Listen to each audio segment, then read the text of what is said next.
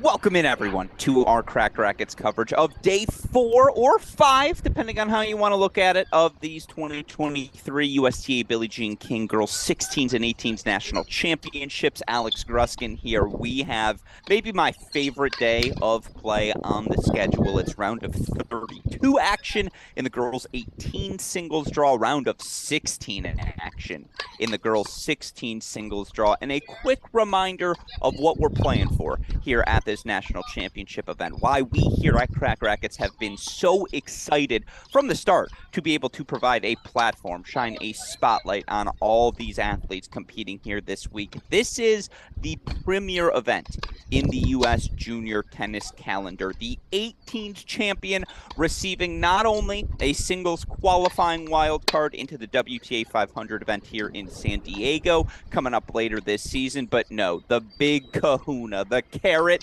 at the end of the stick. U.S. Open main draw wild card, U.S. Open junior main draw wild card as well. Of course, finalists going to get a wild card into qualifying third, fourth, fifth place. Going to get a shot to play the junior event. The 16th champion getting a U.S. Open junior main draw wild card as well. And look, we've said it all week.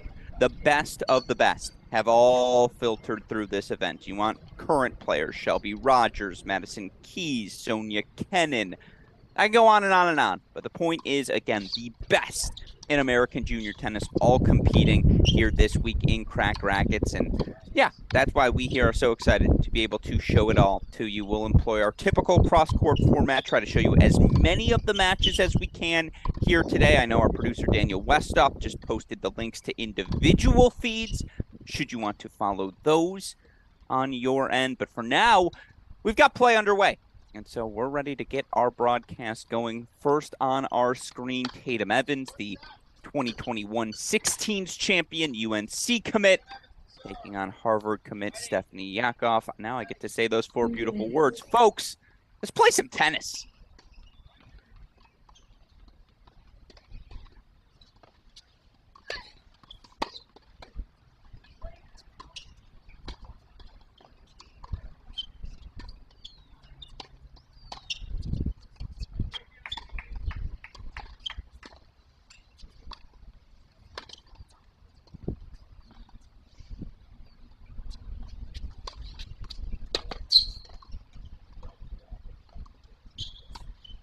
Tatum Evans, again, the rising senior out of McLean, Virginia, already committing to the UNC Tar Heels. You look at what she's done according to tennisrecruiting.net this year, 25 and 15 overall.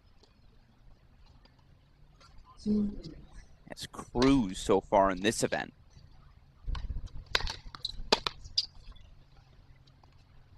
Big first serves get us started here on 11.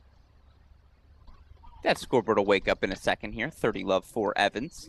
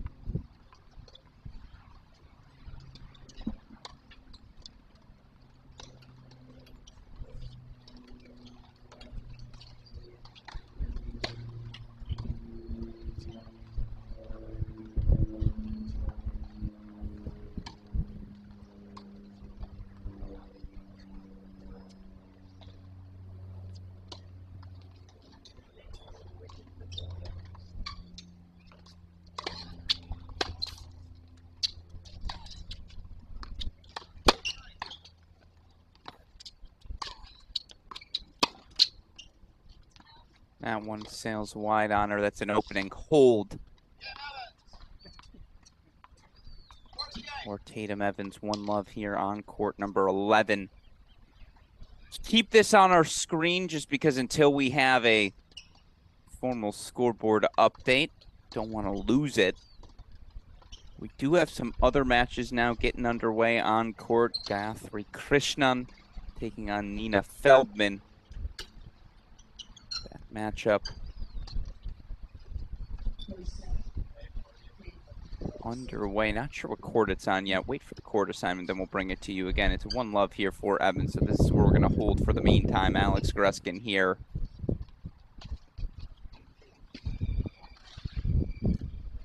We do have a bunch of consolation matches on court right now. And again, those consolation matches are essential. An opportunity for all these players to compete in front of college coaches still on the grounds here. All right, looks like the match on Stadium Court is about to start.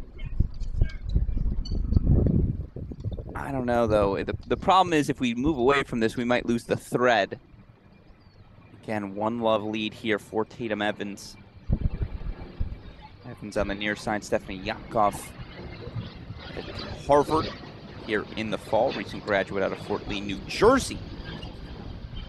Kick off her opening service game.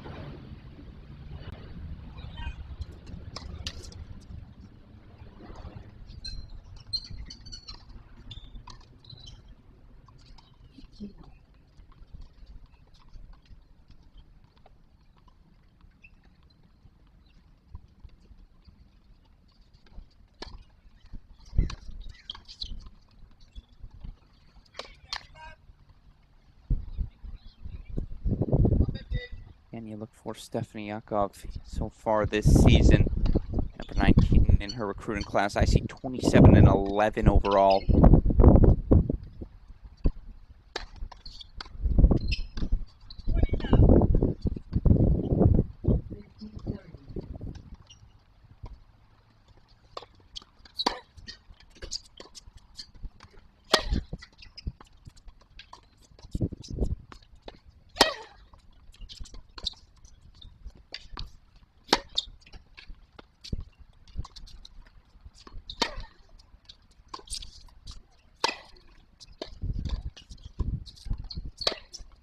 That forehand is fascinating. It is a windshield wiper. Footwork so proactive. Again, it's not your traditional, maybe not the forehand technique coaches aspire to teach, but God, is it effective.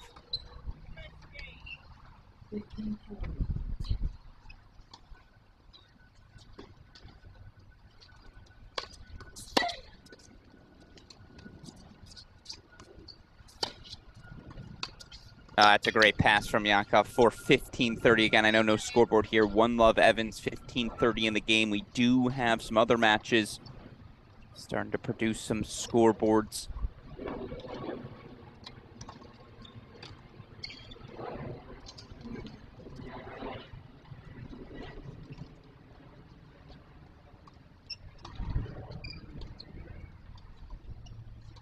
And both these players straight set winners. Evans has been dominant so far. Yakov a little trickier, but did get through in straights yesterday over Monica Ekstrand.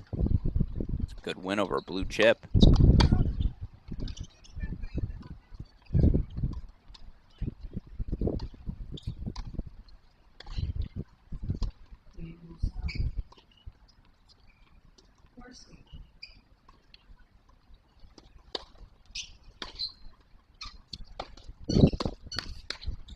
Up below double faults in our opening service game now. 2 breakpoint chances.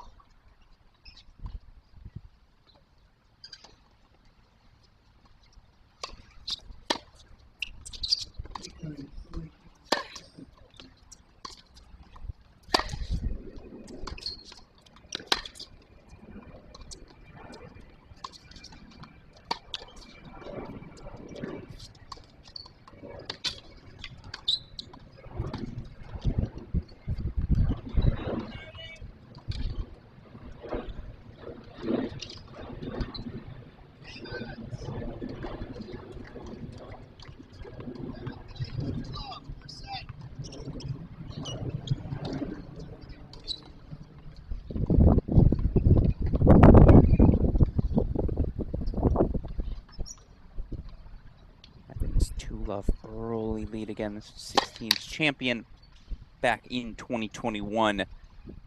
Look at the part so far here to start her round of 32 match. Let's head over to Stadium Court or introduce a split screen, whatever's better for you, Daniel Westoff. Again, Alex Gruskin here. We're going to try to guide you through everything.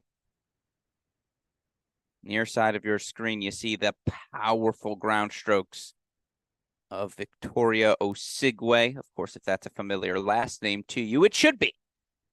Her sister, Whitney Osigwe, top 200 pro in the world, swept both the singles and doubles 18s titles back in 2018. Of course, her sister, Victoria, similarly trains out of Florida. Osigwe currently ranking what? I want to say 2 in her class, 3? Currently 3 amongst the rising juniors is Osigwe.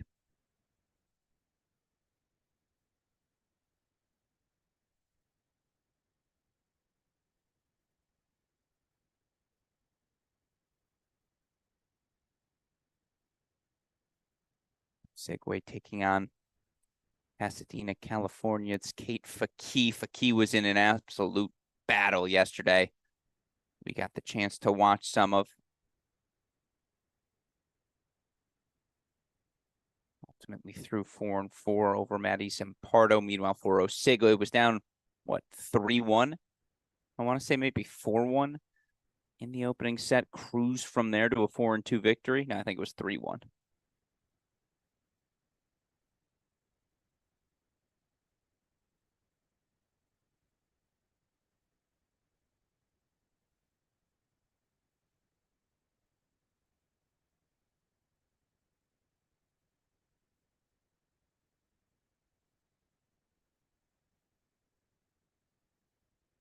And it doesn't matter what level you're at. That high backhand volley is so difficult. Sets up a game point chance for Osigwe, looking to consolidate her early break lead.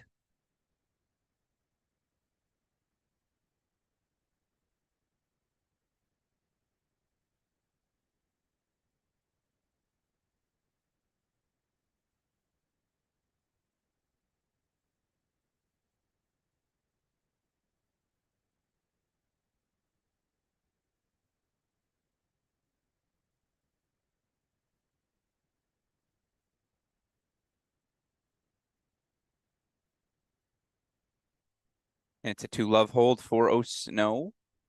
Now it's a game point chance for Osigwe. Here we go. Oh, serve missed, I see.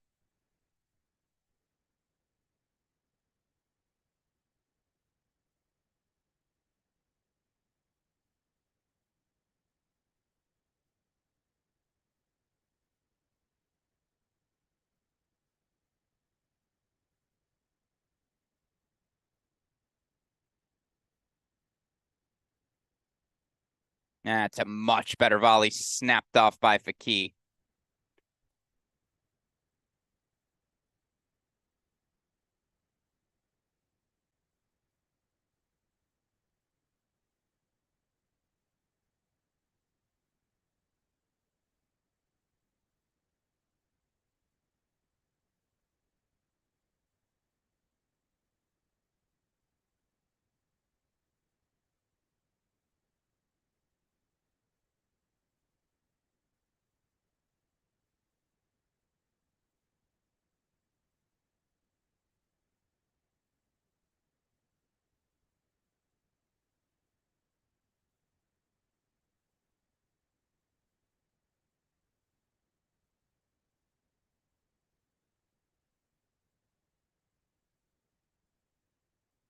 Really well done from Osigwe. She holds for 2-love. All right, that's the action on Stadium. Let's take you over to 12. Oh, excuse me, take you over to 16. Take you over to 16.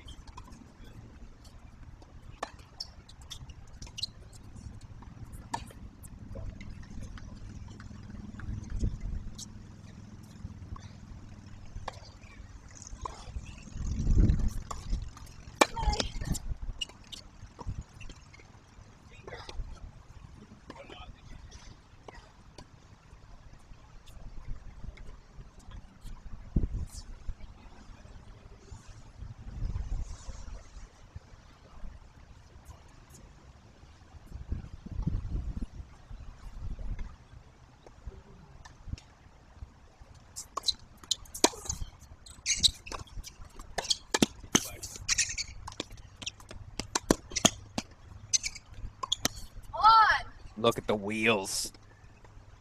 Tianmei Wang, who was up a set and a break before being pushed to 3 sets yesterday, and ultimately through, was the number 11 seed over Texas Tech's rising sophomore Orshachenkova.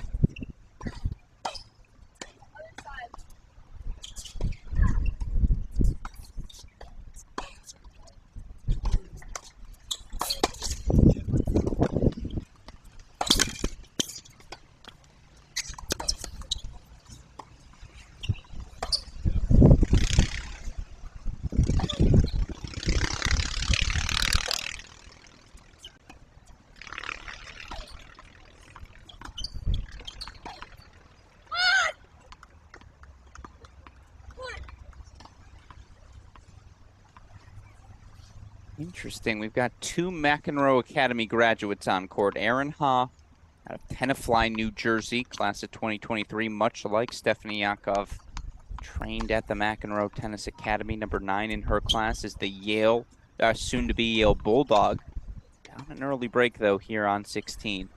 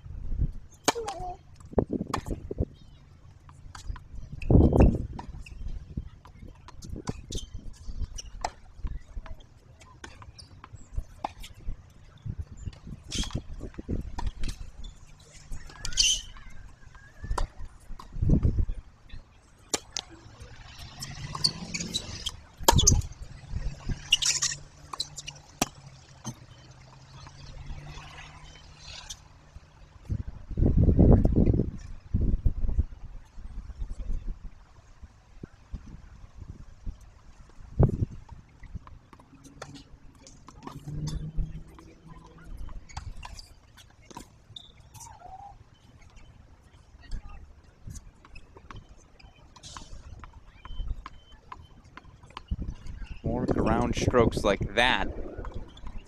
If you're Aaron Ha, that down the line aggression, not much anyone can do with that. Still 2 more game point chances.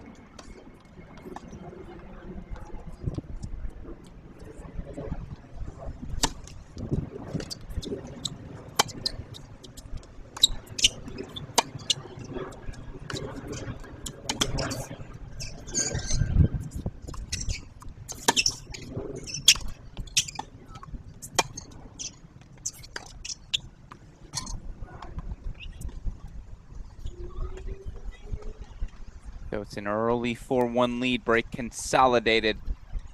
For Tianmei Wang, 4-1 lead here on court number 16. Again, unfortunately, we see some action, play in action. We only have scoreboards on 2 courts, so we're going to have to flip between them. That's why I was obviously a little resistant to leaving that Evans court while we knew what was happening. It was going to be impossible to follow it the whole time.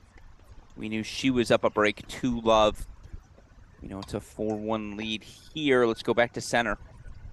It's our other active scoreboard. Victorio Sigwe, your number 3 seed, up an early 2-love break, but Kate Faki a chance to get on the board herself.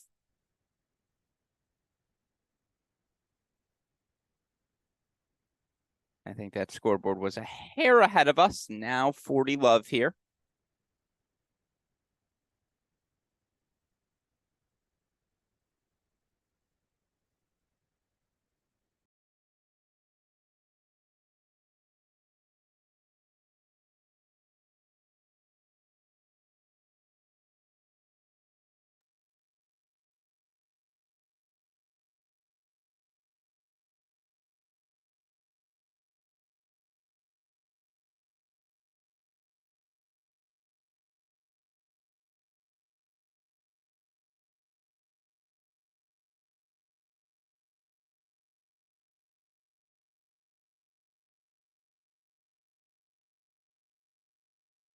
I mean, that athleticism is stunning. And for the record, actually 2-1 lead here. Our scoreboard froze on us. 2-1 now.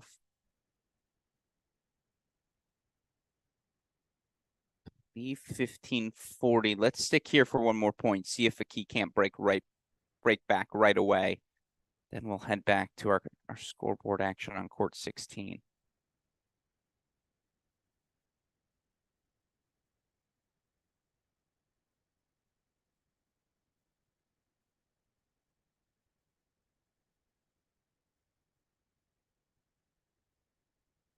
Job well done. 30-40 now.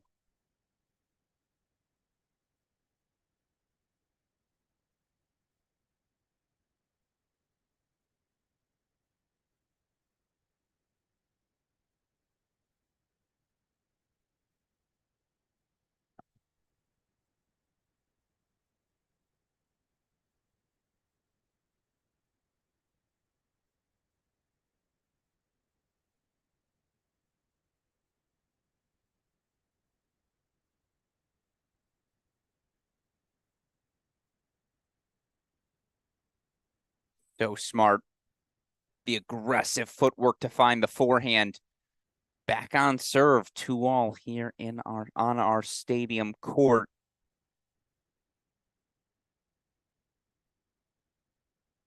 Again, I'll keep my eyes on scoreboard should any of them flicker back. Try to jump you through, show you a little bit of everything. I mean, again, we do have matches on courts. We can show you what's happening. We just can't show you scoreboards. We all know how frustrating that can be.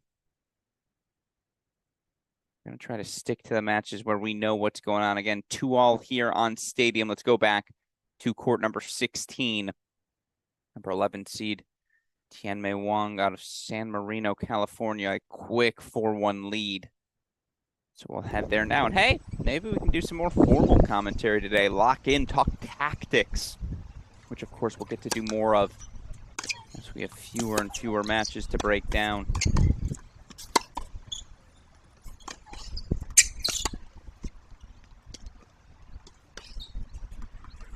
How explosive every ground stroke for Tianmei Wang is. Again, she's not 6 foot, 6'1", but the ability to get her entire body weight into every ground stroke, so impressive.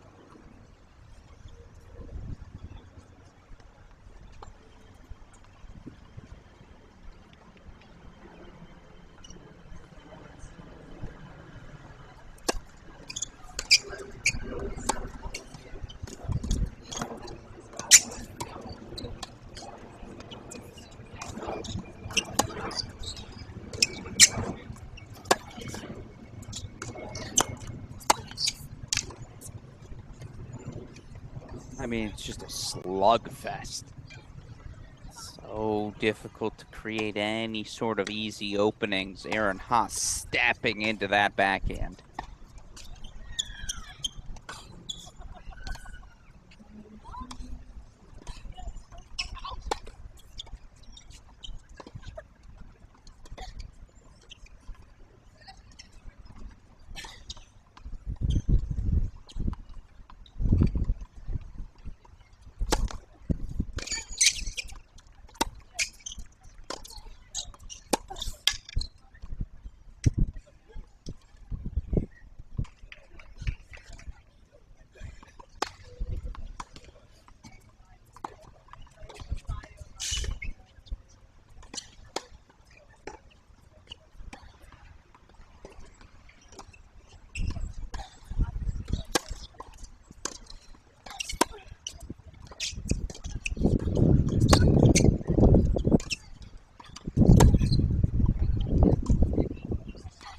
The de facto set point almost. You just don't know, again, how relentless Tianmei Wang has been from the start. I don't know if I've seen her make an unforced error. We've seen like 2 backhand winners from Aaron Ha.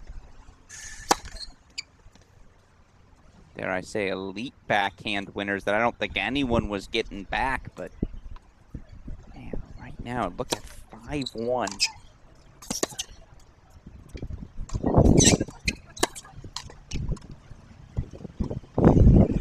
5-1 it is. Tianmei Wang, the number 11 seed blue chip recruit, will serve for the match. And again, for those of you unfamiliar, Tianmei Wang out of San Marino, California, rising junior, number 4 in her class, 41-13 overall this season, according to Tennis Recruiting. Made the finals of a J100, Copa Badia.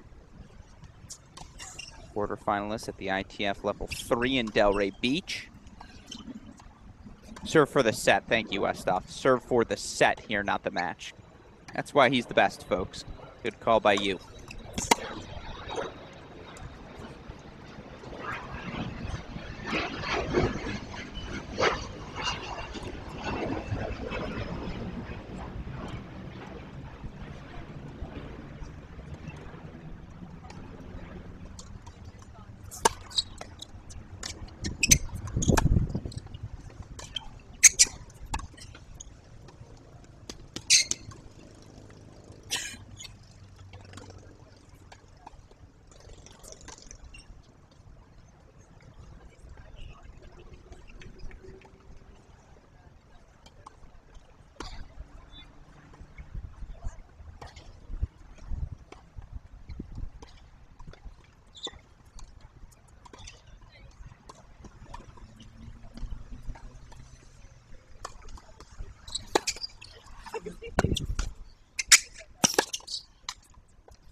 What a year it's been for Tianmei Wang, by the way.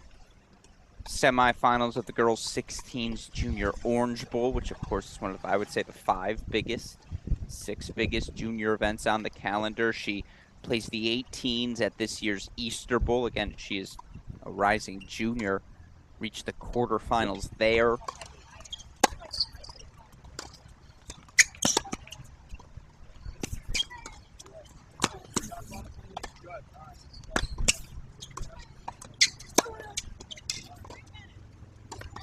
You can see why.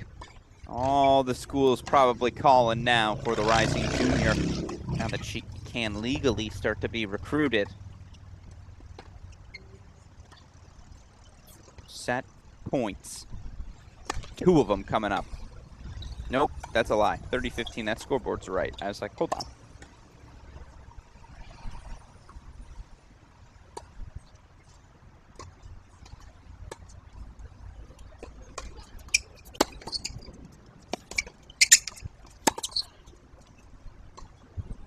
Yeah, you can see Aaron Ha just looking to find something.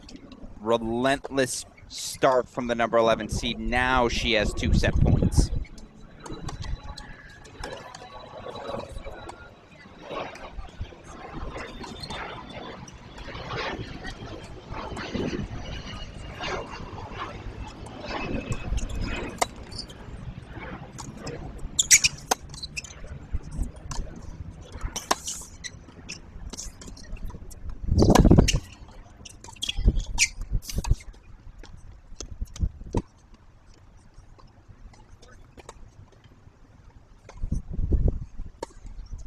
had to be that good to win any sort of point. Another set point coming up for Tianmei Wang, but yeah, Aaron Ha just searching right now for answers.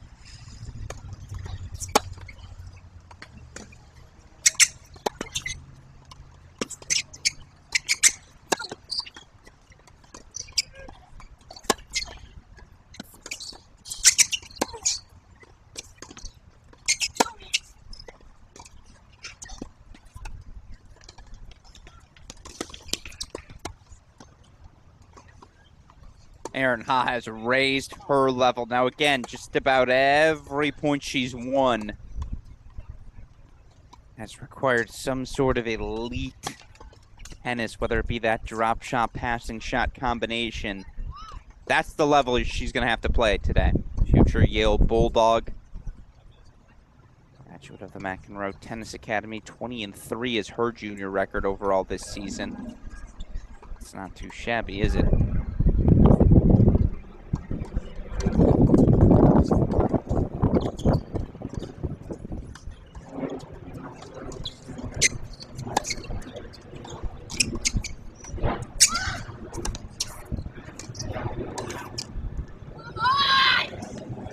That one land good or did it leak wide? I think it landed good. Indeed it did, so Ha gets on the board for 2-5. Still a little bit of a deficit for her to have to climb out of, but again, 2-5 there. Meanwhile, I think the scoreboard's back on center court, Westhoff, so let's go back to center. 3-all, 30 love. They're trading breaks. Our Fakino Sigway. Some other scoreboards we have active for you. Top seed Claire Viganue. 3-love lead on Grace Hakopian. Gayatri Krishnan. Up a break 4-2 on Nina Feldman.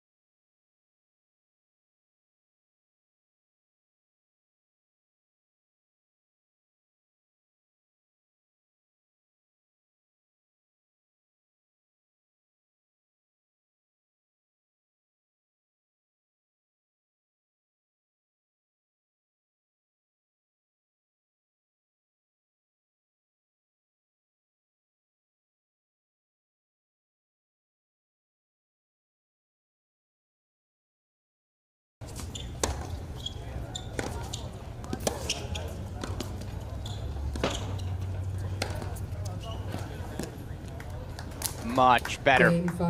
Kate Fakih has found her rhythm. 14-3, first set. That pronunciation, Fakih leads 4-3 opening set on serve. Let's go back to 16. 5-2 lead. Aaron Ha getting the break back.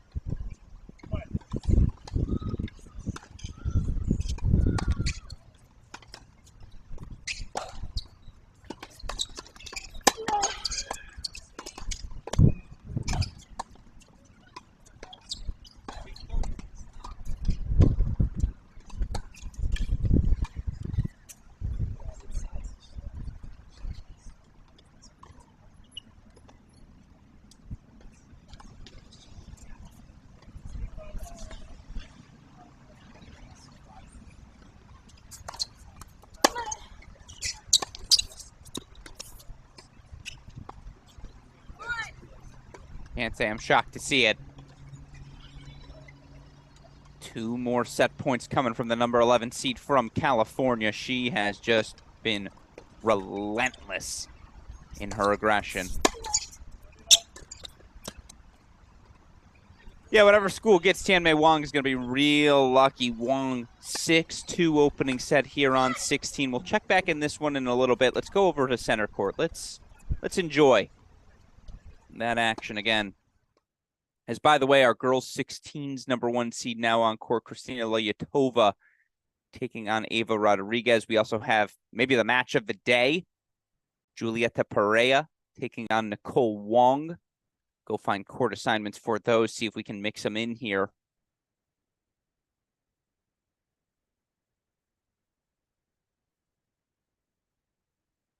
We can. Leyatova's court 10, Westuff, if you can bring that one to life. Wong, Pereira, 17. So we're going to work 10 and 17 in the mix. Let's hold here for this. Again, scoreboard's a point ahead of us. I believe this is the love 30 point here. Victoria Osigwe, the number 3 seed, serving on the far side. Remember, she was up an early break in this opening set.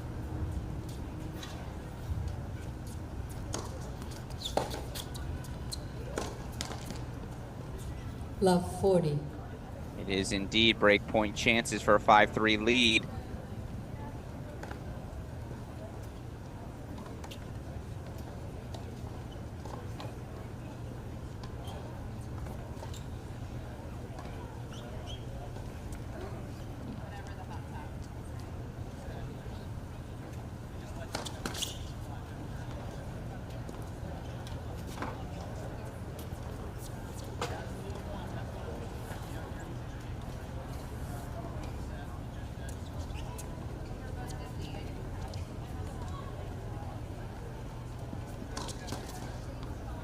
Game Fahi. Fahi leads 5 games to 3. He'll serve for the opening set here on Stadium, so we're going to stick with it. Again, Alex Gruskin here. It's moving day at this Billie Jean King Girls 16s, 18s National Championships.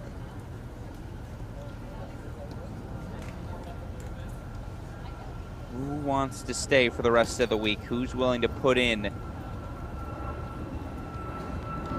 extra time, extra suffering?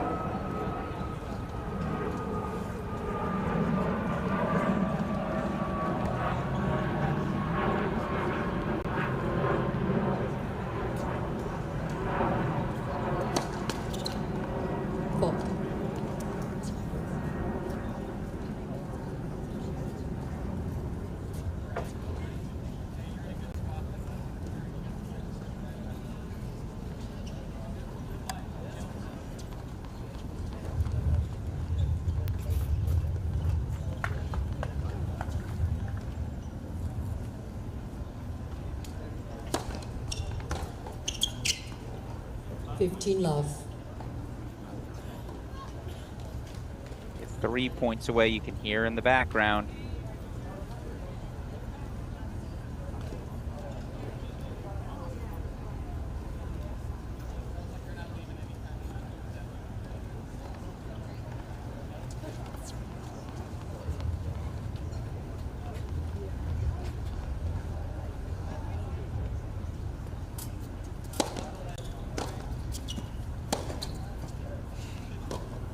All.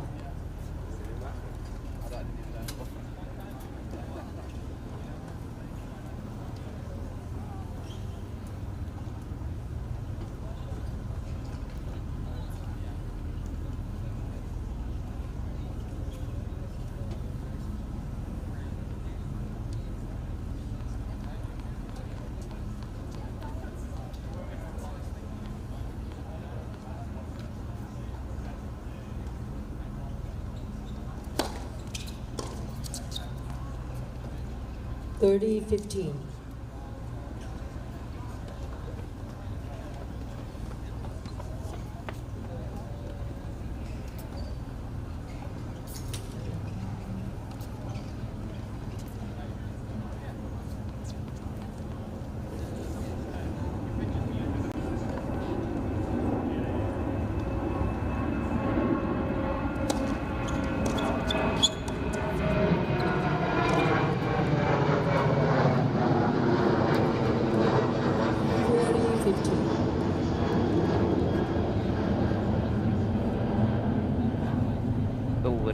static here early.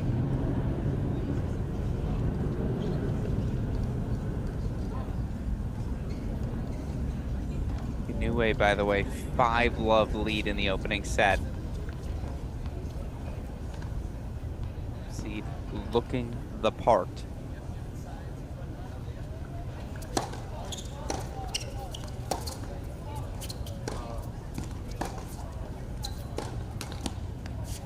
Game in first set, Fahy. There it is. Opening set goes to Kate Faki. 6-3 over third-seeded Victoria Osigwe. Upset alert is on. Again, it's moving day. Who's willing to suffer? Who's willing to put in those extra 3 days in a hotel room?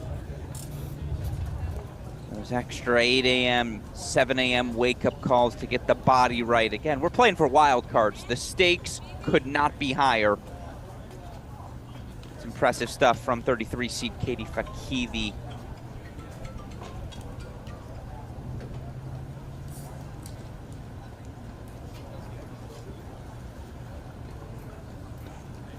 Excuse me, blue chip rising senior, still uncommitted. I'll tell you what, I don't know how much longer that will be the case. 6-3, she takes the opener. All right, let's go split screen 10 and 17. Wanted to show you a couple of new matches now on our screen. We have maybe two of my favorite matches of the day. They're both 16s battles. They're both exceptional. Of course, top seed Kristina Loyutova is a rising 8th grader. Yes, you heard that correctly. The #1 recruit in the class of 2028. Has won all sorts of titles already this season. Won the clay courts of the 16s. Bunch of ITF level 3 successes for her as well. Semi-finalist at Winter Nats for the 16s. Champion of the girls 12's Orange Bowl last December. That's just terrifying. Loyutova serving on the near side of your screen. 1-all. She's taken on Eva Rodriguez. Of course, we got the chance to see a little bit of Rodriguez yesterday.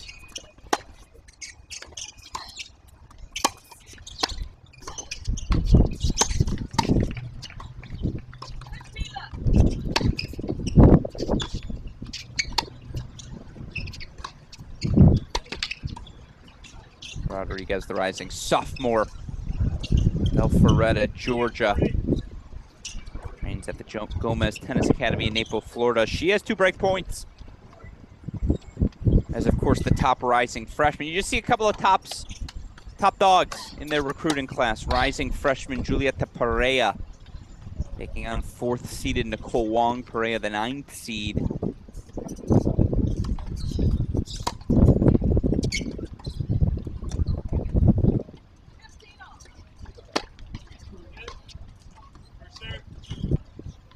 Perea out of Carlsbad, California. Plenty of success for her over the past year. Semifinals of the girls' clay courts, where, of course, she got knocked out by Loyutova, who you see on the left side of your screen. She was a finalist at the L3 in Orlando.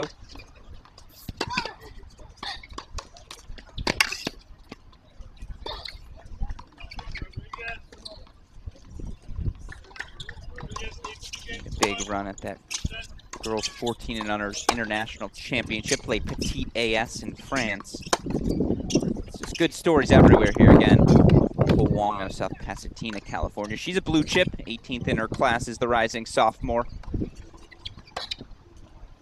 Not too shabby herself, as you see Rodriguez 2-1. 30 here for Wong again. Wong, your #4 seed. Perea, your #9 seed in the girls 16s. Loyutova, the top dog, top seed.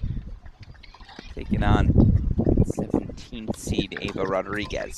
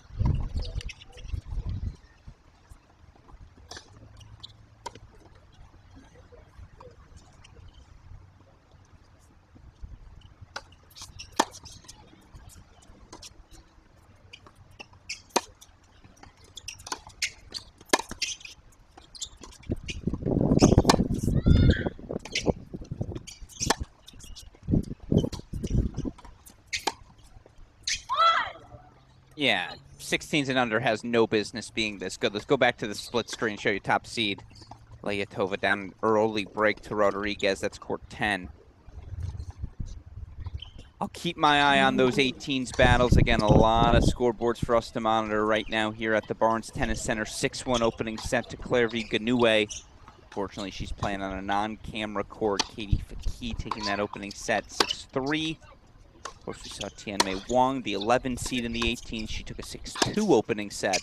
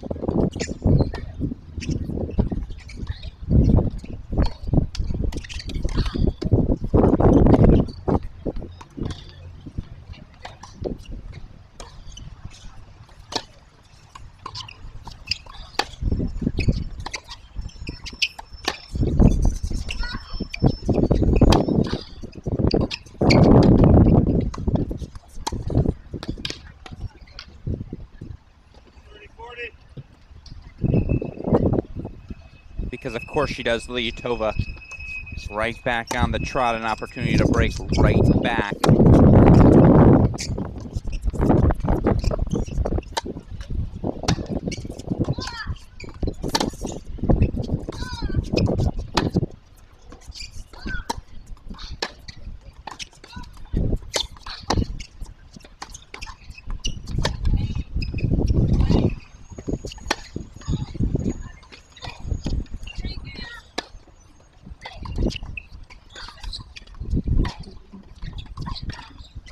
Drop shot's not going to work. Layatova breaks right back.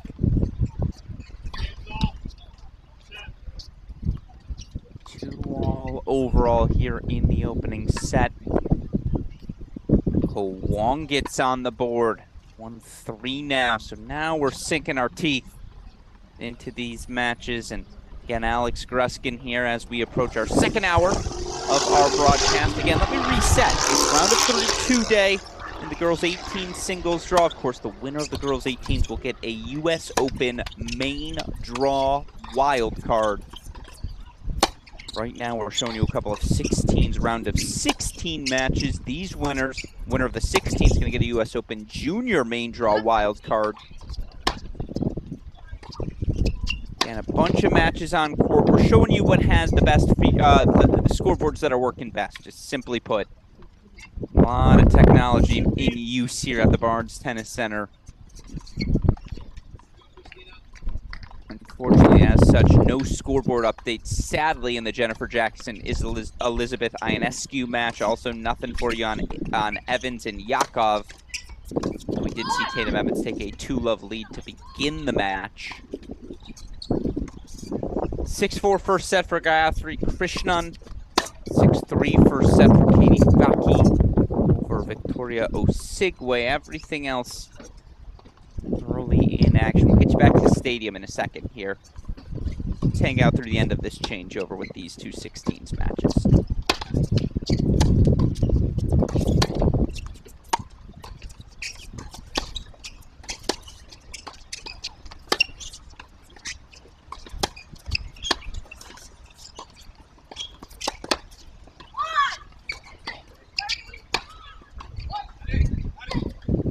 It's a beautiful ball from Ava Rodriguez.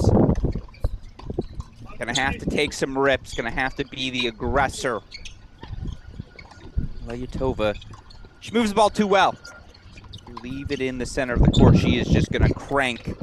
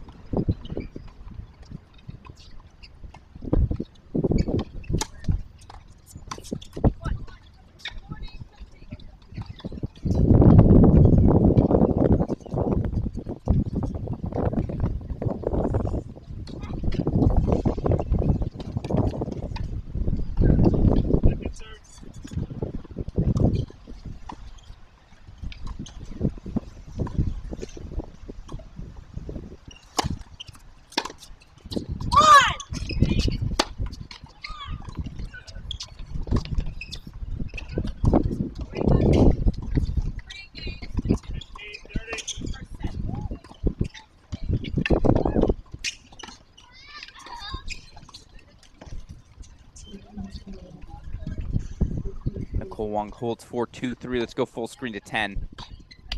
And we'll take you back over to center court where, again, our number 3 seed Victoria Osigwe finds herself down a set.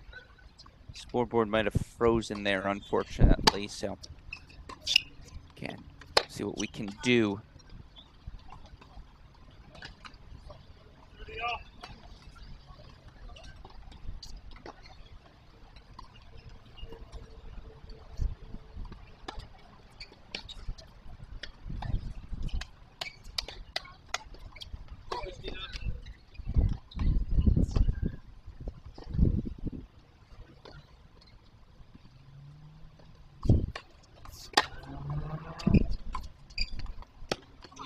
Huh. She's 13. What are we doing here?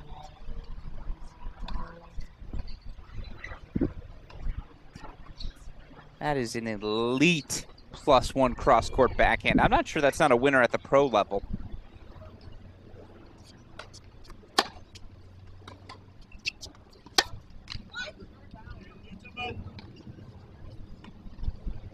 So it's a hold for Leyatova. She's back out in front, 3-2. Very much looking the part of top seed here on court number 10. All right, let's go check in on Stadium.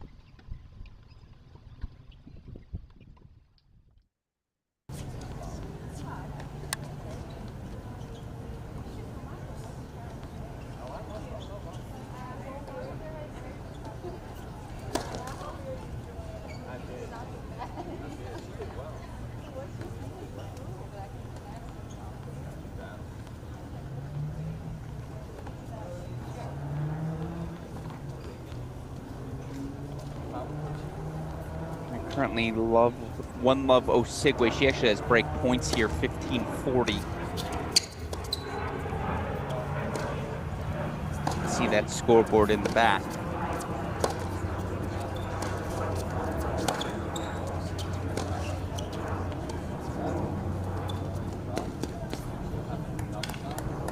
(30-40).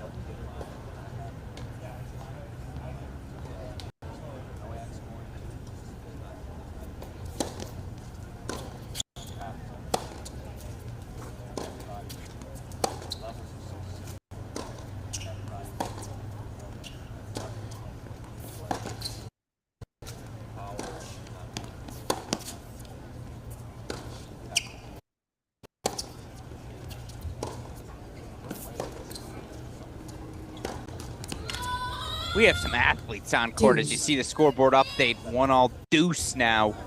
So we can hold here a little longer. Perea up a break 3-2. In that 16s match, Rodriguez 2-3, 30 love. Tianmei Wang 6-2, 2-all. The big separation belongs to Claire V. Ganue. Top seed in the girls 18s draw, now up a set and a break.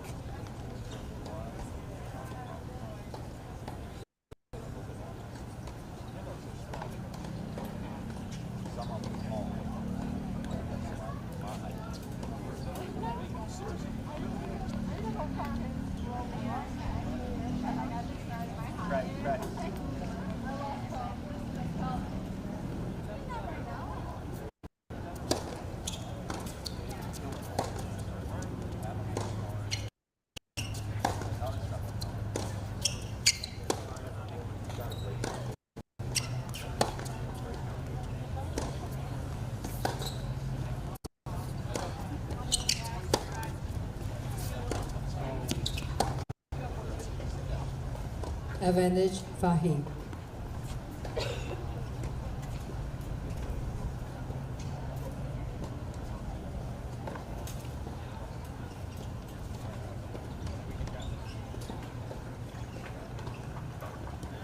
Chance to level things at a game apiece here. Again, advantage. But key, as you can see, that scoreboard did freeze up on us.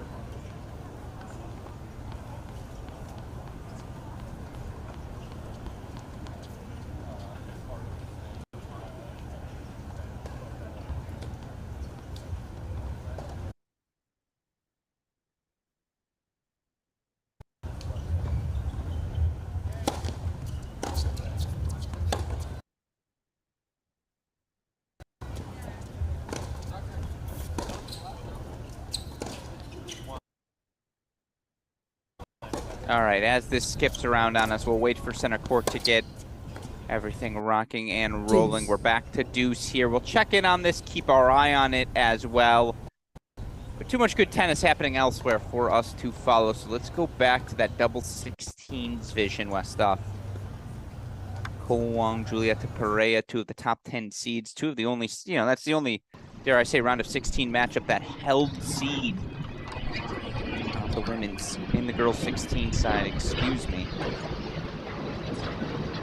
3-2, Julieta Perea serving. We might have a little, I mean, that's her serving for sure. It might be a point behind here as Rodriguez did hold for 3-all.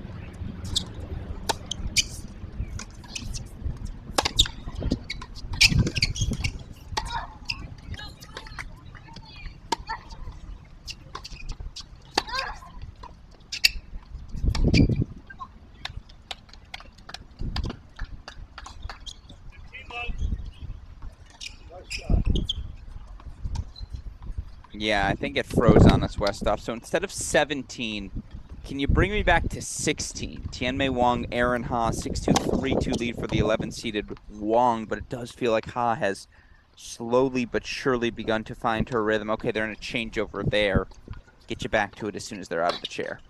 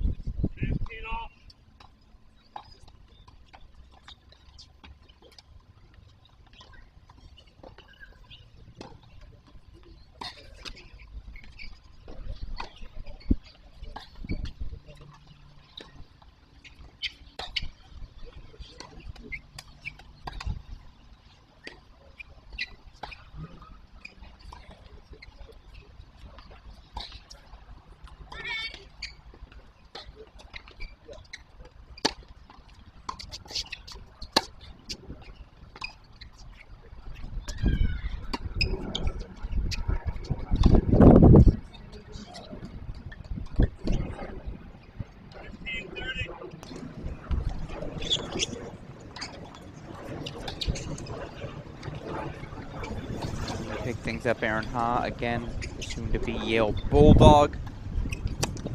Graduate of McEnroe Tennis Academy. Just found a rhythm here in set number 2, no doubt.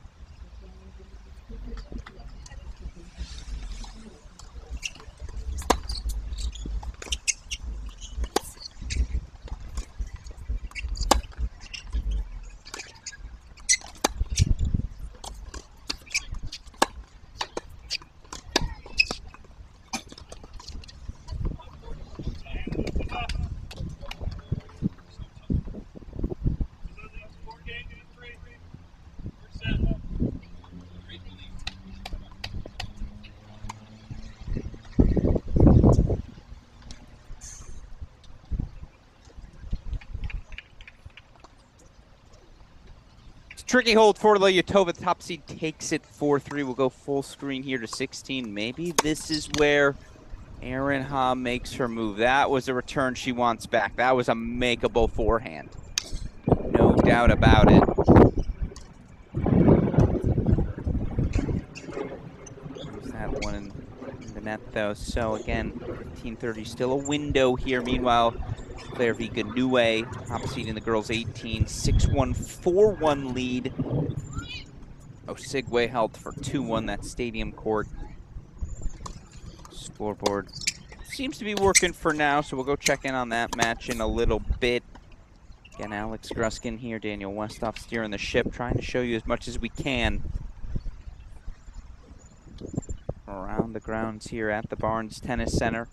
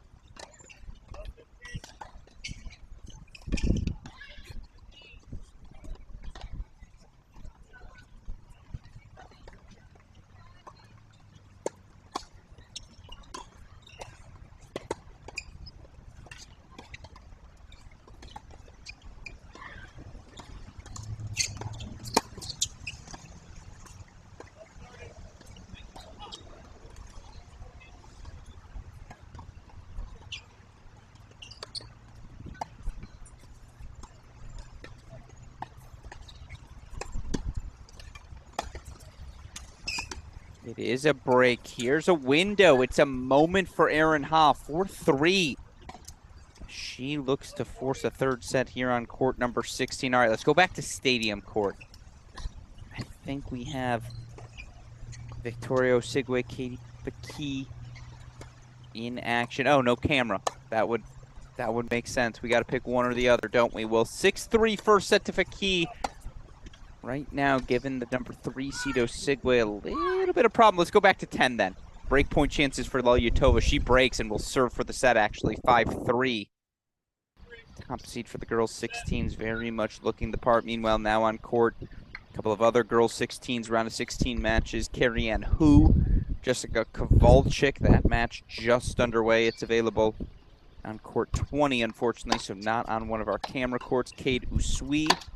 6-love opening set on Rachel Lee. That one's actually on 18, so we might be able to begin to work that one in.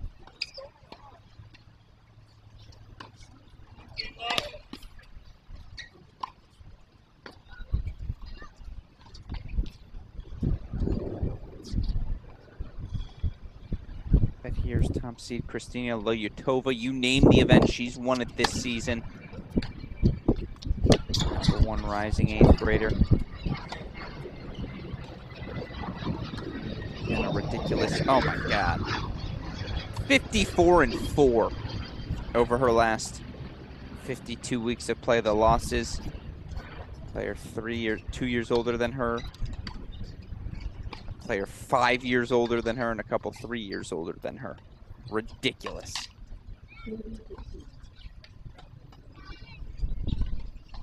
She won the clay courts at the 16s. Semifinals of the 16s winter nats.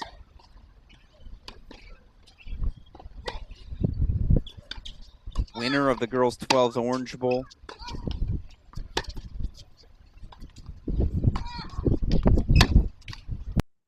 And now set point chances coming up, 3 of them for our 16s top seed.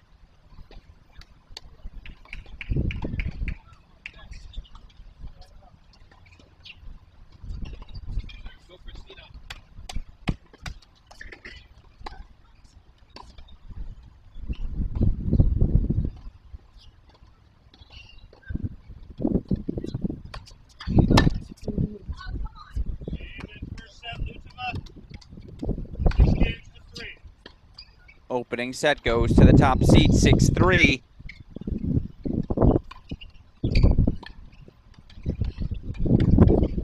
Kristina Lelyutova, get ready to know the name.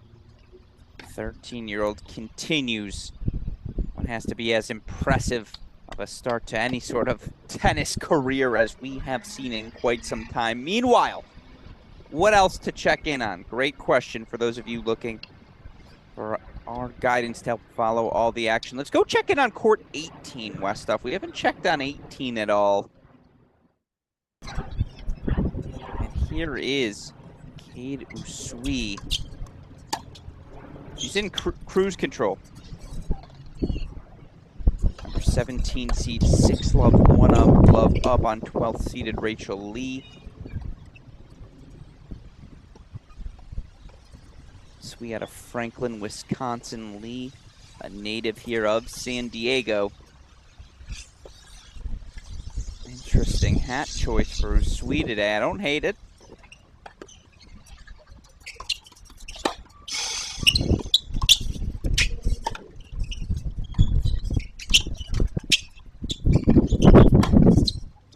It's called working the angles to get the right shade. Again, gonna spend a lot of time outdoors if you're gonna make a run this week. Gotta protect yourselves. Us Midwesterners, we're not used to this California heat. By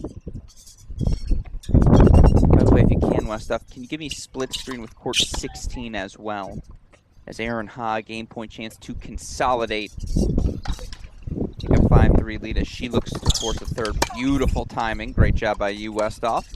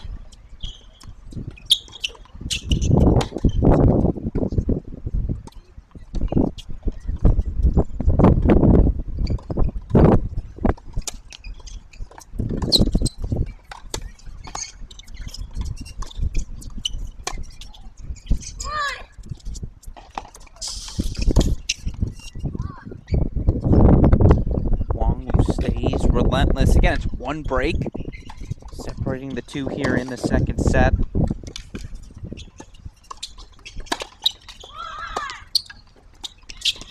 By the way, our first result from main draw singles on the day. Top seed Claire V. Ganoué, the 2023 Junior Wimbledon champ, 2 doubles Junior Slam titles to her name as well. 1-1. She knocks out Grace Hakopian. Ganoué through to the round of 16. Hopefully we'll be able to see more of her on our broadcast tomorrow, as having had the opportunity to see her in person, man, are those weapons special.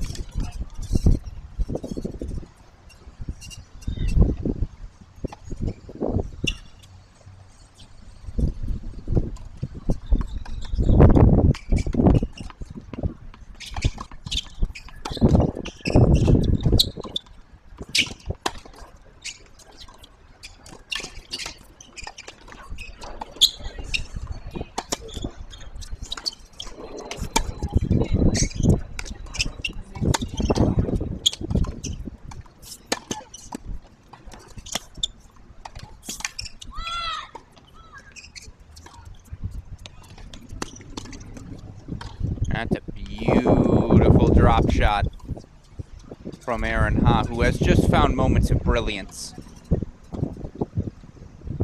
Thoroughly impressed.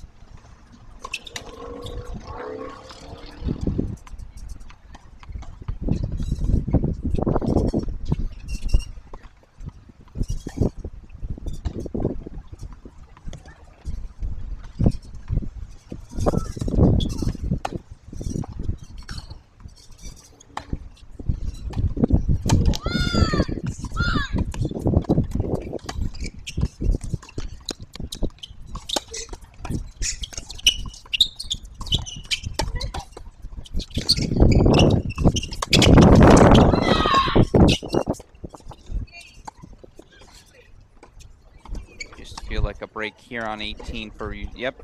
I feel like that might just be the match. 6-love, 2-love lead now.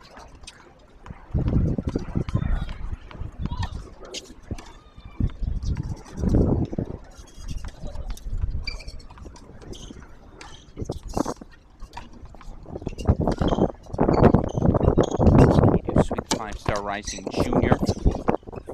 Wisconsin.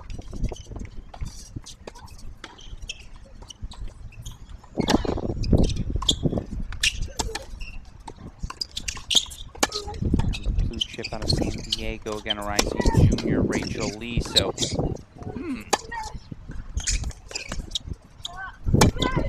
this would be a little bit of an upset, wouldn't it? Both in the same class. Again, Lee 22 in the class ratings, Sweet 48.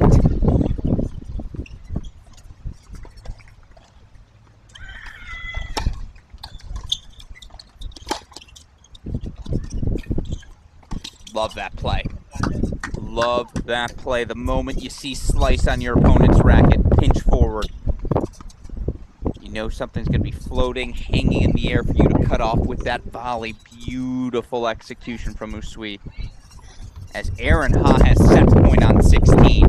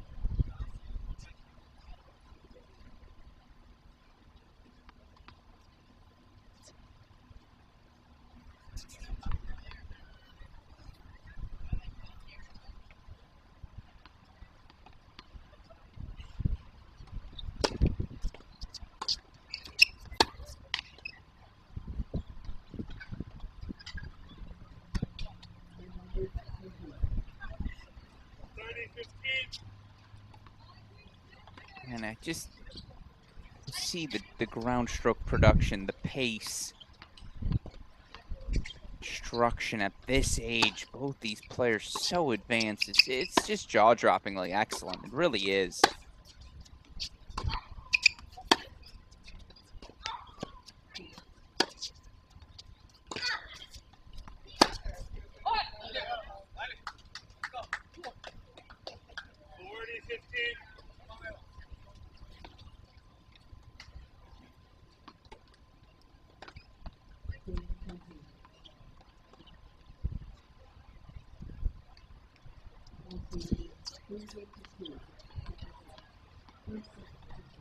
If we can, let's go back. Court number 16, Aaron Haas serving for the set.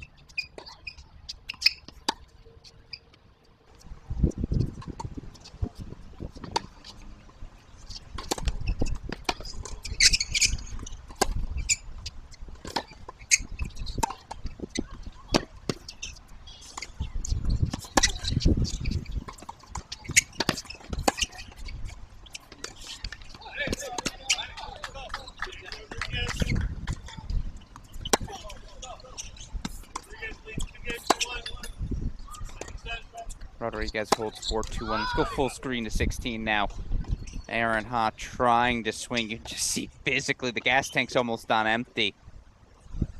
Hour and a half here on.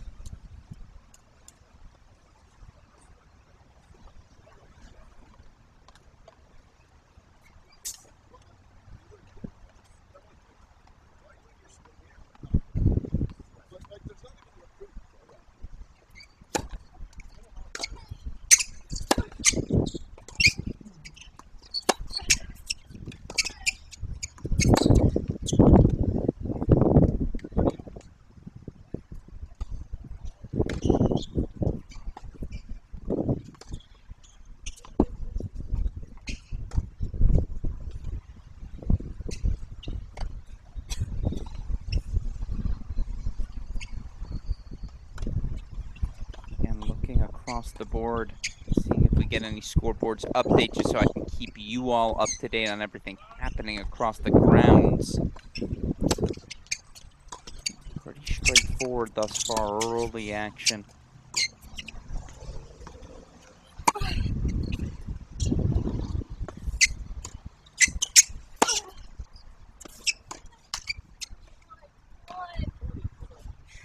That point, Aaron Ha. What a fight this has been to even reach the third set. Again, Tianmei Wang has played exceptional tennis.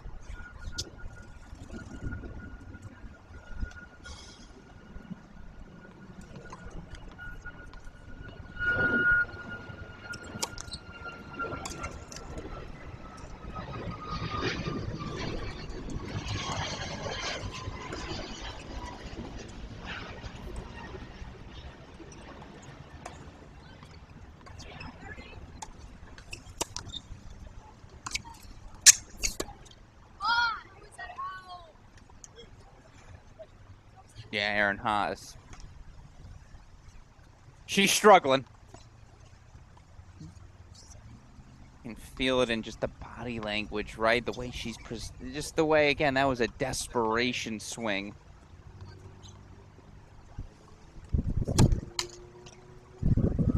Number 2 seed for the 16s, Lena Friedman, by the way, now out on court. She's up 3-1.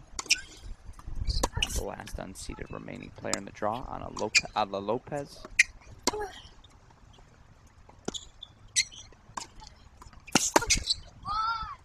Yeah, it's just relentless pace. Breakpoint chance for Wang to get back on serve here. 5-all in the second. Again, if you're just joining us, Alex Gruskin here. First winner of the day. No shock to say it's Claire-V Ganoué, the number 1 seed, 1-1 through over Grace Hakopian. By the way, do have a scoreboard update for Tatum Evans, the 2021 Girls 16s champion UNC commit.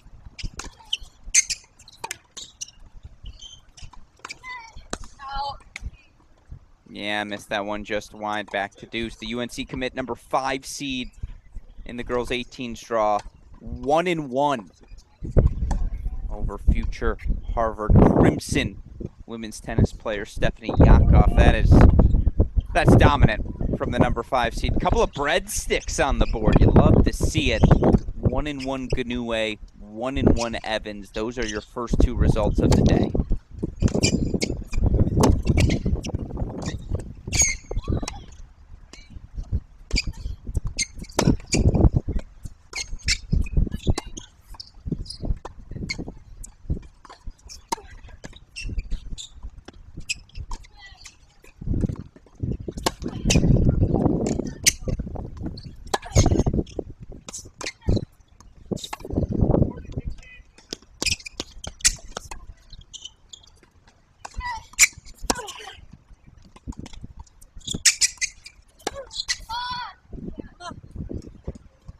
Another break point chance. Yeah, this game's the match. Aaron Ha can get through this. She can make a push perhaps towards a third set, but short of that,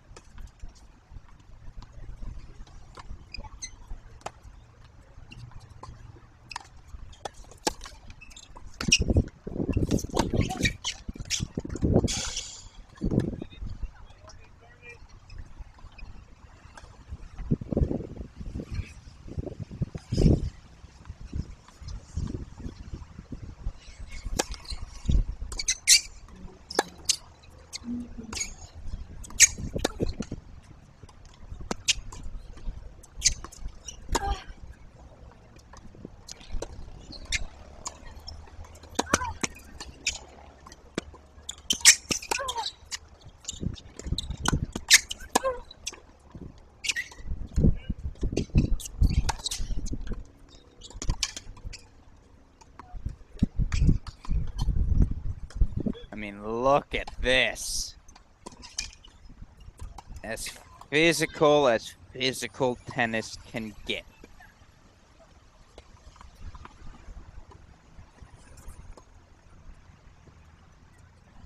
We head back to deuce.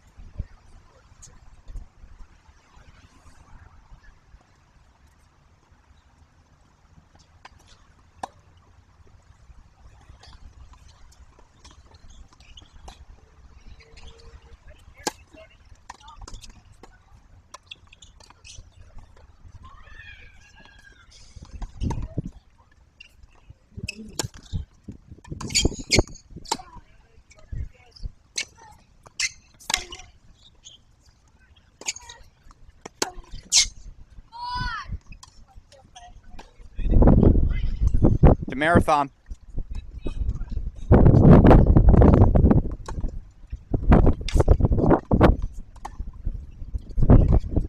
Another break point chance here for the number 11 seed to level this set at 5.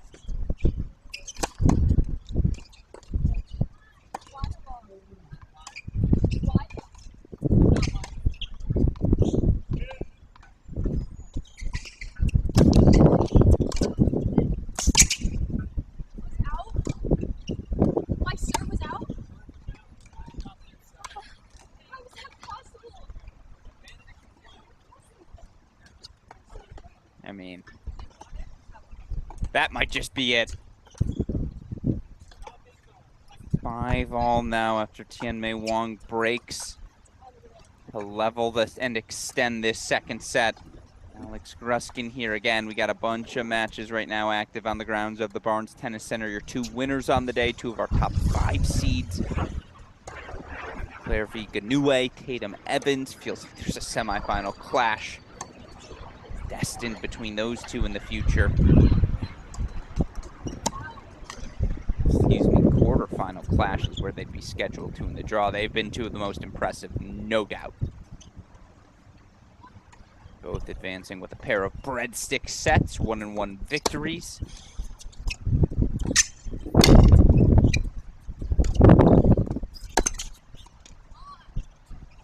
And right now we're following the number 11 seed out of San Marino, California, the rising junior, number 4 in her class, 41-13. Last year is Tianmei Wang. Feels like she has Aaron Ha, the future Yale Bulldog, here on the ropes. Ha had a set point, unable to convert.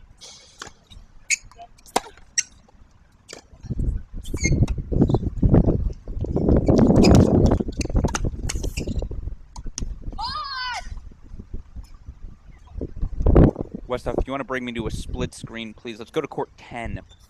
Split this with court 10. Top seed Kristina Lyutova. Up a set, but down a break. I've been impressed by Ava Rodriguez. To her credit, regardless of the challenge in front of her, she has continued to just swing freely.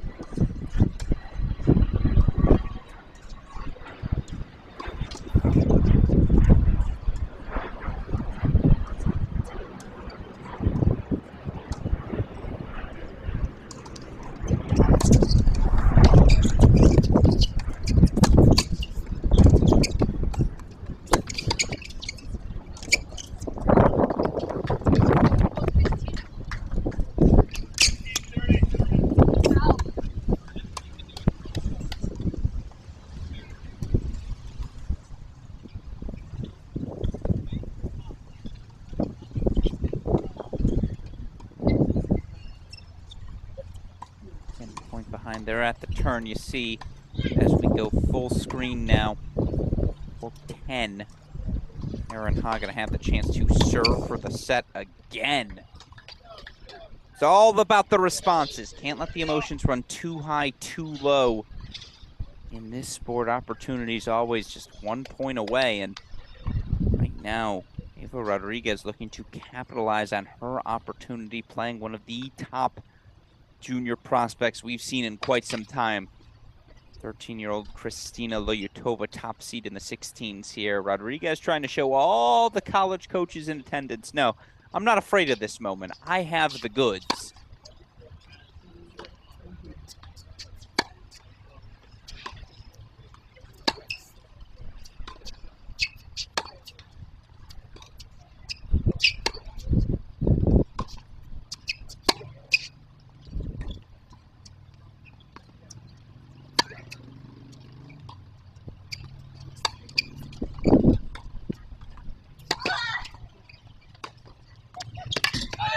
That's exceptional. The ball's striking elite. Oh, we've got some updated scoreboards, West Stuff. Julieta Perea on court 17, up a set and a break, 6-2, 2-1. Chance for a break at 3-1. Cade Usui, 6-love, 4-1 lead. Both of those matches available to us on 17 and 18. 6-3, 3-all lead for Kate Faki. Upset alert for number 3 seed Victoria Osigwe.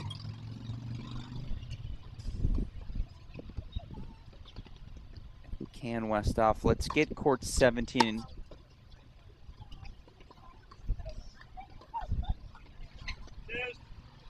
back into the mix. We'll go a split screen 16-17 after this game. Actually, if you can just bring me straight to a split screen with 10 and 16, Aaron Haas serving for the set again. We don't want to miss that.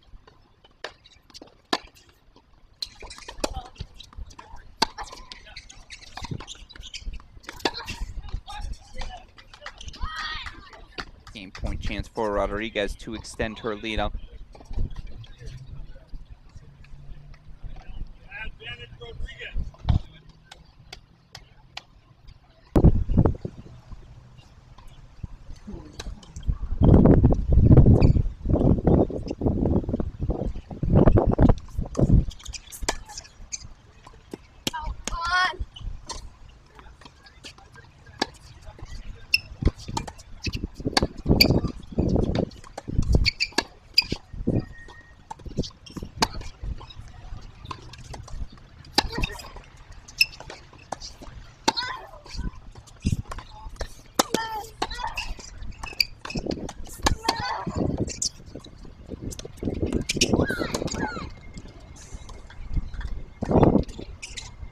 Loyutova will not go away, neither will Tianmei Wang. Break point chances to force a little breaker action here in the second set. Meanwhile, Nina Feldman has forced a third. Kate Faki's up a set and a break. We don't have cameras right now on center court, but if we did, we'd have some drama for you. As Tianmei Wang does break, it'll be a breaker to decide things on 16.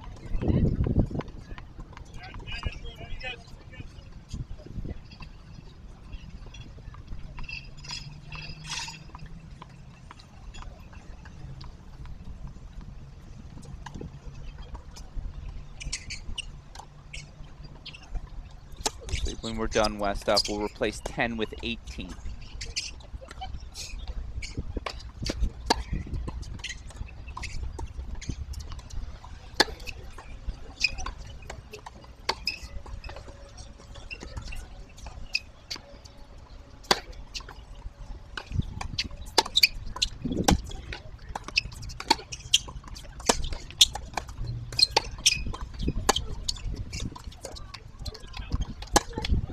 Back to deuce, never mind. Let's stick on 10 a little longer.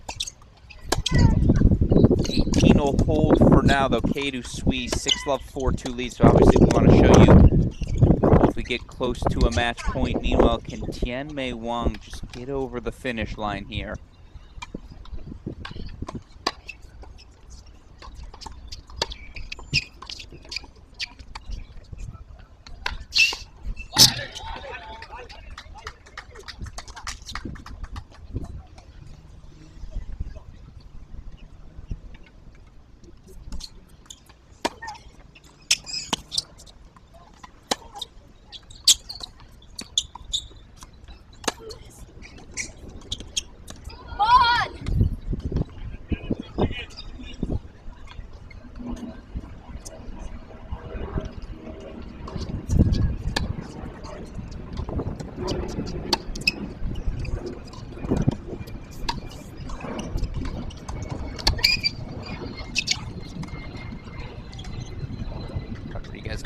volley she wanted, just a little too massagey with it.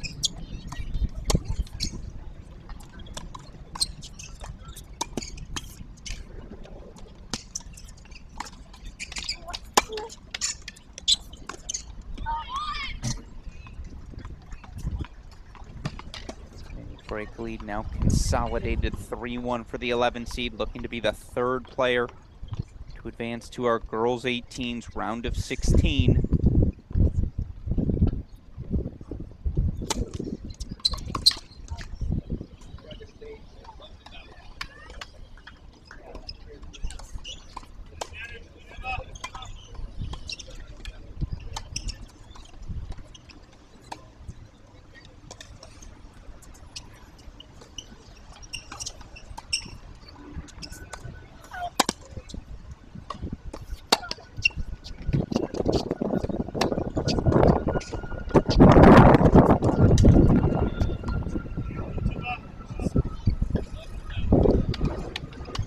Breakpoint chance now. Lilyadova's got the opportunity.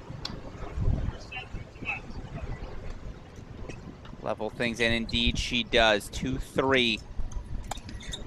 Back on serve on court number 10. So we take you now to court 16 as well. Excuse me, 18 as well. Sweet. 6-love, 4-2. Game point chance for 5-2.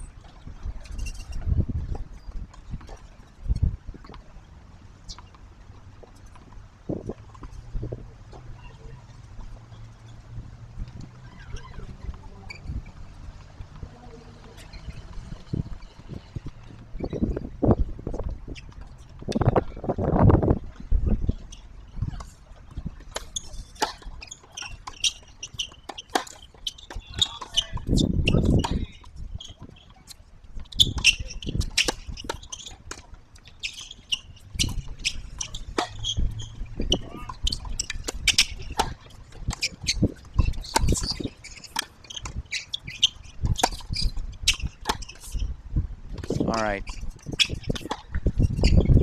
At this point to conclude.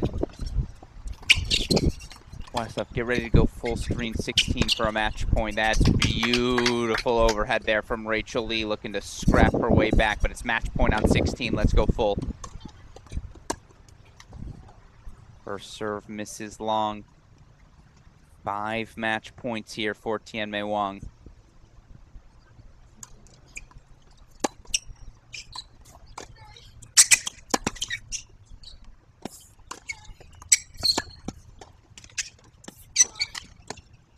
Ah, it's a rip. Gripped and ripped. Match point number 2 now. Coming up for Wang. And again, Ha served for the second set at 5-4. Had a set point. She served for it at 6-5. Did not have a set point on that occasion.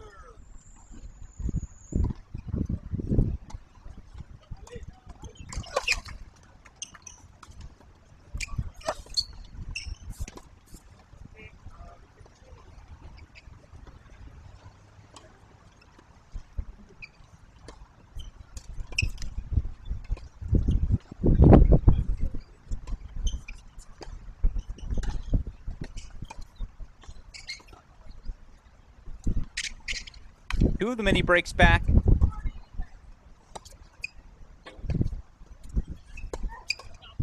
Still another match point here, number 3 now.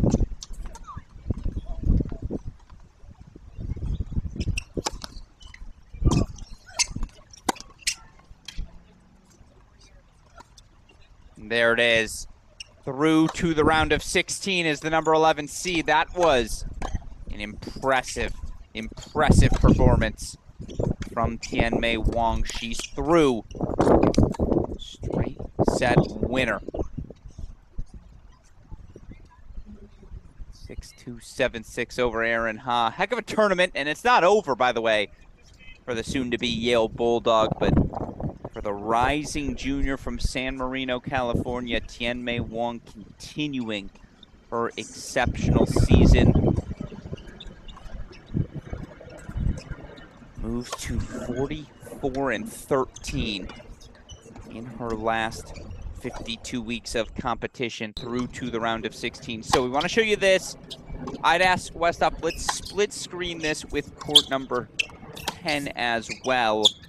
Once again, top seed Kristina Lyutova, the sensation right now, sweeping through American junior tennis. 6-2, 2-3 game point chances for 3-all. I have to step away for a moment. There's some things we got to do here at Cracked Racquets professionally. That doesn't mean our broadcast stops. Super producer Daniel Westhoff going to ensure you have exceptional tennis on your screen at all times. Once again, it's moving day. Who wants it? Here at these girls 16s, 18s, USTA Billie Jean King National Championships. Round of 16, girls 16 singles action. Round of 32, girls 18 singles action. Underway with plenty more still to come. Of course, as we get later into the day, we'll have doubles as well. Stepping away for the moment. For now, Alex Gruskin, you're watching our Cracked Racquets coverage of these 2023 USTA Billie Jean King Girls 16s and 18s National Championships. Again, next half hour or so, it'll be just Daniel Westhoff steering the ship, but I'll be back with more coverage in a little bit.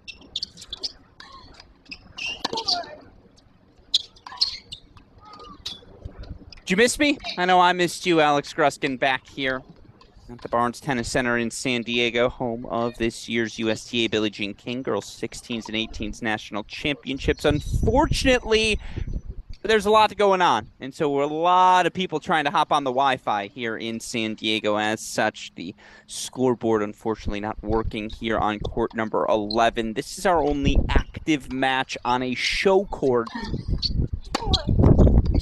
that has any sort of scoreboard. And look, I'd recognize that Daria Smetanikov backhand anywhere I'd seen it. Smetanikov, of course, finishing a standout freshman season at Texas A&M. She's got weapons. The ball just flies off the 18-year-old strings. Of course, Smetanikov's opponent today, Aspen Schumann.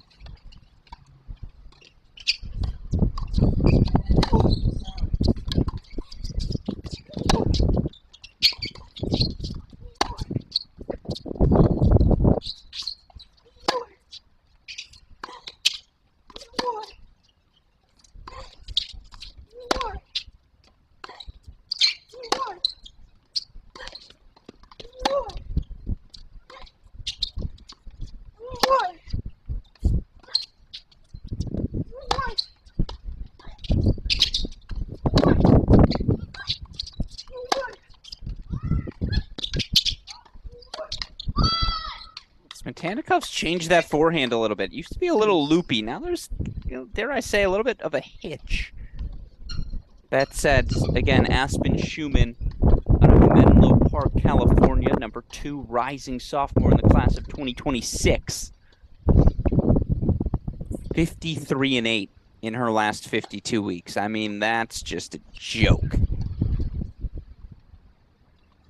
That includes a run to the Winter Nats final. Wins an L2 in San Diego. Qualifies, reaches the finals of the Easter Bowl. As a rising sophomore, that's ridiculous.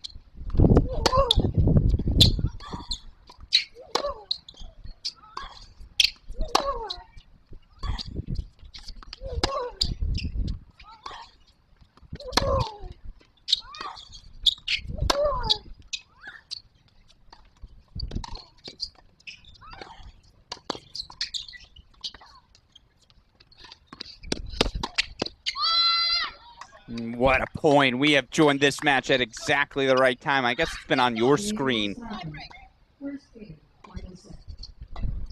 So it's a deciding set, it sounds like, Westhoff. First game, final set goes to Aspen Schulman. I'm going to make a mental note of that. And let's stay here now for as long as we can. Just quickly, we're not going to show the draws. I know I said we were going to show the draws, Westhoff, but I actually have note of what the score is right now. 1-love Schumann. So I can go oh Manuel and just work a little harder for all of you as a commentator here today. But they're not switching sides. That's concerning. Didn't you hear first game, final set? Am I crazy?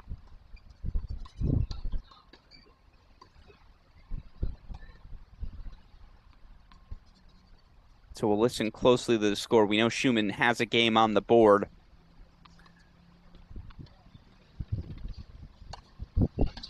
Talk you through the first results we've seen. Wave of results so far today.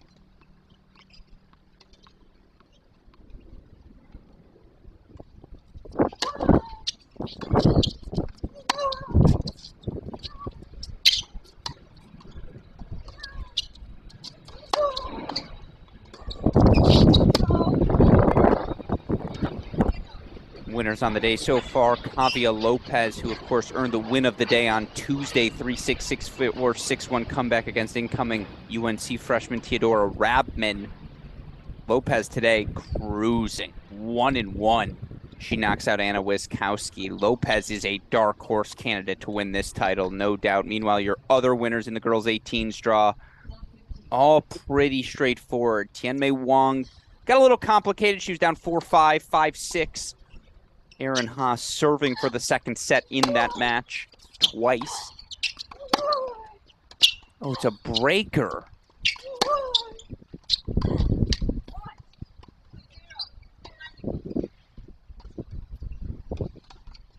All right, I think the scoreboard's rolling now. 2-love here, first set breaker. Now we've got ourselves a match to thoroughly enjoy here on this screen.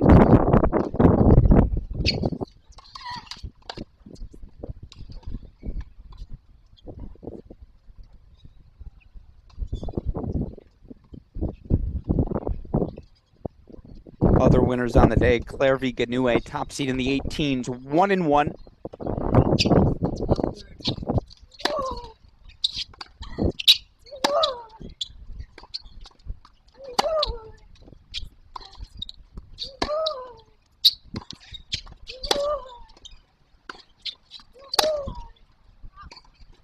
Yeah, forehand sails on her for Smetana. That'll be the thing.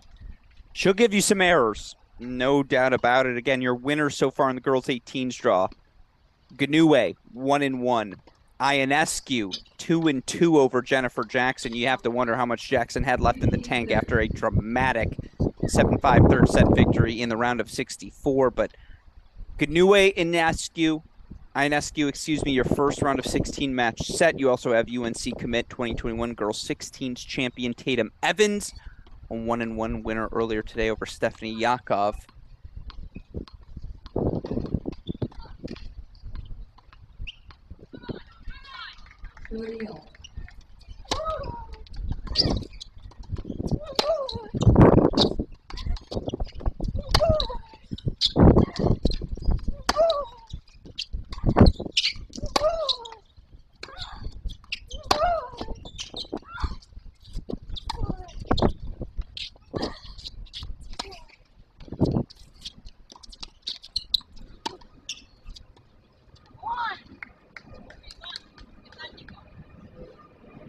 Then she throws that lob over the head, showing you the off-speed stuff as well.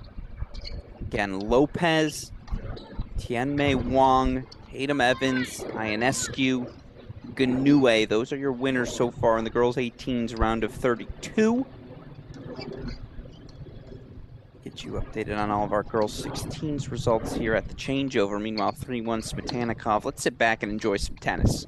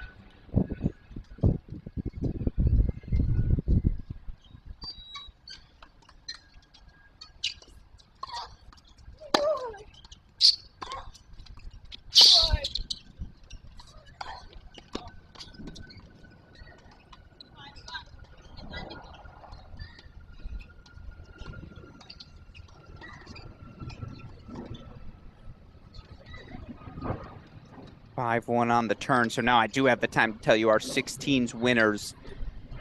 If you listened to our broadcast yesterday, you know my thoughts on rising freshman #1 in her class, Julieta Perea. Takes 3 seconds of watching her to see how special the talent is. Just, again, how well she explodes through her forehand already, how sound every choice she makes on court is. Perea knocking off 4th-seeded Nicole Wong, 6-2, 6-4. That's your biggest upset of the day. Top seed Kristina Layatova through in straights, 3-3. Kadu Sui, 17 seed through in straights. Anita 2 through via withdraw. Anna Frey, the 11 seed, a straight set winner. And then Lita Friedman, your #2 seed, 2 and through. So 6 of our 8 quarterfinalists now officially through. Of course, right now on court are Carrie Ann Hu, Jessica Kowalczyk, as well as Kayla McGill versus Tara Gauda.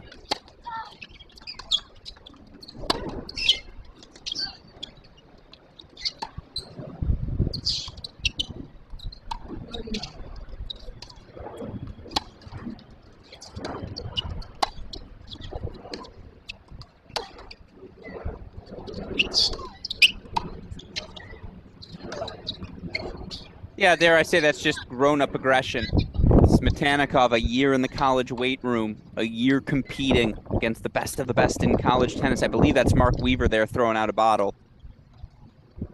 It's sad to say that I've seen Texas A&M women's tennis head coach Mark Weaver so frequently I can recognize his walk, but I can guarantee you that was him. Has to be proud of his rising sophomore. Looking for a shot at a U.S. Open wild card. Right now she's got set points, 5 of them.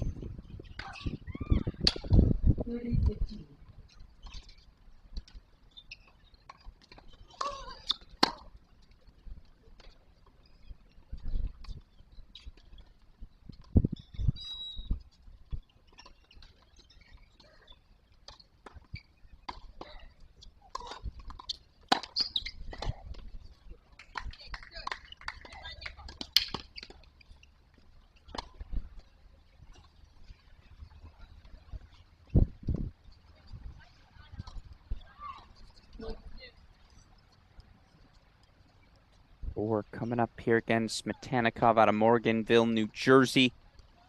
Schumann from Redwood City, California. 4 set points for Smetanikov still to come.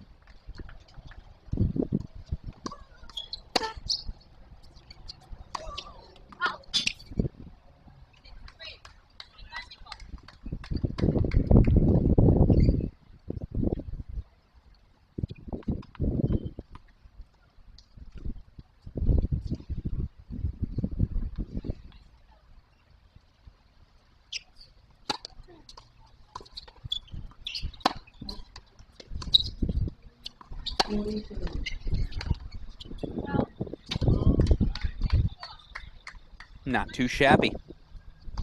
First 3 fought off. Smetanikov going to have another on her serve at a minimum. That's 3 loose errors, no doubt, and that'll leak into the 18-year-old's game every so often.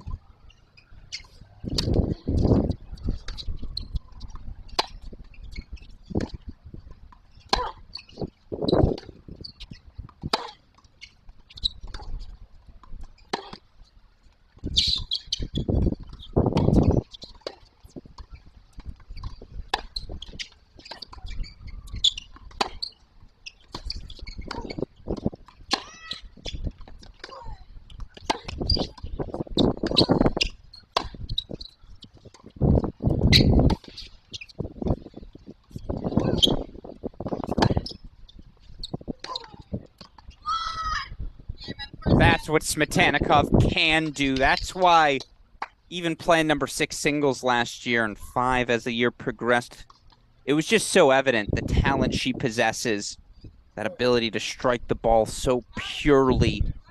You feel like she's just beginning to scratch the surface of her ceiling.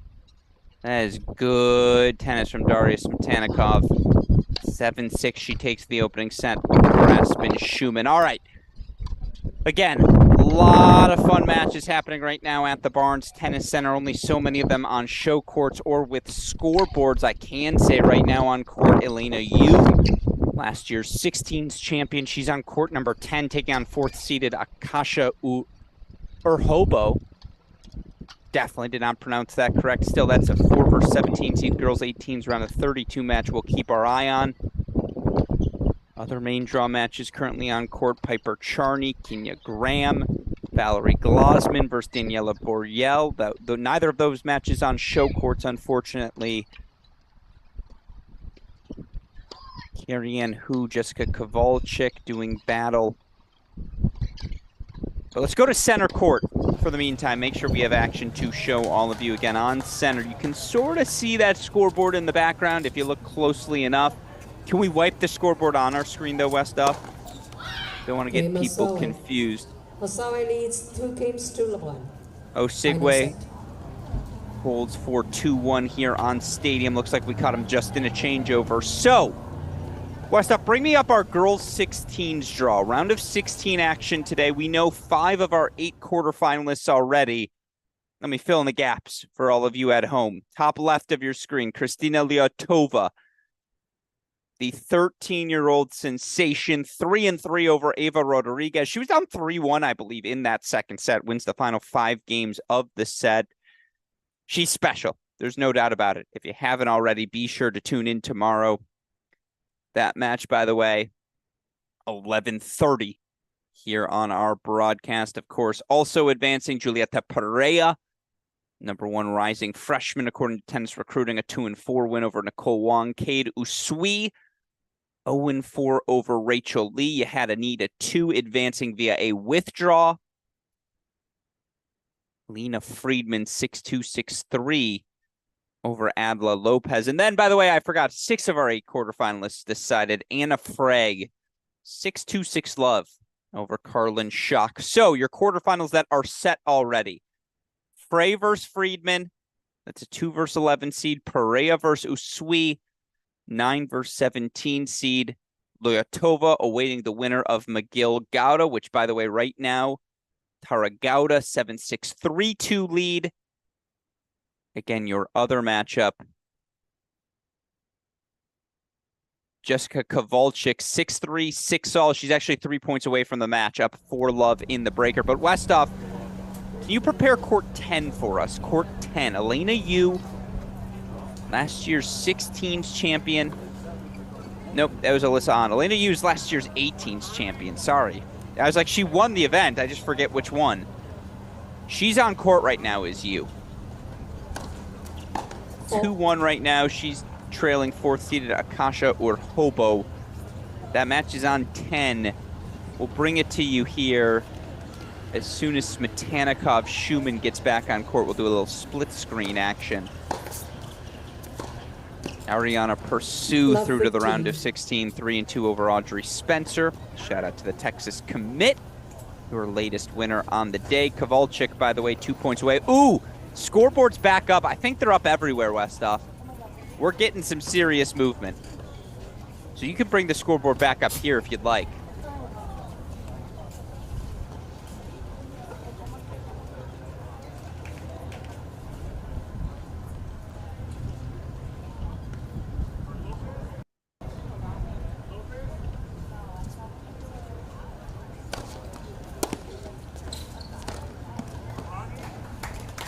all.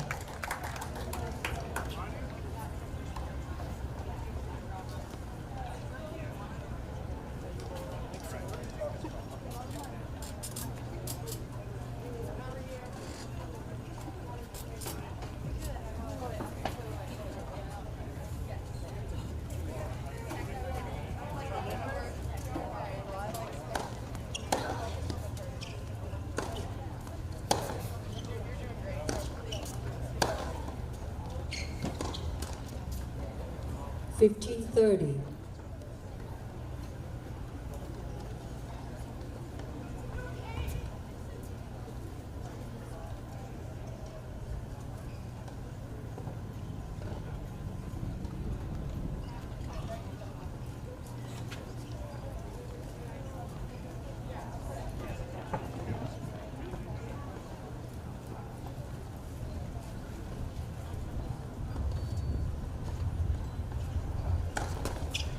Oh.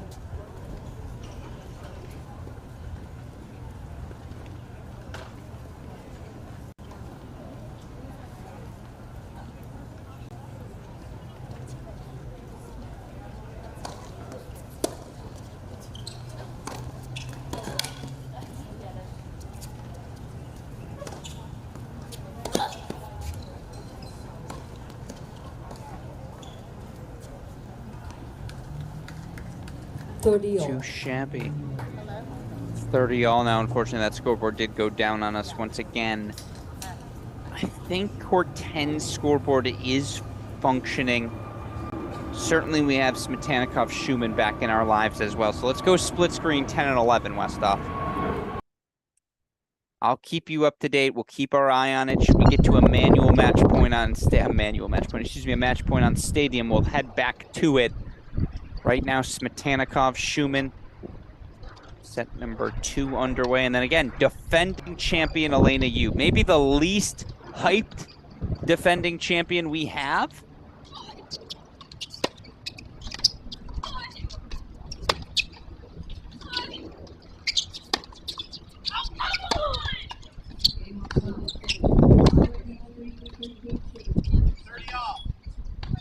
taking on future Stanford Cardinal Elena Yu. Yu, again, winner of this event last season, has played 8 matches of junior tennis in the past year.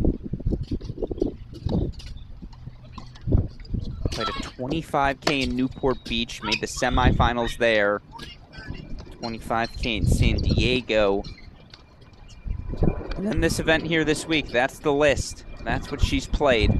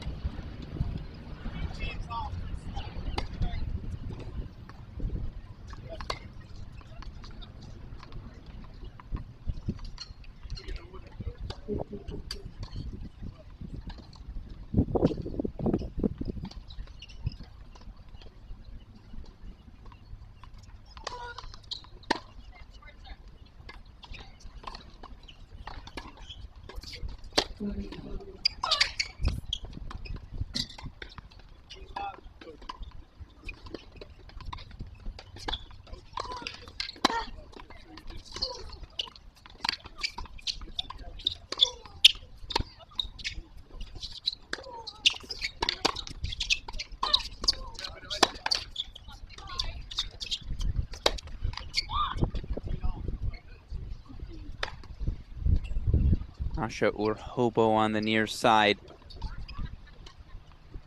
#1 recruit, blue chip, is the rising junior class of 2025. Obviously uncommitted for now, but holy crap.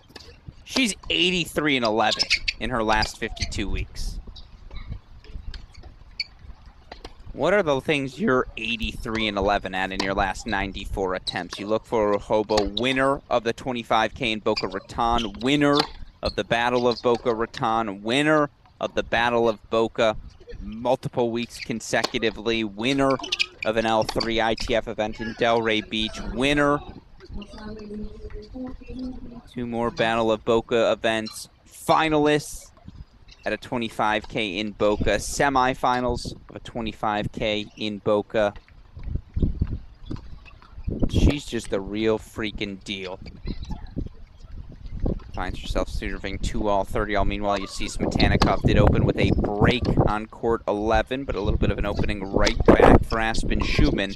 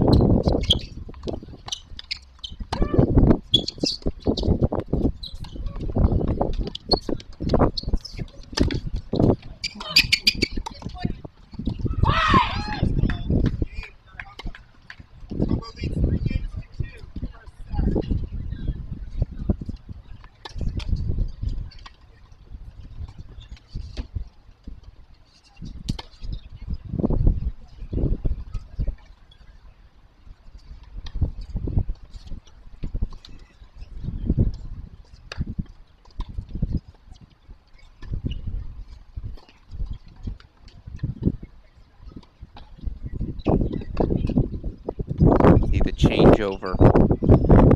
Hobo holding 4-3-2.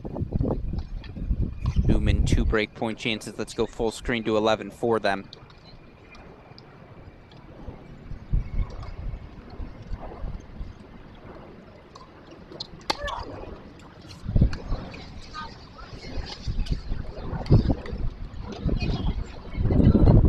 And so we're trading breaks 4-1 all.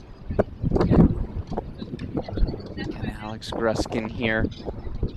Hobo the 3-2 lead. Don't worry, they'll get that updated hopefully here in a second.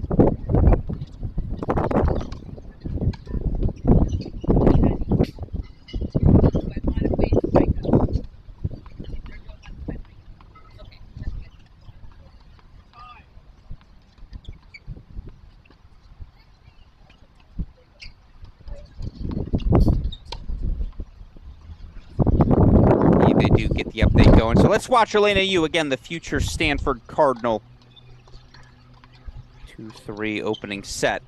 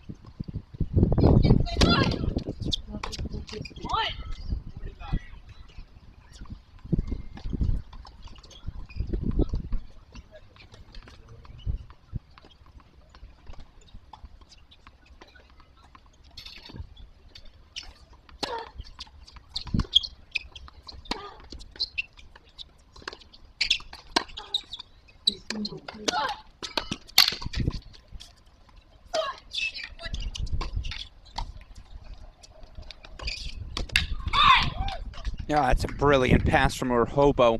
Love the press forward from you. Everything's measured. Everything's in rhythm.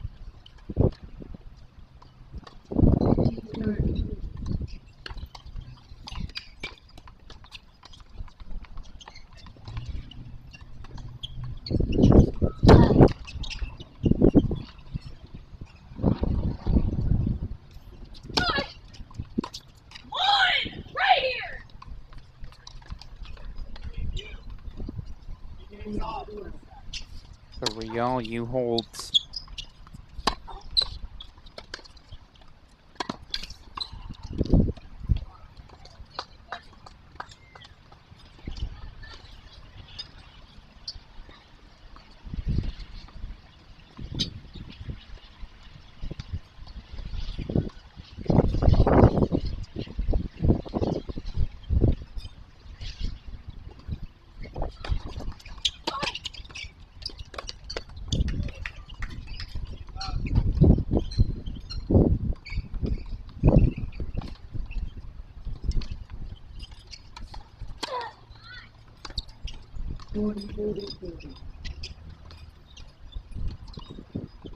Big point chance for Smetanikov. Why not 3 straight breaks to start?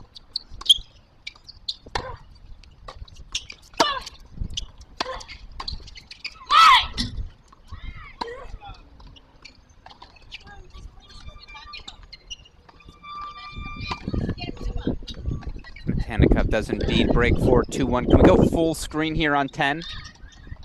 Oh, both 30 love here.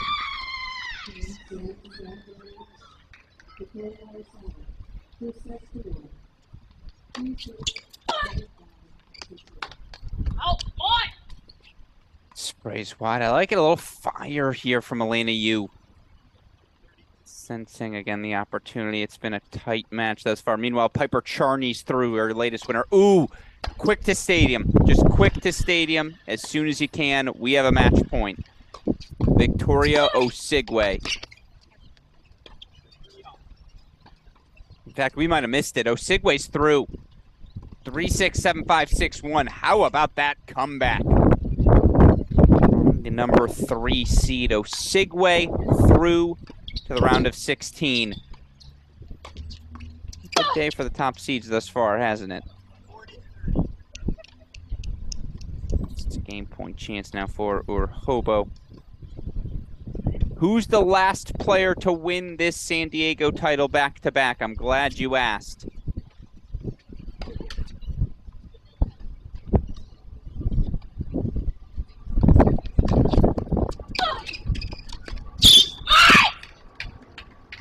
As Urhobo holds 4-4-3.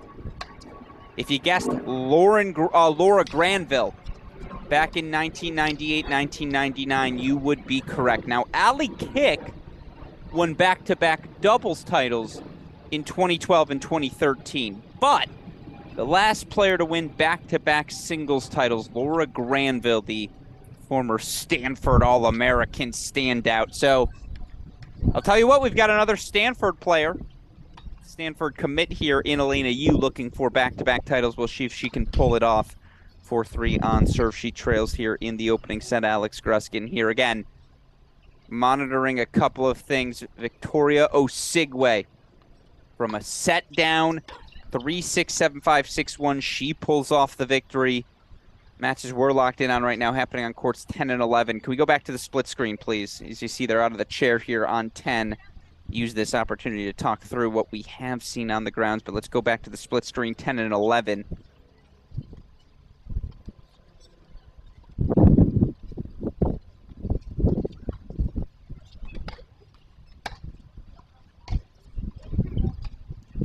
Again, courts 10 and 11, please, if we can.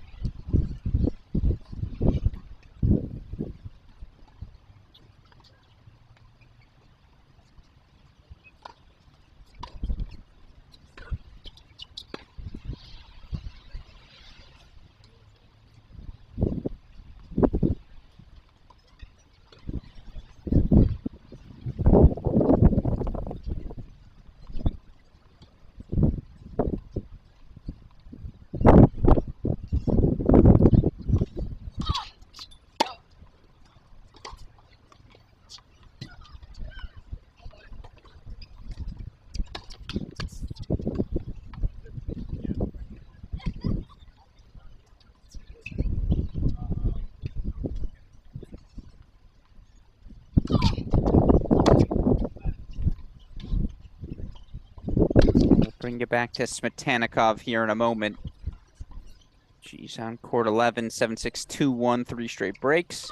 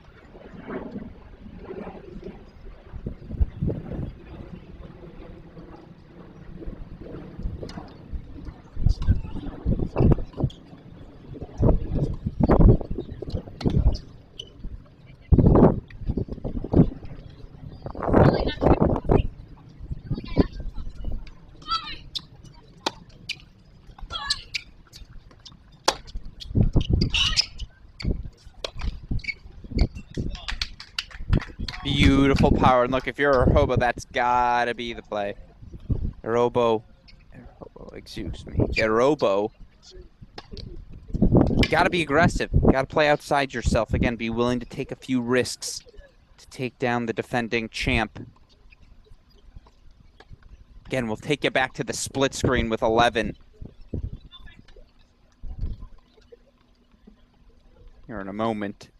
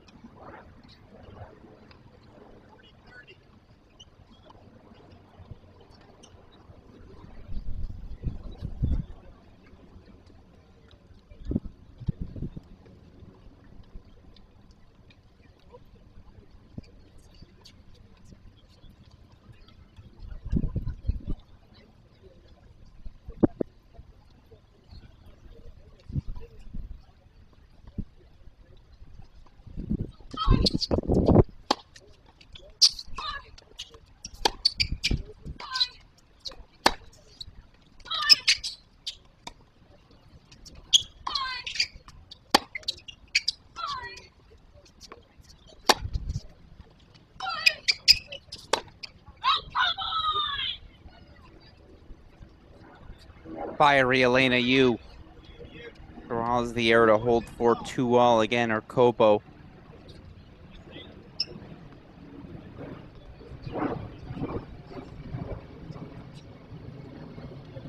Continuing to swing freely. You love to see that.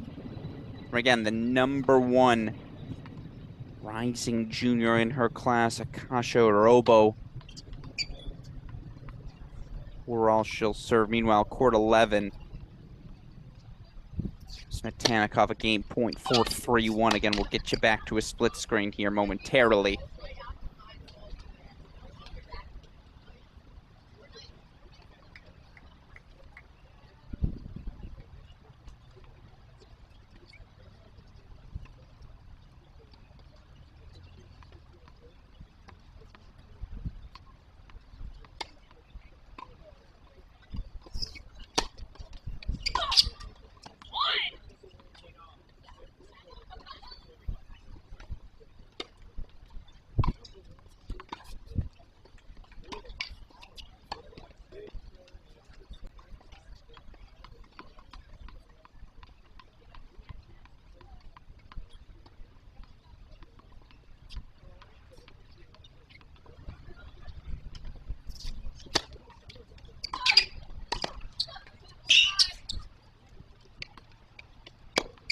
What a lob, what hands. Great feel from Elena Yu. Again, Robo's made the game plan clear. She's attacking. Relentless in her aggression as we get you to a split screen with court 11. Smetanikov again, 7-6-2-1.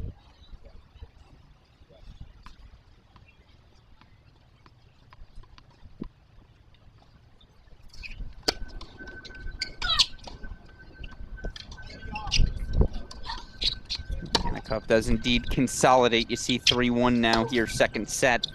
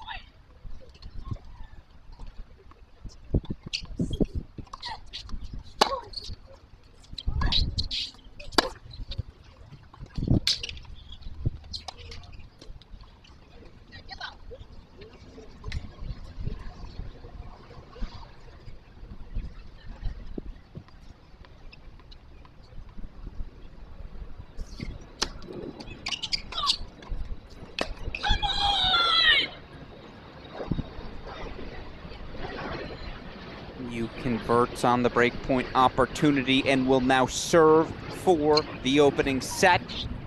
We'll get you back to court 10 as soon as they're done with the changeover. Again, on 11 right now. Schumann trying to put a hold on the board. And our Aspen Schumann, rising sophomore out of Menlo Park, California, 53-8, is the number 2 player in the class of 2026 here this season. Finalists of the 18 and under Easter Bowl, knocked out by eventual champion Valerie Glosman, who, by the way, is playing right now out on court, a non-short court, but currently leading 4-1 in her opening set on 15.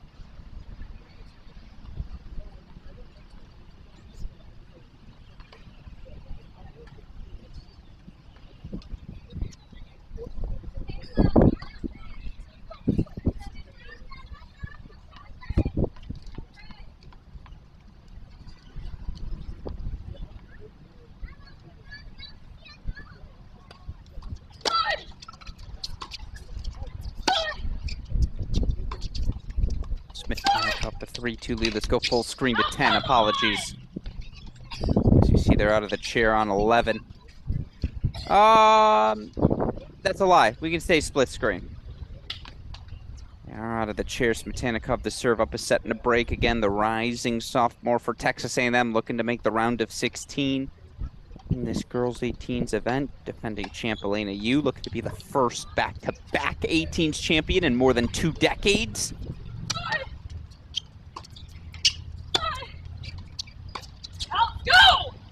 And she's fiery.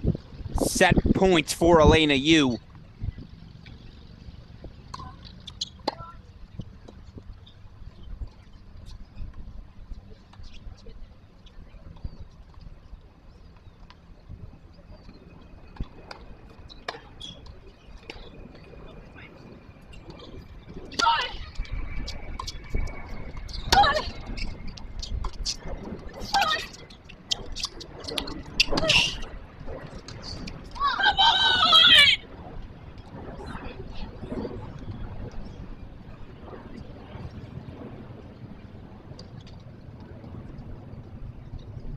Elena Yu secures the first set, 6-4.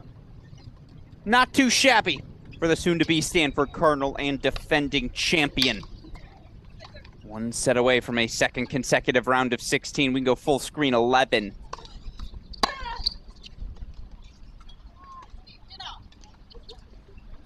Aspen Schumann frustrated by the unforced error. Again, we'll go full screen.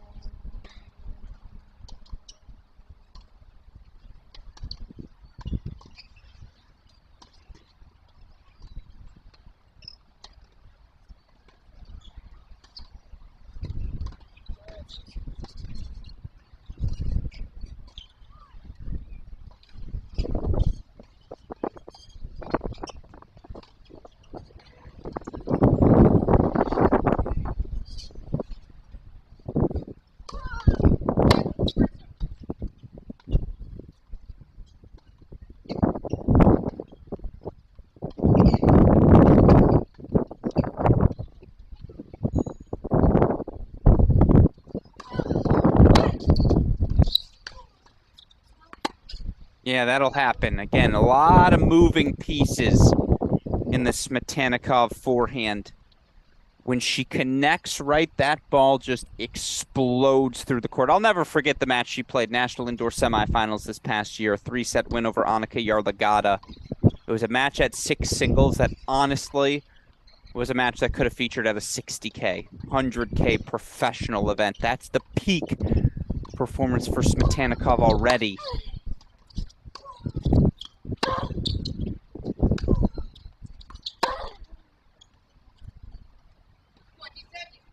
Can't speak as much to the peak performance of Aspen Schumann. Simply put, I just haven't seen the rising sophomore compete as much, but I'll tell you what, you go 53-8 over a 52-week stretch. I don't care what level it's at. You have my attention. Still, right now, Smetanikov flexing that experience on all of us. Game point chance for 4-2.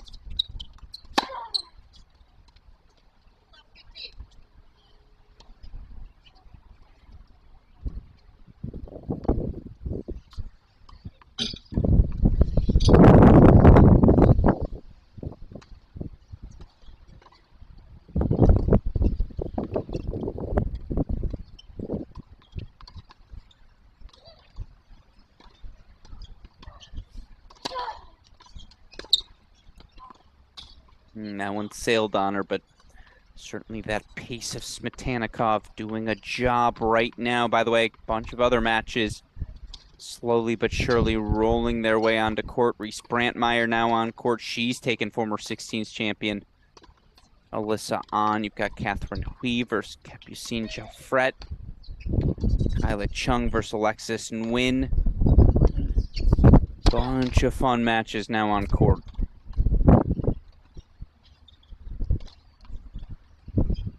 As by the way, we have a Robo Elena Yu back. So let's go back to the split screen 10 and 11.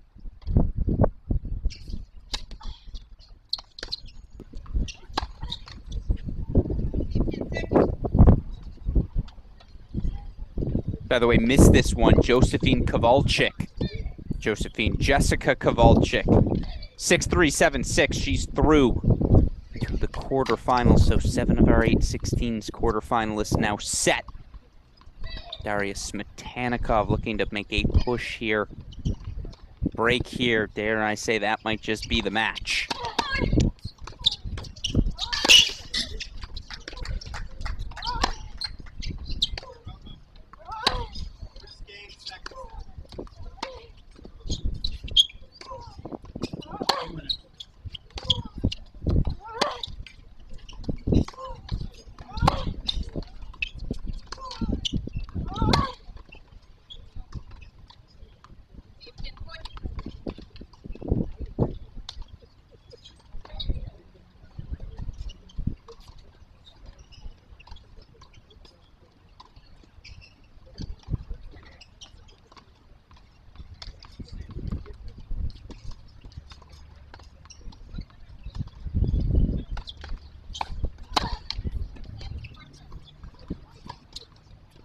be a quick changeover as Arobo holds 4-1 love. These are essentially match points. They're break points, but essentially match points, you feel like, for Smetanikov, right?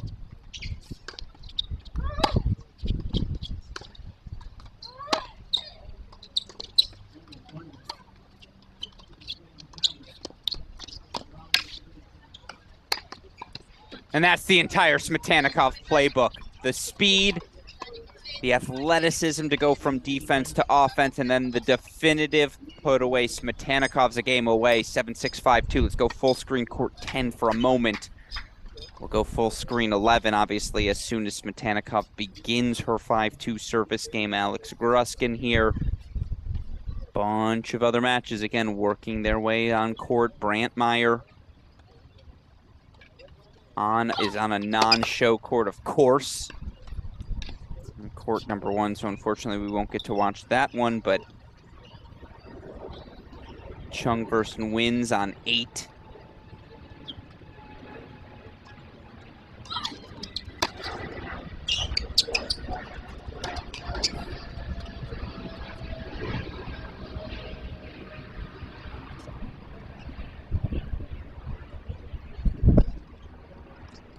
Hui versus Gelfred now on Stadium, so perhaps we'll get to show you those two.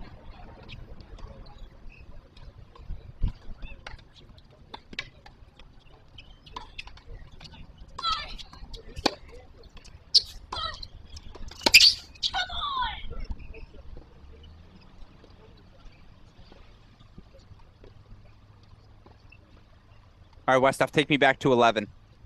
Smetanikov going to attempt to serve it out. We'll go full screen.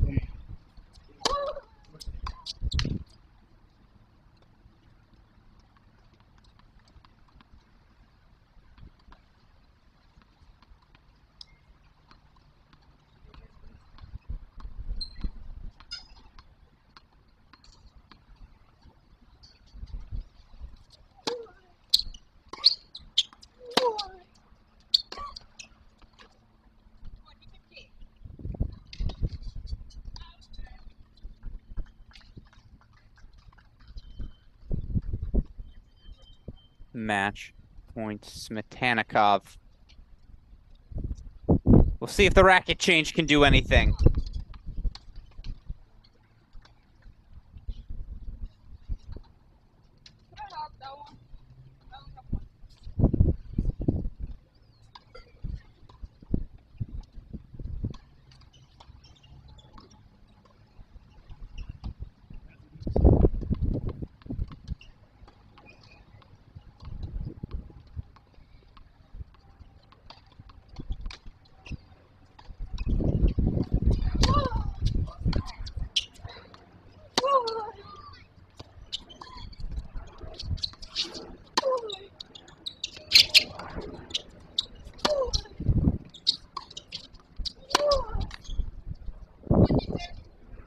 First fought off. That's why you build the 40-15 lead. Let's try that again. Darius Smetanikov, the rising sophomore for Texas A&M. Match point number 2 to send her to the round of 16.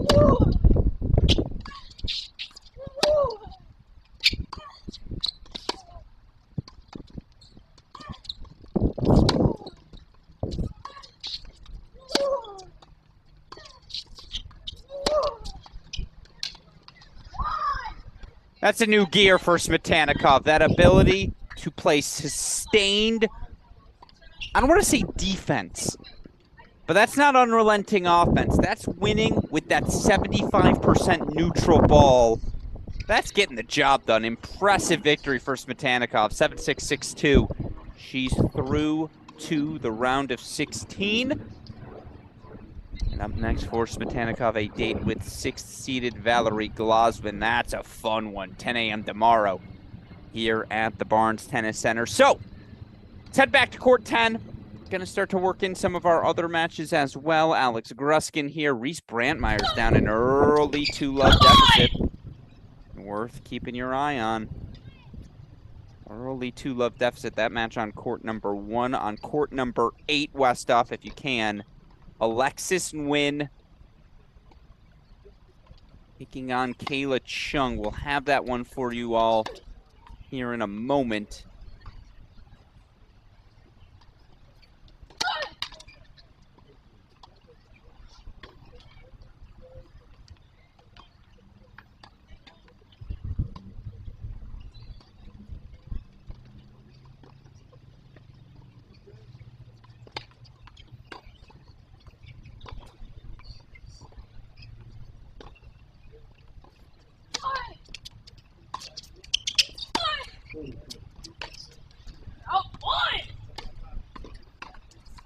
I'm in on Elena Yu. I love the energy. I love the fire. The set and a break she is here.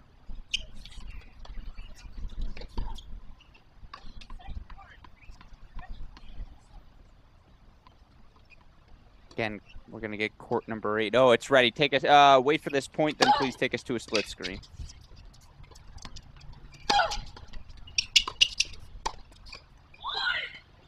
Real smooth, in rhythm.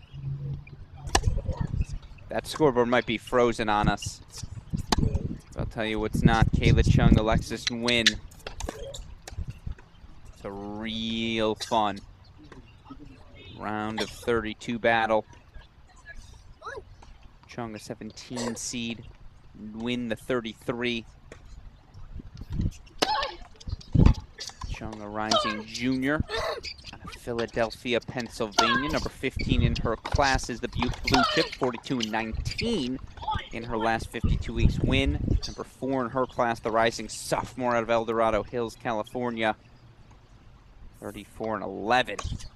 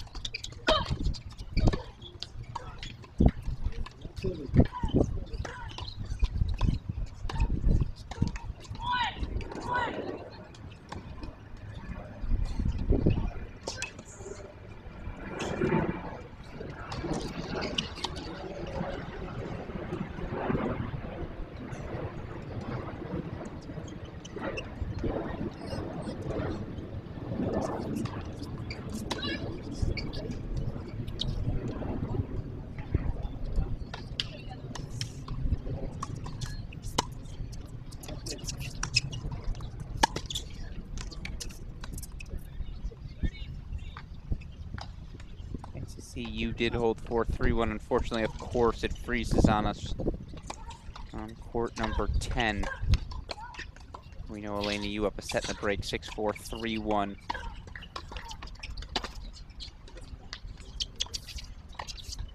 Max, we can't show you, unfortunately, but it's worth knowing. 3 hours, 26 minutes in. Tara Gouda up 5-4 in the third. Love 30 in the 4-5 service game of Kayla McGill. 3.5 hours, round of 16. Wouldn't have it any other way.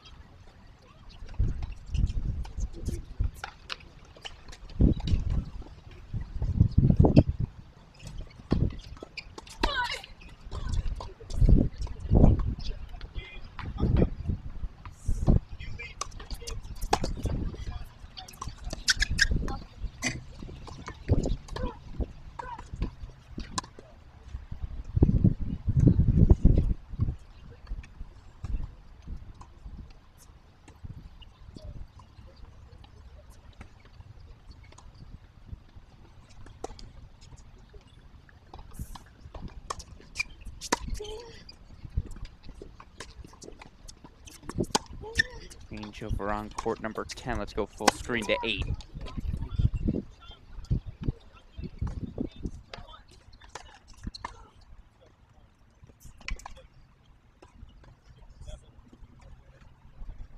course, we catch it right as a changeover. Lexus Nguyen on the board now, 2-1 back on serve. We check in on Stadium. 3-love lead there for Catherine Hui. Hui, of course, the number 2 recruit in her class, Stanford bound as well.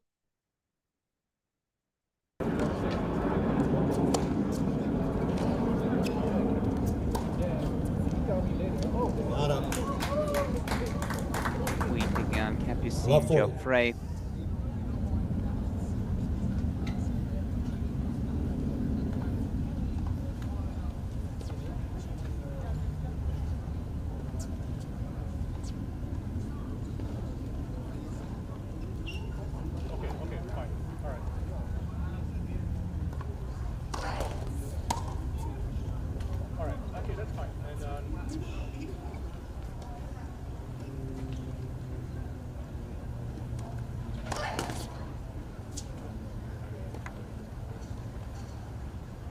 Love 40 love lead here for Catherine Hui.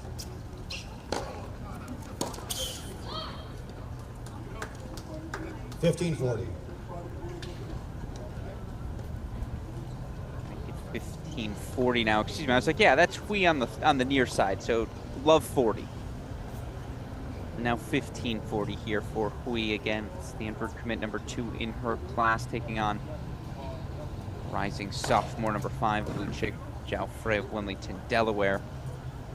Geoffrey 58-23 at the junior level this season.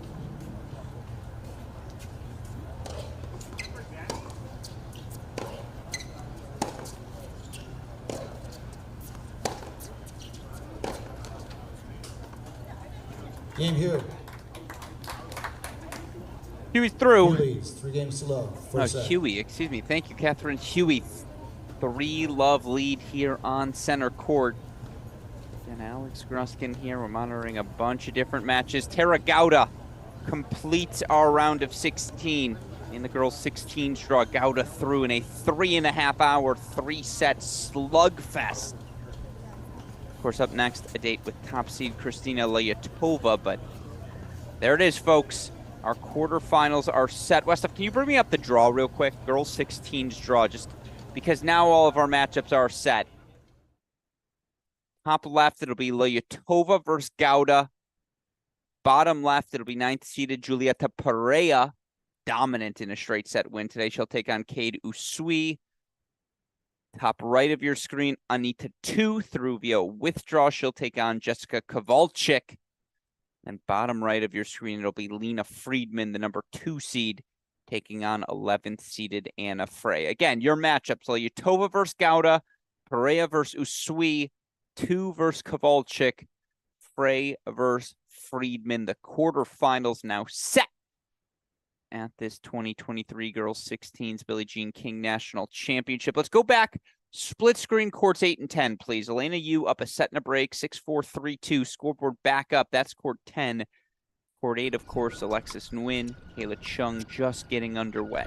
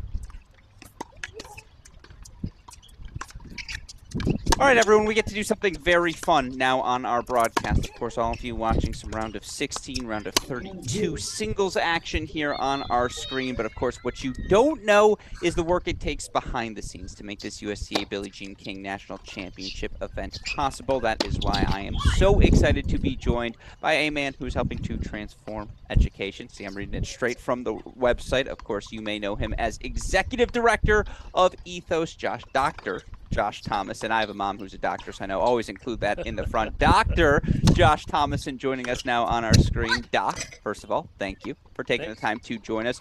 Talk to us a little bit first about why it was important for you guys to support an event like this. Yeah, so for us, we're trying to serve tennis families, right? And so we launched Ethos in 2018-19, and we launched it because we were trying to. We had tennis, so we're actually out of a brick and mortar in Atlanta. So we're out of Greater Atlanta Christian School. It's an 1,800 student K-12, and we were trying to find online courses for our own students, so that they could be hybrid in nature, right? And so they could take some classes face to face and also take classes online. And we could not find an online platform for our own students that we felt comfortable offering, and I can go through into why that is here in a second. But for us, we feel like we have a service that can prepare students for high profile athletes for what comes next. And the best universities in the world, our students are going to as athletes. And so we felt like we had a service, and we want to make sure people here know all about that. No, I mean, tennis is a sport in particular. It feels like you're sacrificing things like normal high school, because if you're a football player, you want to play on your high school football team. You want those opportunities for the Friday night lights moments to have the coaches see you. In your experience, you mentioned working with high profile athletes. Am I on to something here? Is the tennis educational experience, formative years, that different from perhaps other elite athletics? Yeah, no, without question, it absolutely is. You really do have to give up a lot, or in many cases, you have to give up a lot to be able to pursue what you desire in athletics, and that's what we were trying to do with our students on campus in Atlanta. And I can speak to Ethos here in a second, but we were trying to find that such that they could have those types of experiences that a normal high school student would have, but still pursue high-profile athletics. And we have a couple of students now. One, Ashton Bowers, is one of our students, who that's why she chose to partner with us on campus in Atlanta and partner with Ethos, was so that she could have that on-campus experience, but still pursue tennis at the highest level.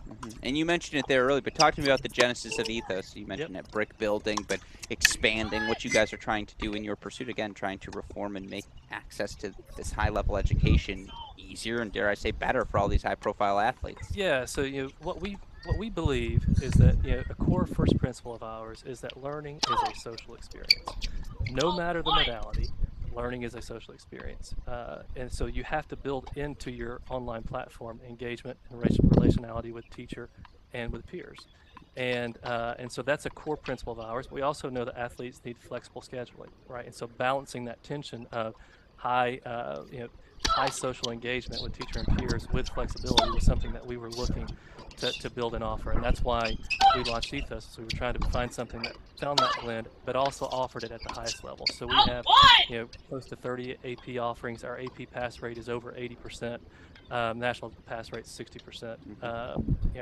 Dual credits, you name it. Like I said, our students land in the best universities. I walked into my AP bio exam and I just was like, I'm not going to be a doctor. We're all wasting time here. Right. So, no, I'm glad to hear again. And certainly, again, because you mentioned 2018, 2019 getting kicked off the ground, certainly pandemic starts 2020 and Zoom learning and remote learning. That's Right. the term, remote. I didn't do any remote learning, but remote learning became more prevalent. And I feel like it almost destigmatized the idea of you don't have to be in the classroom to receive an elite education. I'm curious if you've noticed that as well. Yeah, so a statistic I like to share. So there's a group called I like stats. Yeah, Let's go. That's why he's a doctor, folks. Yeah, well, so there's a group called the Castle Group, and they've been tracking different types of things ever since the start of the pandemic. They've been tracking office occupancy. They've been tracking NBA game attendance. They've been tracking open table dining reservations. And after about mid-2021, NBA game attendance, open table dining reservations, TSA travel checkpoint numbers were all about where they were pre-COVID. Office occupancy, I saw the email come through yesterday. Office occupancy is still at 48%. It's still stuck below 50%. And so, we have this idea in our minds that learning has to happen in a face-to-face experience. It's the only way to do it. Well, my comment to that is simply, if we're preparing our students for what comes next, right, which is universities that are going to be hybrid, and definitely the work experience that's going to be hybrid, are we doing them a disservice by saying all this has to be done in a face-to-face experience? And like I said, because of the way we designed our courses, all the curriculum is based off of our face-to-face campus. It's been around for 60 years with high level of success. And because we took that and placed it in the face-to-face setting, we've been able to see in the digital setting the same, and in some cases better performance than we see in face-to-face, because it's done at the student's pace, right? And we could do some anecdotes on that as well, but it's done at the student pace, and that's what we see the future education becoming, and that's what the digital learning environment gives you, is the ability to personalize the experience more to a student's needs. No, that's fascinating to hear as we see Elena Yu closing out a straight set victory. Fun fact for you both joining me here in the room, Elena Yu looking to become the first player since Laura Granville, I think 97, 98, to win back-to-back girls 18s titles. Her pursuit continues. Straight set victory for her. And look, for those that don't know, Elena Yu is Stanford bound. Obviously, that's the elite of the elite. I imagine she has spent some time outside of the classroom as well as in it as well. You talked about, again, Ethos as a pathway to higher education, higher learning. You're not compromising your opportunity to attend elite schools like Stanford, are you? If anything, you're opening them up. No, we actually have a student just this past year, Jason Kim. Okay, sure. Jason's going to the Naval Academy. Yeah. We have had students at Stanford. We have a student now at Dartmouth. So Ivy Leagues as well as Power Fives, you name it, our students are prepared for what comes next. No, I love to hear that. Well, you talked about the social engagement aspect. I mean, what does that look like for those? Because I'm sure there are plenty of parents watching right now who think to themselves, well, my kid has expressed not just an interest, but a passion for tennis. And maybe, again, for any parent, you're just hoping for your kids. I'm not a parent yet, but this is what I've gleaned from my experience talking to my parents. You just want your kids to care about something. Right. And whether it be tennis, whether it be whatever it may be, once you find that passion, you try to hold on to it for dear life. Again, you talk about that social engagement aspect. I know that's something a lot of parents have reservations about in terms of pulling their kid out of a former school. What are the misnomers about that? What should they know about what you guys are doing at Ethos to ensure there is no compromise? Yeah, so I'll just give you a personal example first that compares and contrasts online to face-to-face. Sure. And then I'll talk to you how we build it into Ethos. So I did my MBA at Georgia Tech. I did it entirely face-to-face. I drove down to campus 3 nights a week, and I've spoken to maybe 1 or 2 people in the last 10 years that I went to school with for my MBA. I did my doctorate in education at Johns Hopkins University, and I still talk on a regular basis with 4 to 5 of those cohort mates that I went through the program with, right? And so it's really not about whether you're face-to-face or you're online. What it's about is, do you build in the appropriate checkpoints and the appropriate opportunities for students to engage with each other through the course, right? And so in Ethos, what we've done is we do it a couple of ways. First of all, we have all different types of discussion posts and video chats and all those kinds of things where students, will provide information or provide feedback on some things they're working on, and students will provide feedback back. But then also what we do is once a week, we have a synchronous session with the teacher and the peers in the class, right? And so that's not just a session where, it's a help session. It's not a glorified help session. This is a session where you have enriching activity with the teacher, and then also discussion with your peers. And so we have that once a week. That's on top of the discussion posts and video chats and those additional things that we build in as formative assessment, so to speak, within the content itself. Because we know that it needs to be flexible, right? We can't have synchronous sessions every day. It has to have flexibility, but you still need that. Learning is social. And you still need that social experience. Not the record show again. Dr. Josh Thomason, Executive Director of Ethos, joining us. That's a thesis. That's an X example. That's a Y. That's a Z. And then you draw me home with the concluding paragraph. That's a well-reasoned argument. I like to hear it, my friend. And again, I do want to ask you, because I know you guys also have faith-based initiatives, and I'm sure there are plenty of parents at home who also, again, find that's appealing to them. Talk to me a little bit about that as well, please. Yeah, so as I said, we're out of Greater Atlanta Christian, so we're out of a Christian school, and Ethos is Christian-based, and so we have built within our curriculum and within our content, it is built on Christian ethos. Sure. Right, and the values that come from a Christian faith, right, and the morals that come along with that, and so we embed that within it. The main thing about our perspective is that each student is unique, and our teachers should know each student as a unique individual, not as a number in an online class. We tell our teachers, you need to have 3 to 5 touch points a week with a given student. And to us, that is the best way to ingrain our Christian ethos, is knowing you as an individual and caring and loving for you as an individual. And so that's the main way we do it, is through that. Of course, we have Bible classes and those kinds of things, but the main thing is the values and the ethos that we have with our teachers as they work with their students. Well, you mentioned those teachers. Talk to me about the faculty. Who do the student body at Ethos get to work with? Yeah, so all of our teachers are master's level or higher. They're all required to be certified in it. Our teachers are all over the country, but they're required to be certified in their state. As I said, our teachers maintain an AP pass rate of 80% plus. My favorite example is our BC calculus teacher. It's a guy named Michael Washington. Michael Washington went undergrad FAMU, and then went and he was actually working on his PhD at Georgia Tech in electrical engineering, my alma mater. And as he was working on it, he said, I don't think this is this is not what I'm supposed to be doing. And so he went back. He's now a teacher. He's been teaching for 15 years now. His AP pass rate is 97%, and this is over a 5-year period with probably 100 plus exams. And 97% of those are 5s. Yeah. That's the real deal. And these are athletes. These are not, these are athletes, and many of these are athletes that are able to engage with him and learn at that highest level.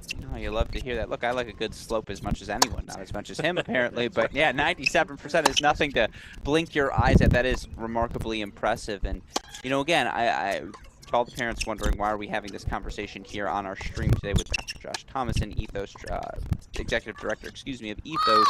It's because I know so many tennis parents, so many out there who, again, would love to be able to help their kid pursue their passion that is tennis, but they're afraid they're going to be educationally compromised. I know I've asked you this already, but again, more broadly, just to bang this point home, that's not the case, is it? You will, whatever courses you're looking for, whether it's mathematics, whether it's science, I imagine there are lab. Well, I guess here's the question. For a lab, a bio lab, how does that work? Yeah, so we have digital labs. That's what we're talking about. Yeah, and like I said, we do AP chemistry. Bane of my we existence, do let me AP tell you. chemistry online and achieve a pass rate that is well above the national average. AP physics we do online.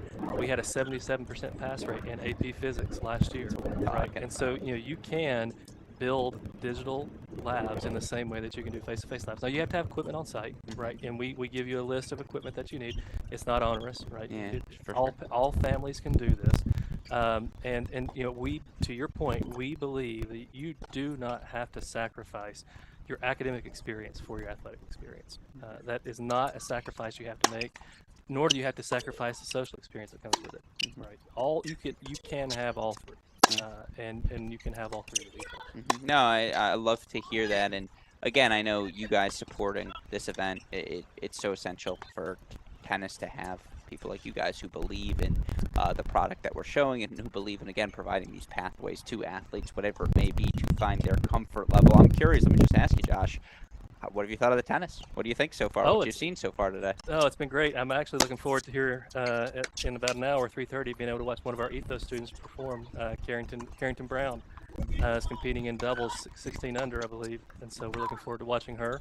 And no, it's been fantastic. I've had a great experience, and looking forward to coming back. Of course, you can't beat the weather in San Diego. Oh my God, that's what I'm saying. Coming from Atlanta when it was 100 and 1,000-degree humidity, 1,000% humidity, coming here, it's just been a nice reprieve as well. Yeah, I don't know how you guys do it in the South. Like, they'll never understand. I'm a Michigan man through and through, and obviously Kalamazoo, site of the USTA boys 16s, 18s national championships happening simultaneously right now. There's a century-long, rich history of tradition and all these things that go into Kalamazoo, and I've bathed in that tradition. I've enjoyed all parts of the blueberries and cream, strawberries and cream, although you just stand by, why put fruit in ice cream when you can just have ice cream?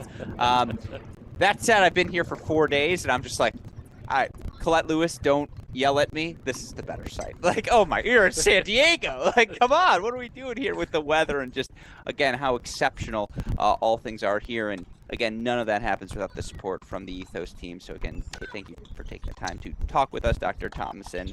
Talk to me how people out here, if they're not aware with Ethos, how can they get involved? How can they learn more? Yeah, so the best place is go to our website. There's a landing page on our website for elite athletes. Homeschool, go to elite athletes, and you can learn significantly more about what we do. We have a course list that's available.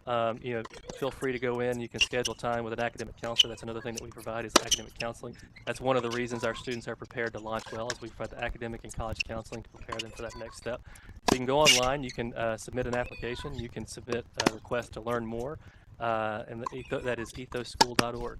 And so we'd love to chat with you more. Can I get like an AP US history refresher course just for like the already graduated, but wants to sit in every now and then just to like, does he remember the Missouri Compromise? Yeah, all right, well, a little teaser. Yeah, a little teaser. So we actually are this fall going to be launching our own AI-based personalized tutor in a way, in a way similar to Conmigo, but it's designed around our curriculum, right? Okay. And so our students very soon, we're beta testing it right now, but our students very soon will be able to have a tutor that is AI-based. That, like I said, we're not taking humans out of the equation. Humans matter in this equation, but it's 11 o'clock at night. You've got a question, that human's asleep, and you're able to go in. We've trained this tutor with our own curriculum, with our own content, and whenever you ask it a question, it's like asking your teacher. If you're familiar with manufacturing and inventory, just-in-time inventory, we're calling it just-in-time tutoring. Yeah. There you go. I'm in. Yeah, I mean, again, I'm looking at ethosschool.org in front of me right now. I'm like, let me see. I like to think I'm at least 10 years away from kids. My parents would probably tell you I'm at least 25 years away, but no, it's exactly what you're looking for. Again, that personalized learning experience without feeling compromised that you're missing out on anything. I know there are tennis parents everywhere who hear that and say, I want to learn more. So again, ethosschool.org. That's ETHOS school.org. I say this lovingly. You can't spell school at this point. We got other issues that we got to discuss, but again, ethosschool.org. Dr. Thomason, thank you for taking the time to join us, and appreciate sincerely your guys' support of this event. Sure, thanks for having us.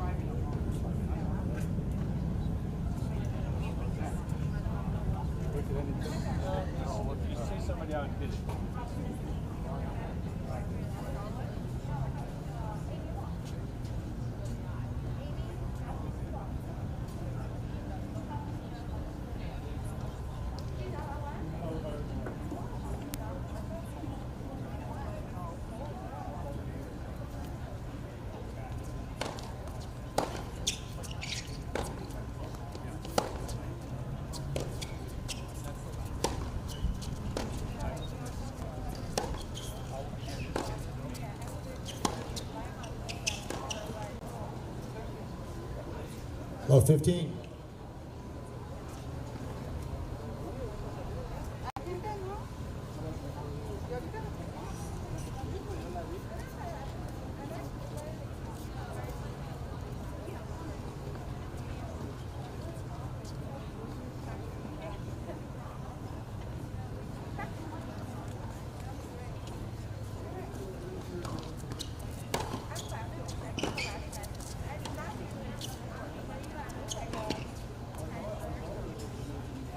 Low 30.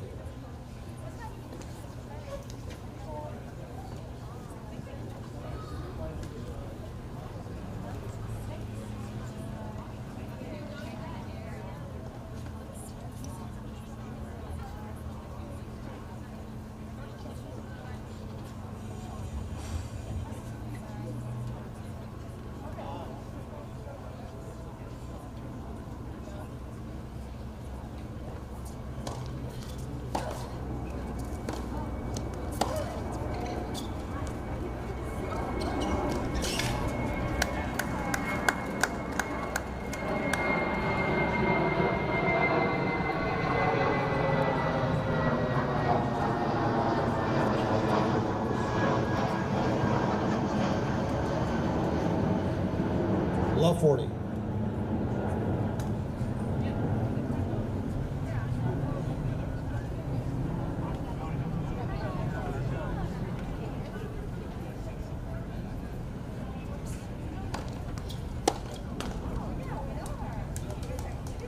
$15.40.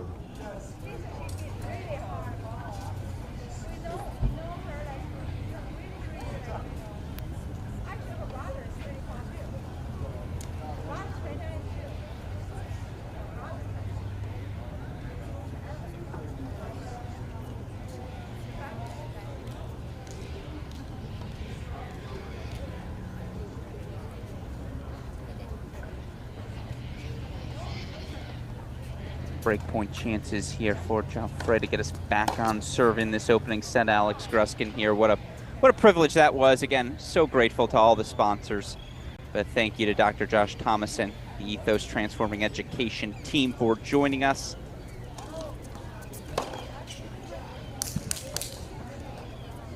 $30.40.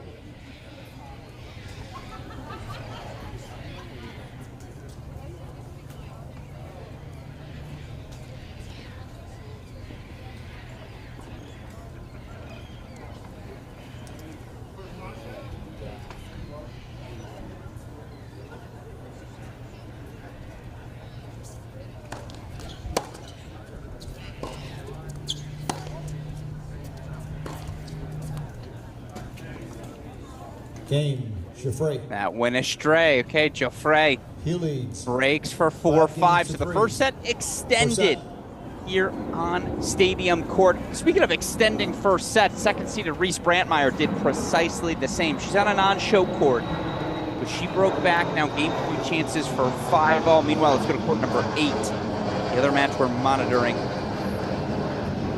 Oh, excuse That's 5-all on Stadium Court, right, Westoff? Will you hit me with the confirmation? As we have a breakpoint chance here for Alexis Nguyen. 5-3, excuse me, thank you.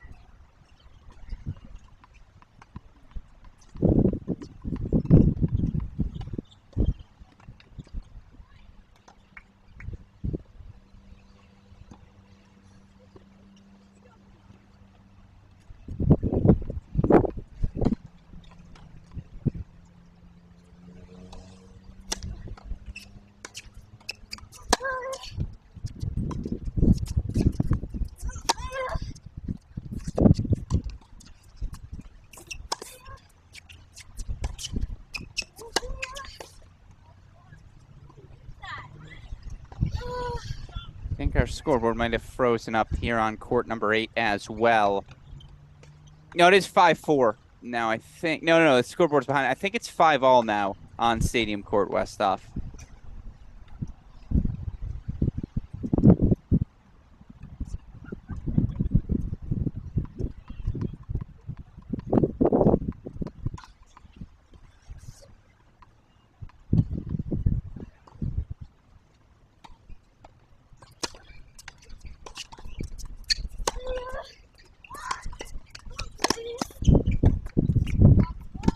Ridiculous. It's a beautiful backhand up the line. Let's go back to Stadium Court. At least we can get a bird's eye view. What's going on, Alex Gruskin here?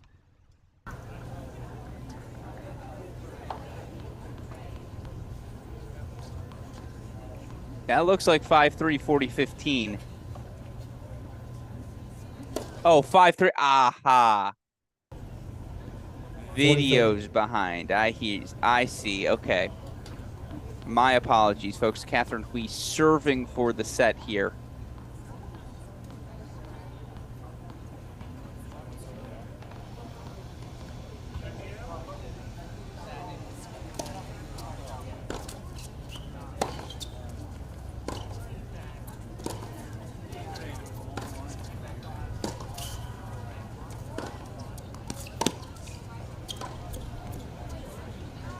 Game, Giuffre. Okay, Giuffre serving on the near side, holds 4-4-5. So, there we go. Now Catherine Hui will serve for the opening set. 5-4. We'll get you back to it as soon as we have first point action. Again, unfortunately,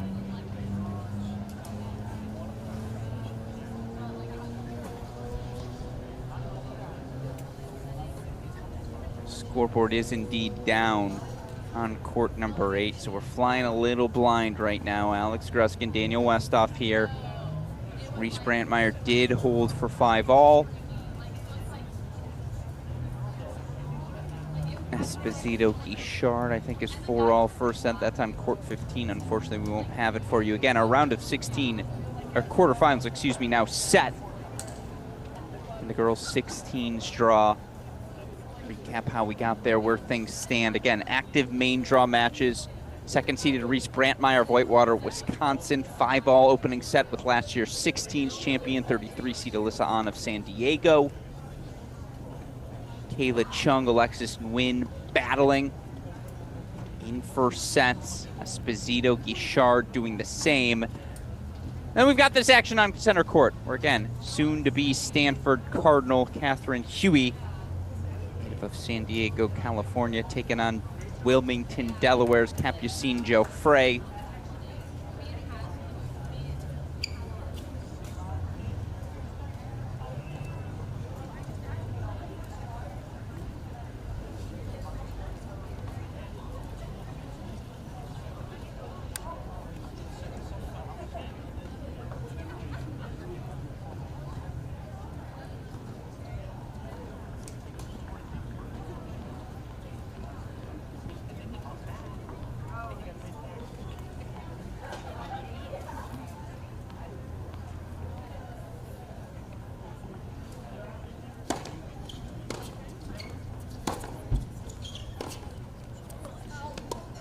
White.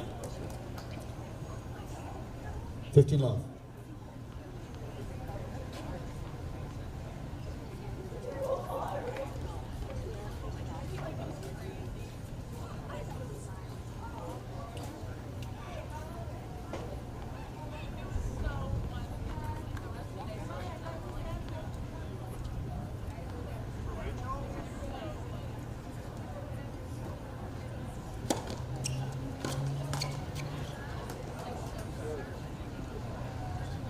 $30 love.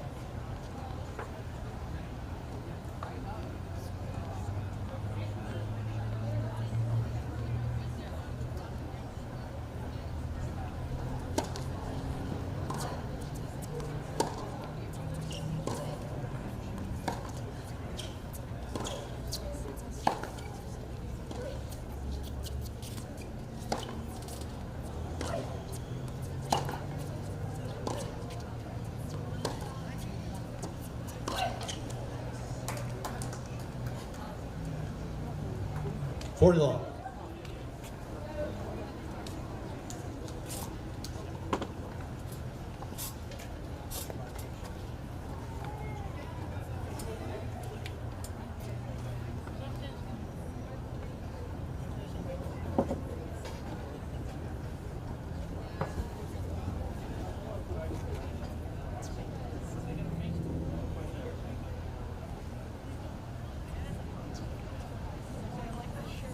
Sir? Sir, we've got the chairs here for the camera so it doesn't block the footage. Appreciate the movement. Set points here. 3 of them coming up for Catherine Huey.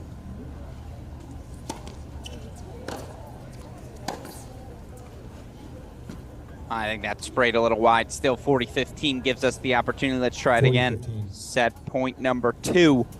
Throw a graphic on your screen.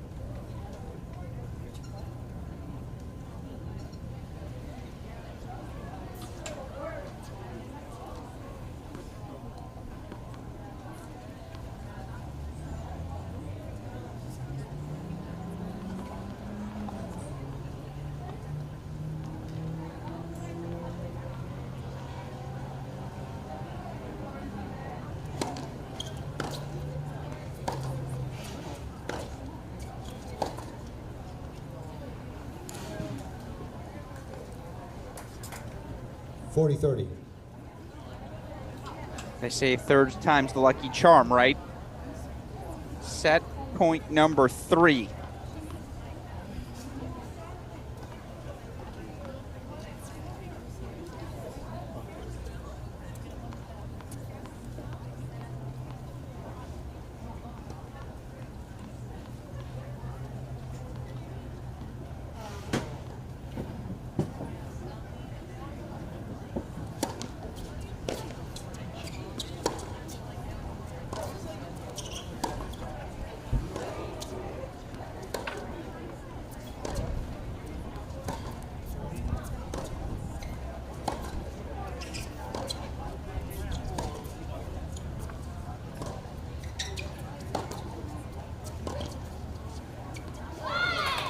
First set to Catherine Huey, 6-4. That was a fun Game, one. First set. Catherine Huey. I love this angle. I'm not 6 going to to 4. lie. You just see how quick the feet are, the consistent movement, the pace, the angle. Knee brace or not, Catherine Huey, 6-4 opening set, halfway to the round of 16. All right, let's see what other scoreboards we have active right now at the Barnes Tennis Center. I think this might be it.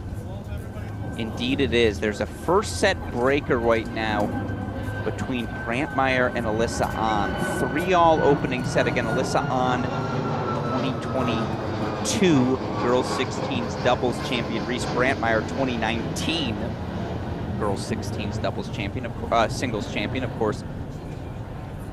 Brantmeyer won the doubles last year with Claire Viganue as well. Gruskin here. Can we show the 16s graphic quickly? I know you're about to be on the phone, super producer Daniel Westoff. A little fun fact for all of you at home. We multitask here on our Cracked Racquets broadcast, but if we can't show the 16s graphic, that's fine. Oh, we can't. See, he's the best in the business because now our draw is set. And let's go through it real quick again. I'll try to talk you through what I'm seeing scoreboard-wise and on Brantmeyer, but I can tell you our quarterfinals are set, and they're going to be very good. All these players, top-ranked players in their recruiting classes, respectfully. You start top left of the draw, top seed and top rising 8th grader, 13-year-old Kristina Lyatova, Orange Bowl champion in the 12s last year. Now top seed here in the girls 16. She's through 3-3 today. She's going to take on, what was your marathon match winner of the day? Someone make sure Tara Gauda pay for the Chipotle, pay for the Potbelly, pay for whatever her meal of choice is. Gauda 3.5 hours, 6-4 in the third. She knocks out Kayla McGill again. Lyatova versus Gauda. That's your top left. Top rising freshman, according to tennisrecruiting.net, Julieta Pereira. Dominant today in a 2-4 win over Nicole Wong. She's going to take on Cade Usui. Usui, 0-4 winner. She won the first 9 games of her match today over Rachel Lee, but all blue chips remaining. Again, left side of the draw, Layatova versus Gauda, Perea versus Usui. I think Layatova versus Perea. I think we've been destined for that semifinal since day number 2 of this event. Those two, eye test-wise, have been the most impressive. But, of course, bottom half of the draw or right side of your screen, Anita 2, the number 7 seed through via a withdraw. She's going to take on Josica Kowalczyk. Kowalczyk 6-3-7-6. Knocked out Carrie-Anne Hu earlier today. Last but not least, a couple of comfortable victories. 11th seed Anna Frey, 2 in love over Carlin Schock. She's going to take on second seeded Lena Friedman. Friedman 2-3 over Adla Lopez. That's where things stand. Again, no active scoreboard here. It is not 4-3, 30-40. For all, excuse me. Rather, I believe we're in a second set now here. By the way, Reese Brantmeyer now mini break lead 5-3. Can we go back to Stadium Court, Westhoff? Let's go back to Stadium, or at least we have a better guess of where things currently stand.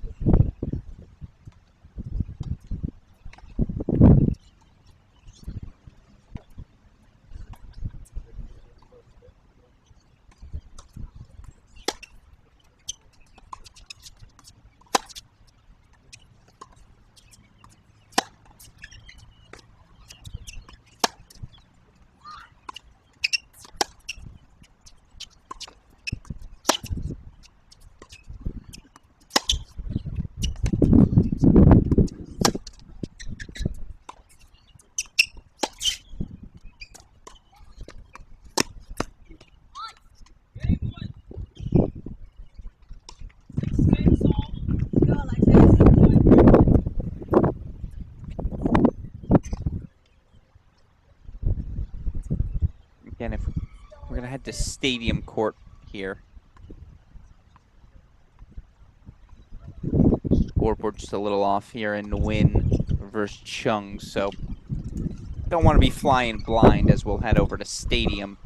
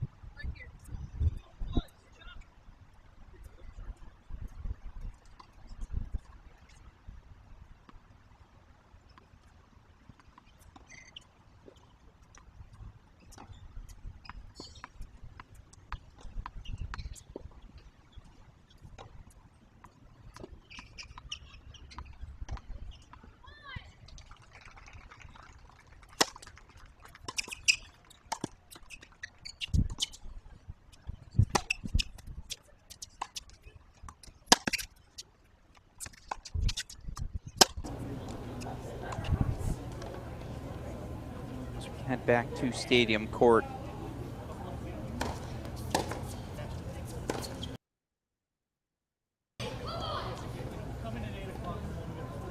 Advantage, Geoffrey. Opening game point chance here for Geoffrey.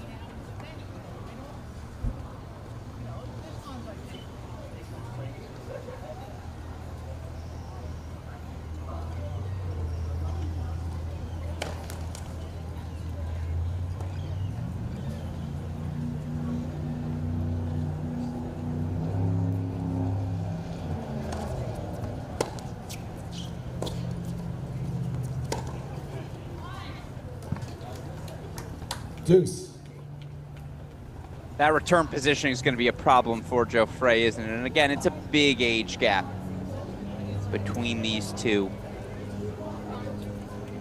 Of course, we know Catherine Huey headed to Stanford next season. She graduated out of San Diego, California. 3 years older than rising sophomore Capucine Geoffrey.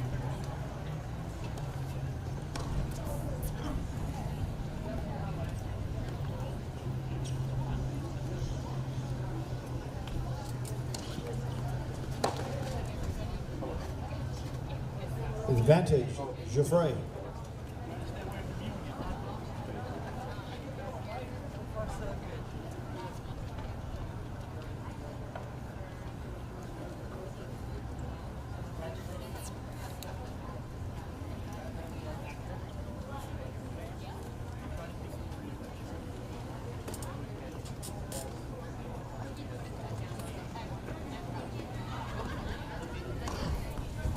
Right.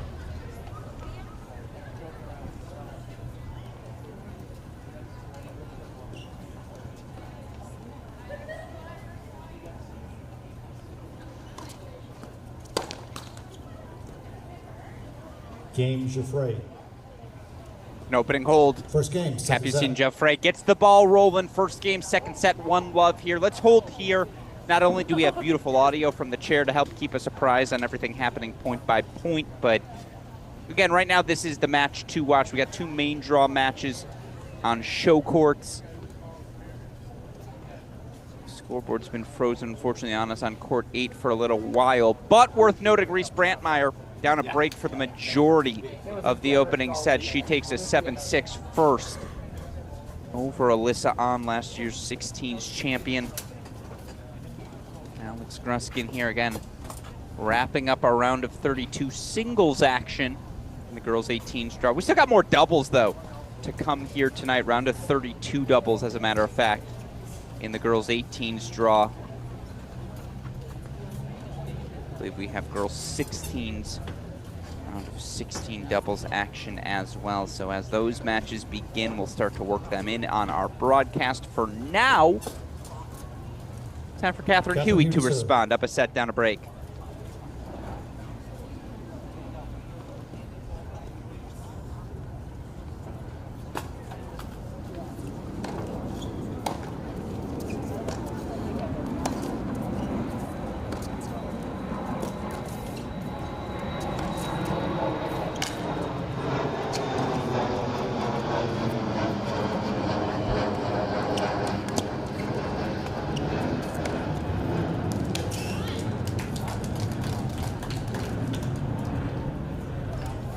Love.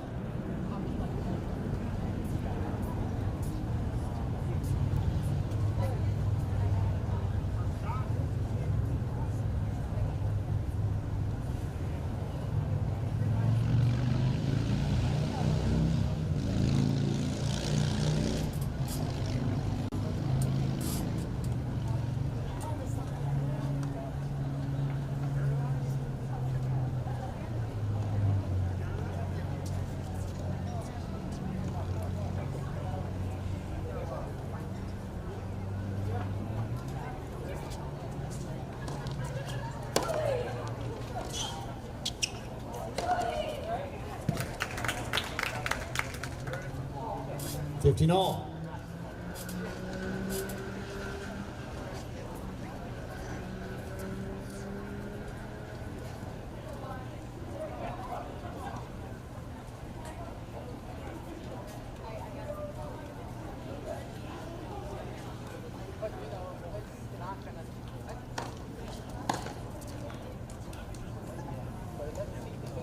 $30-15.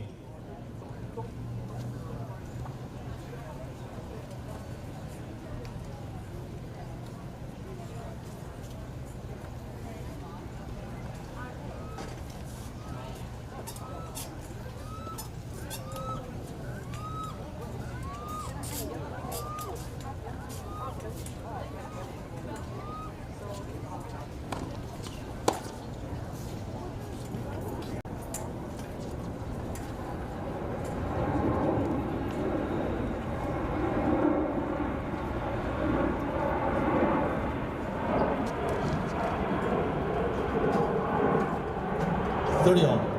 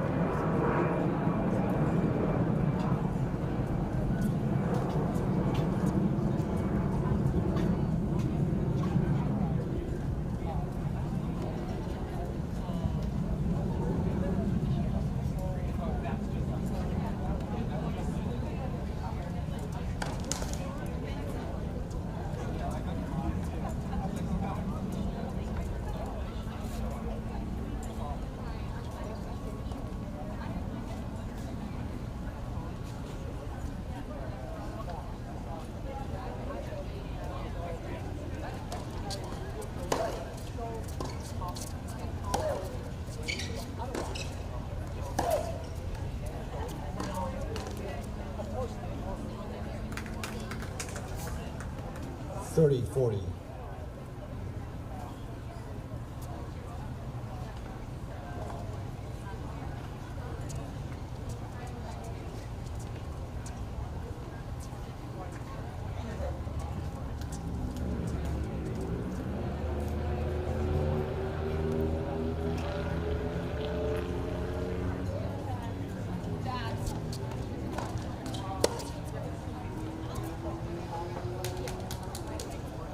Deuce.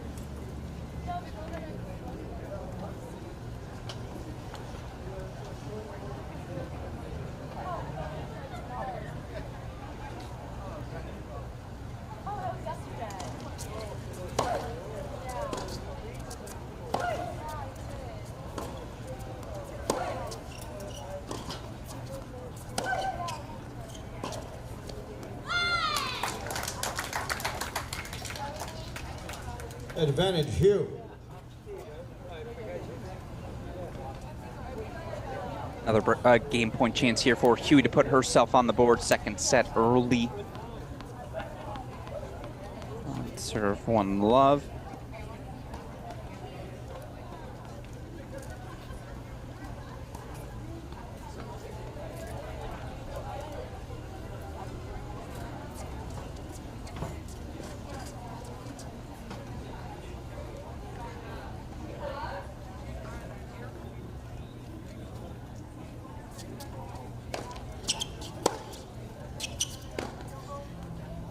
Wide.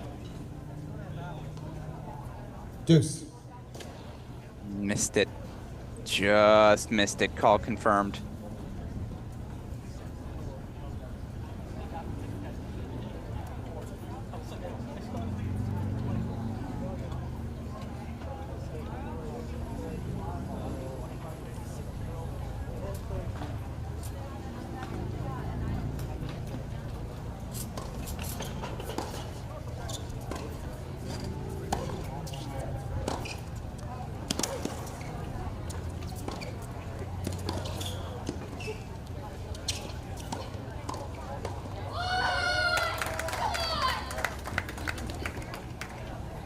Advantage, Geoffrey. The rising sophomore make a little move. This would be an upset that would ring out across all of our national championship events happening this week. 12s, 14s, 16s, 18s, doesn't matter. This would be some sort of win for Geoffrey.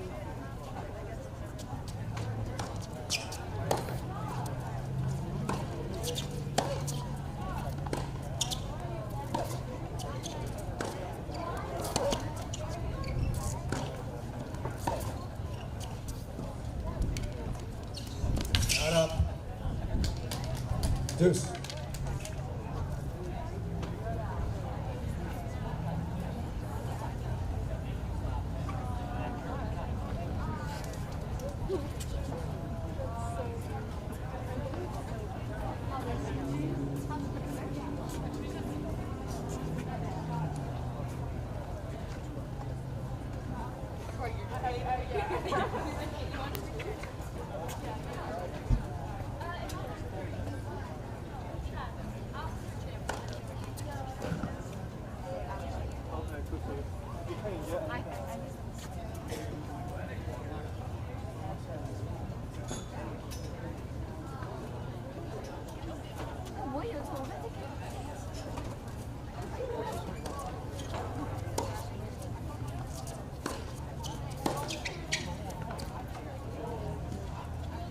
Advantage, Geoffrey.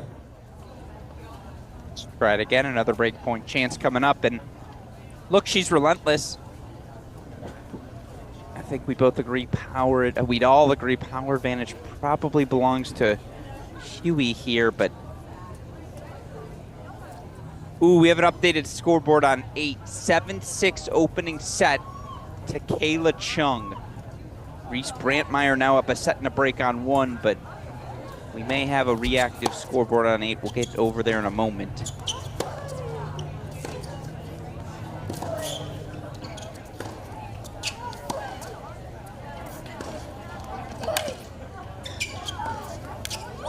That's ridiculous. Absolutely ridiculous from Huey. So let's hold here. But again, just wanted to offer that scoreboard update. Kayla Chung, rising junior out of Philadelphia, Pennsylvania. 17 seed here this week. 7-6 opening set for her over Alexis Nguyen.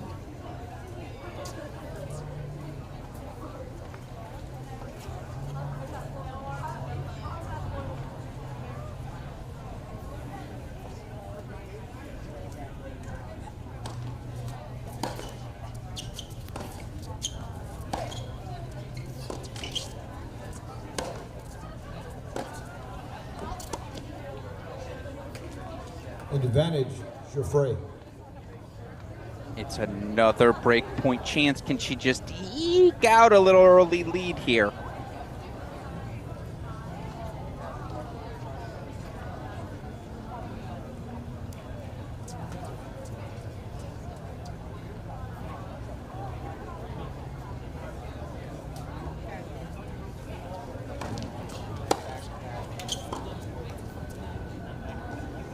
Game, Geoffrey. It's an early break for Geoffrey. 2-love lead. Second set here on Stadium. We're going to hold firm. This is, again, one of 4 active main draw matches. Huey versus Geoffrey. Chung versus Nguyen. Again, Brantmeyer now up a set and a break on Alyssa On, and then Guichard and Esposito Kogan, 7-5 first set for Guichard. In that match on a non-broadcast court 15.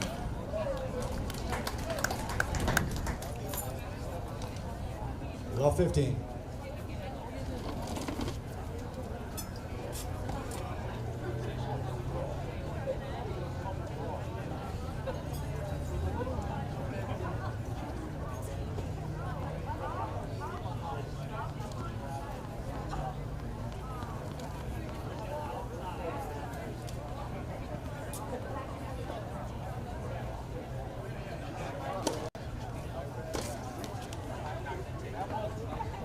All.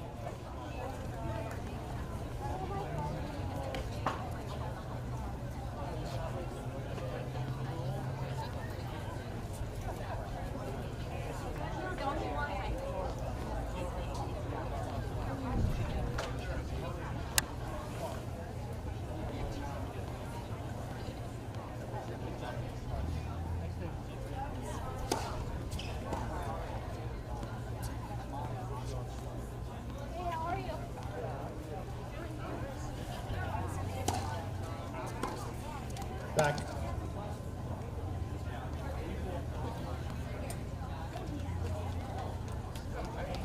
$15.30.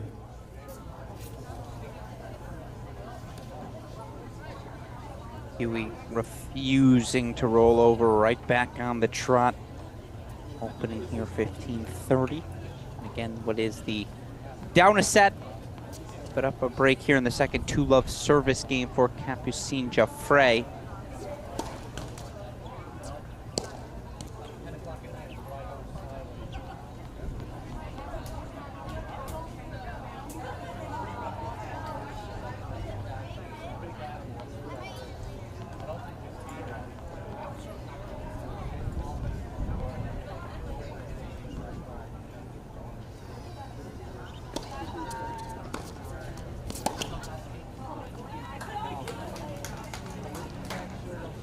15-40.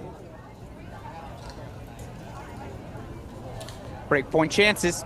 Two of them coming up for Catherine Huey to get us back on serve. Reese Brantmeyer consolidating 7-6-3 love lead for the number 2 seed. Get you over to court 8 on this changeover. 7-6-1 all. Kayla Chung leading Alexis Nguyen. But first, 2 break point chances here for Huey.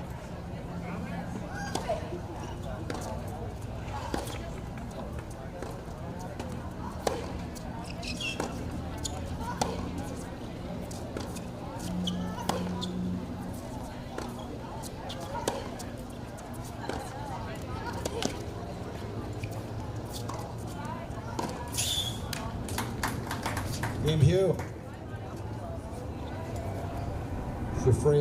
Huey breaks 4-1-2, so we're back on serve. Second set, Catherine Huey. Soon to be Stanford Cardinal, number 2 in her class, 3 in her class. Hasn't played a ton of junior tennis over the course of the past year, but reminding all of us how she got to where she is. Back on serve, up a set.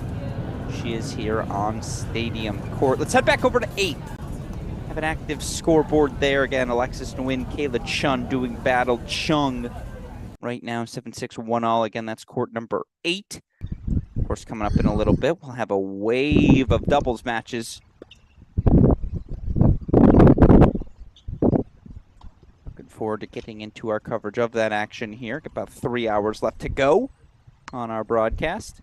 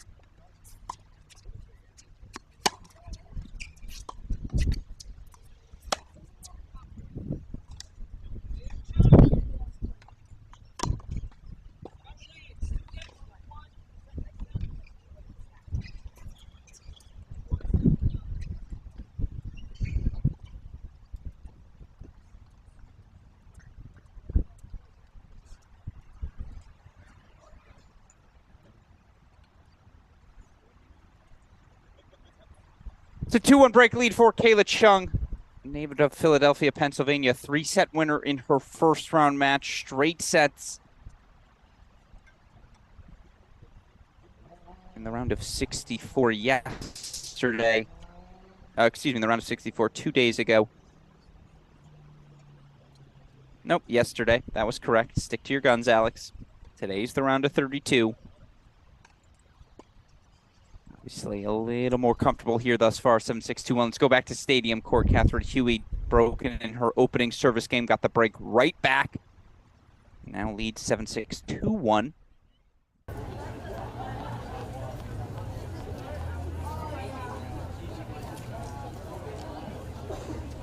Excuse me, 7-6-2-1. That's Chung. Leads 6-4-1-2.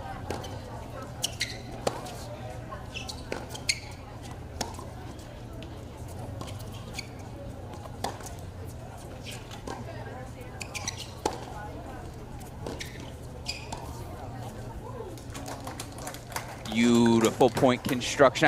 I do like this angle. You can see the edge, the blade of her racket get outside that ball so clearly.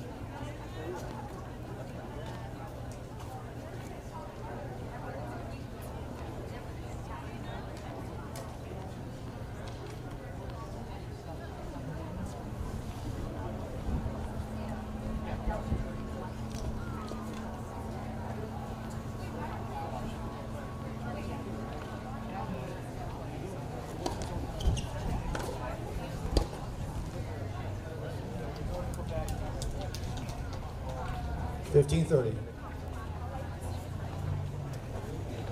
Not a break back until you follow it up with a hold, right?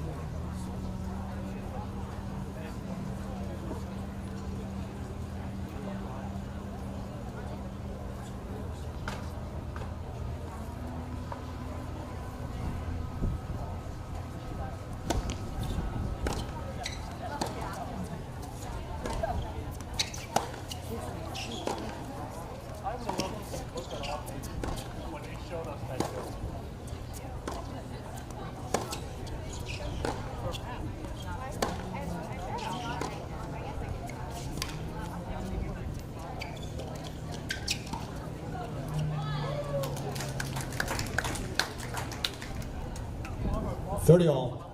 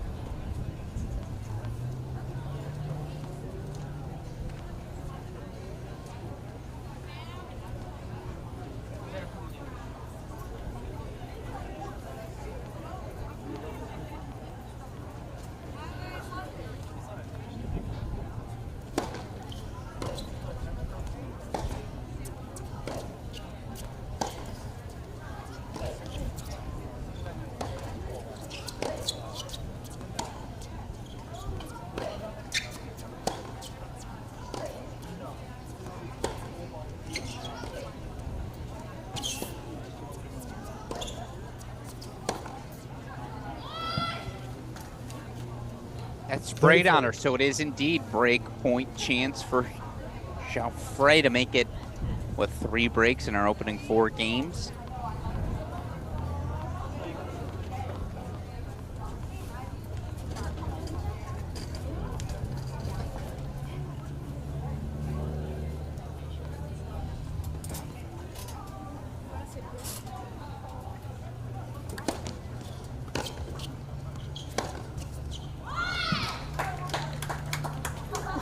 Deuce.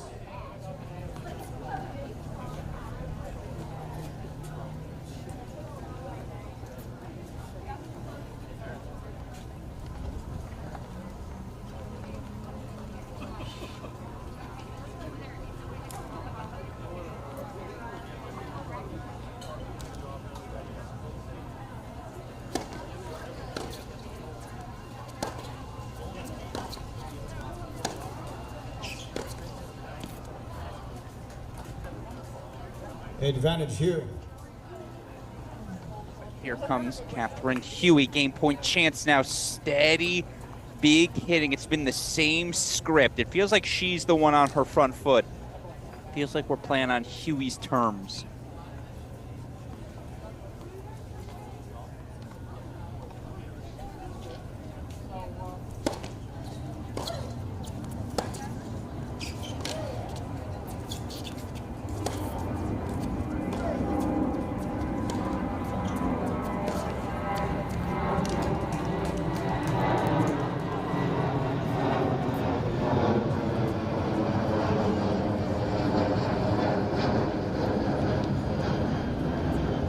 Holds for 2-all. Game here. 2 games all. Second set.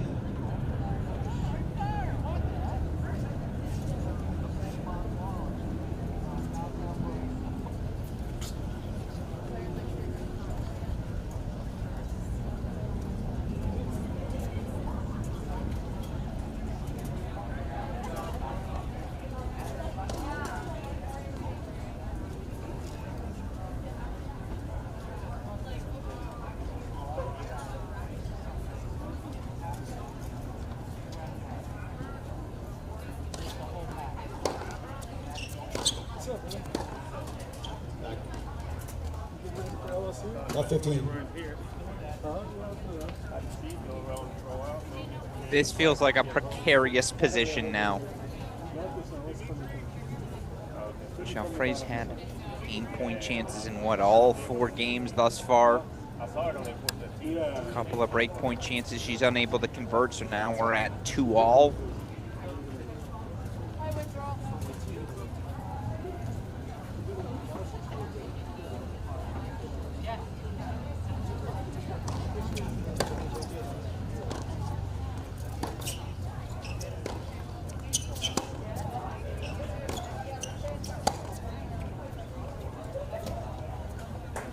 all.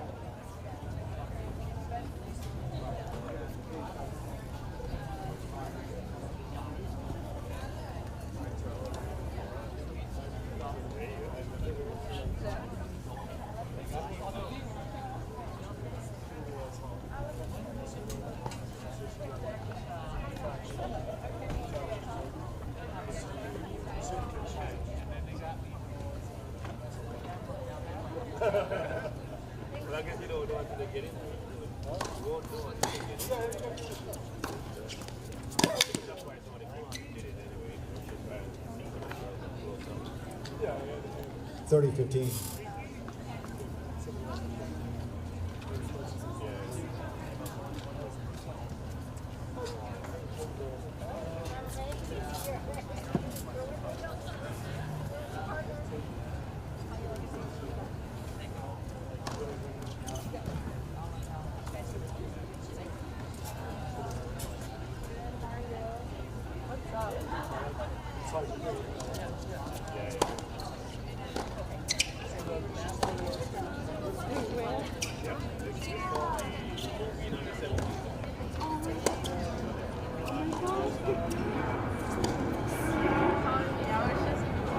You sailed that one? I think she did.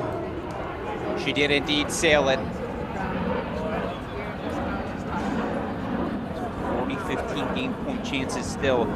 What's the difference between the rising sophomore and the soon-to-be freshman in college? It's the serve. That second serve for Geoffrey is just a hanging duck. A curveball in the strike zone for Huey to pounce on.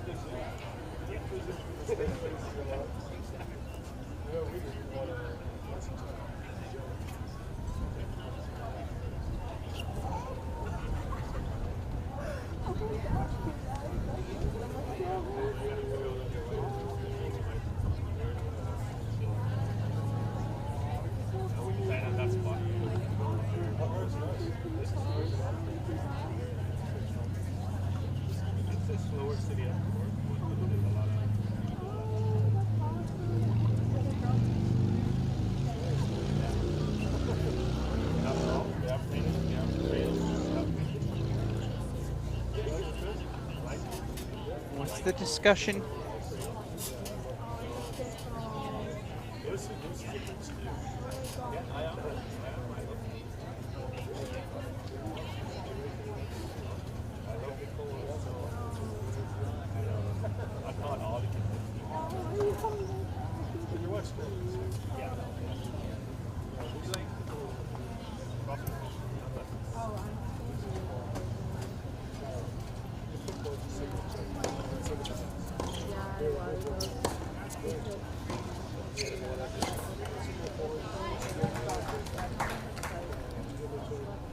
Forty 30.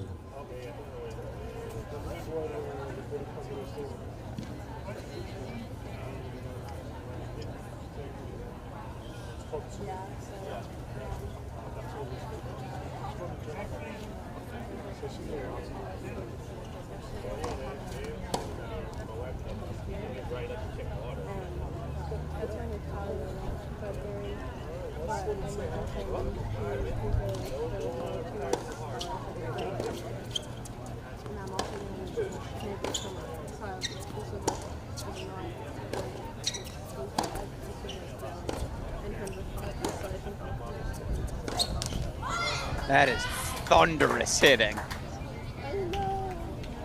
Absolutely Deuce. thunderous. Sends us to deuce, and of course, again, it just feels like ground stroke to ground stroke. If they were playing a ground stroke game first to 21, it's anyone's ball game. But the serve is just sitting up for Catherine Huey to attack. And that gives her that much better court positioning. She's inside the baseline from the start. You just feel like, again, that pace might overwhelm the younger Geoffrey by the end, as thus far.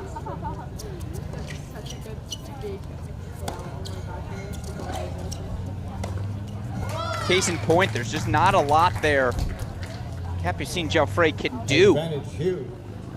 Break point chance now for Huey. By the way, second seeded Reese Brantmeyer into the round of 16. 7-6-6 love. She knocks out last year's 16s champion, Alyssa on. So just about all of our round of 16 spots now officially occupied. Alex Gruskin here will get you up to date on the latest developments in the draw in a moment. Breakpoint chance now, though, for Huey. Take a decisive lead.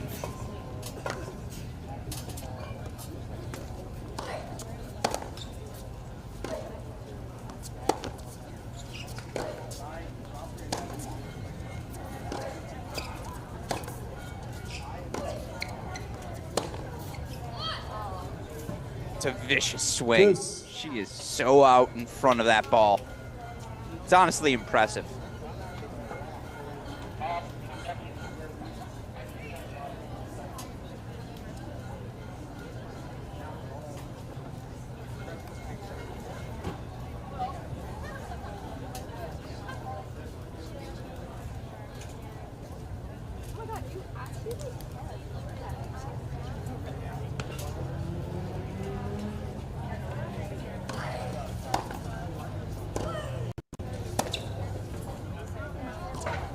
Right. Advantage, Geoffrey.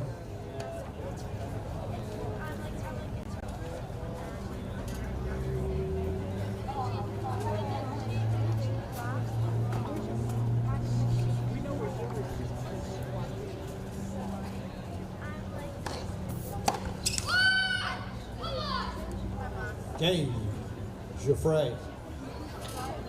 Geoffrey leads 3 games to 2. It's a massive hold for Capucine Geoffrey just Set to, to Hugh. again, keep herself in the mix here. Catherine Huey clearly the aggressor to date. But again, all the credit in the world to the rising sophomore Capucine Geoffrey. She takes a 3-2 lead here, second set. Alex Gruskin here. We're hoping to have an 18s graphic for you eventually. For now, let me just talk you through what we've seen develop so far. And again, we take you to another court, but ooh, we do have an active scoreboard. Take me to 8, Westhoff. Scoreboard's back up and running. And we have our first doubles match now on court as well. We're going to stay away from the doubles while we have any singles action, but again, right now, you see Alexa Nguyen down a set, up a break though, 4-2, 15-30 in her service game. A reminder, Nguyen, the 33 seed, taking on the 17th seeded Kayla Chung. One of our 3 remaining girls 18 singles main draw matches on the day.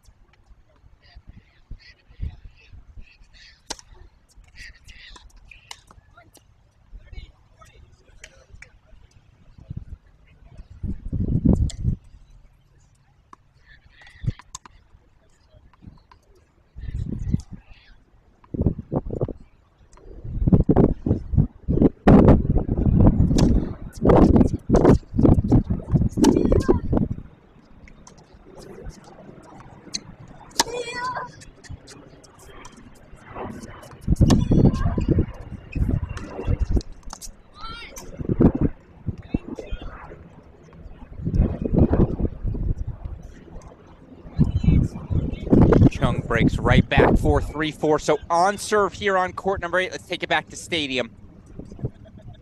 Again, Catherine Huey up a set, 6-4, 2-3 on serve. Another love 30 deficit. Again, it's just the server who's at a disadvantage. The ground stroke's too proficient, too aggressive for all of our remaining main draw contestants.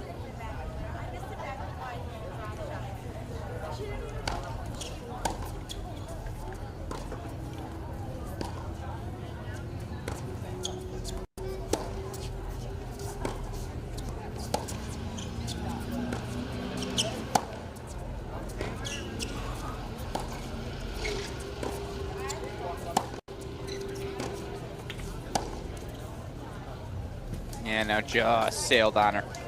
15-30.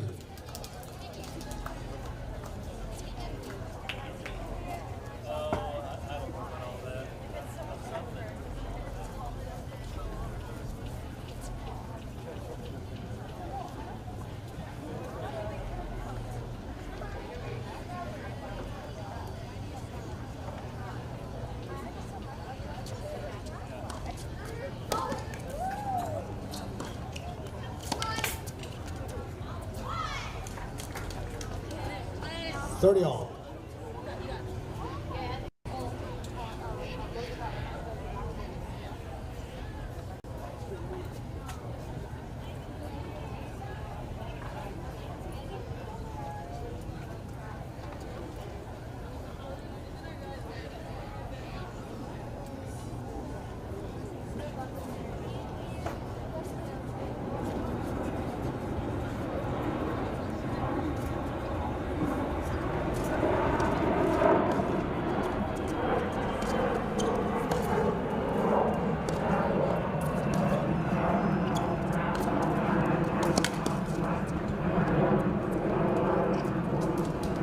Great serve, great execution. 40-30. Chance for Catherine Huey to keep us on serve.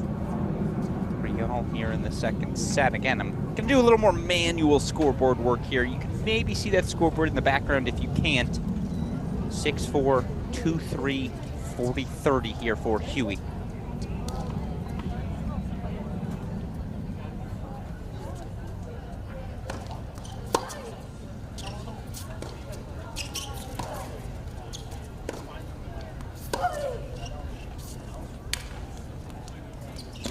Oh, that's clever. Always appreciate the athleticism of the splits, but Catherine Huey showing off the variety she possesses. 3 games all.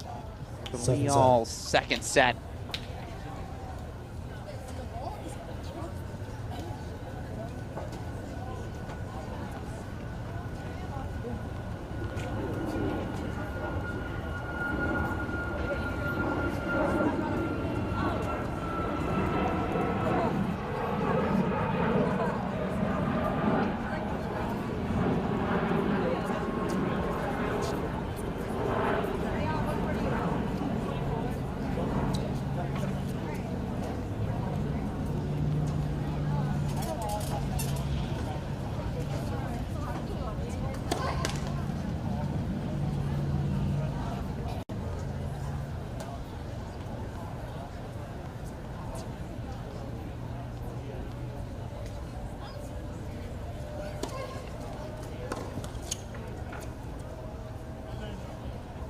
Love.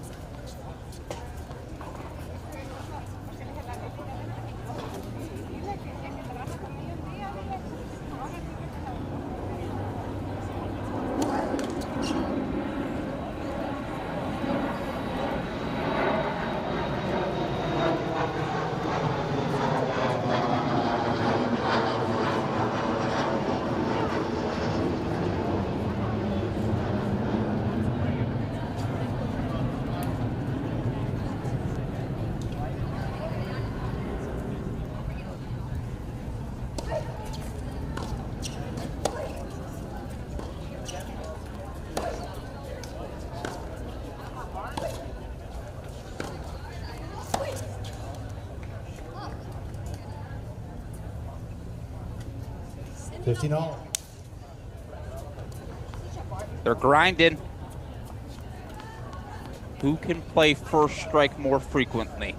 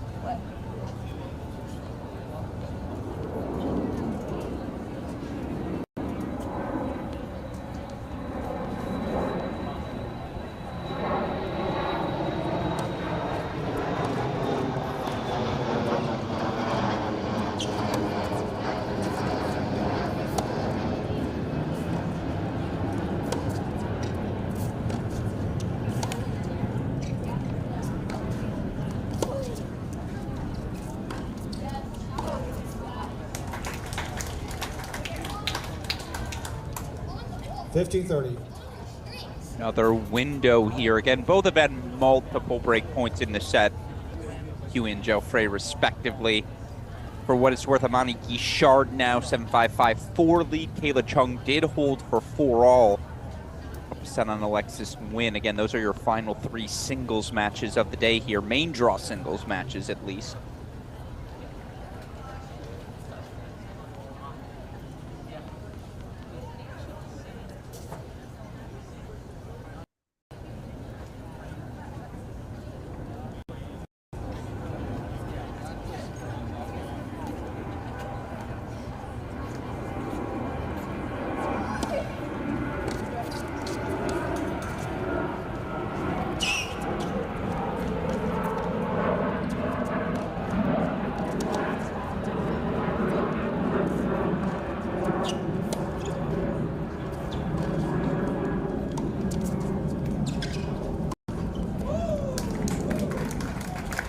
Break point chances now for Huey to separate herself. 15-40.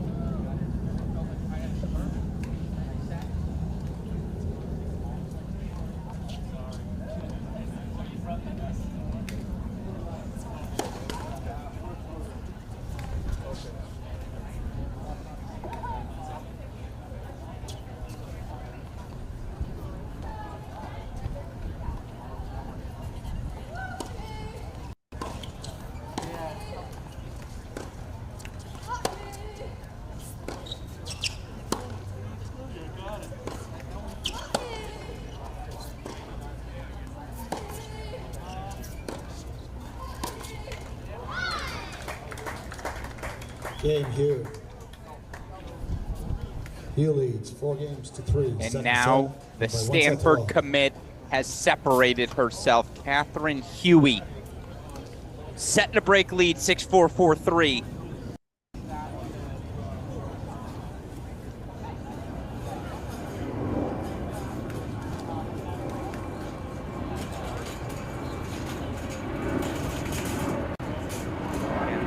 Remaining. Ooh, quest off. We got to go to 8. Court number 8. I apologize. I know. Again, a lot's going on here. Feels like we finally have a grasp on this one. Catherine Huey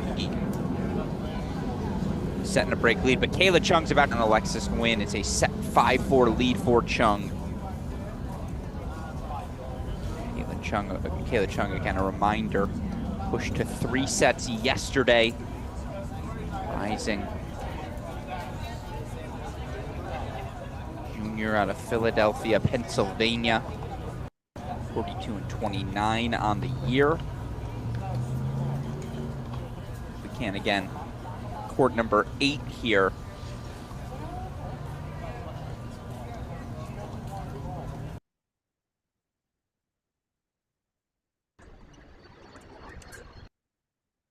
They're out of the chair. Kayla Chung to serve for it.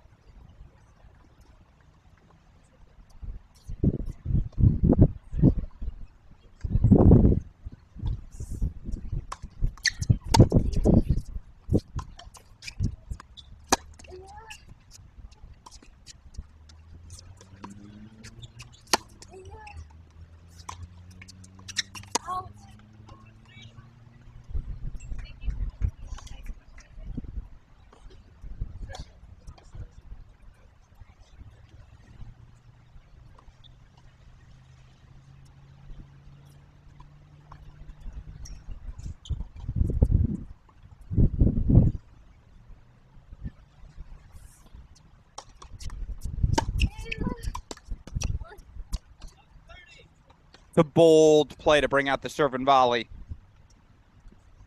A bold play indeed. Alexis Nguyen. Opportunity certainly to break back.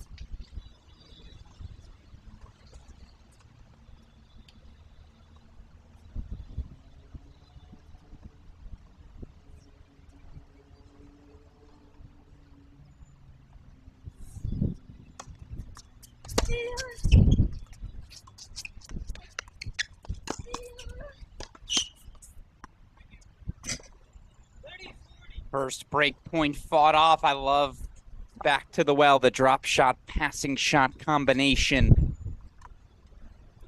By the way, credit to Capucine Geoffrey. She broke right back for 4, also on serve on Stadium. Alexis Nguyen, one more break point chance to get us back on serve here on 8.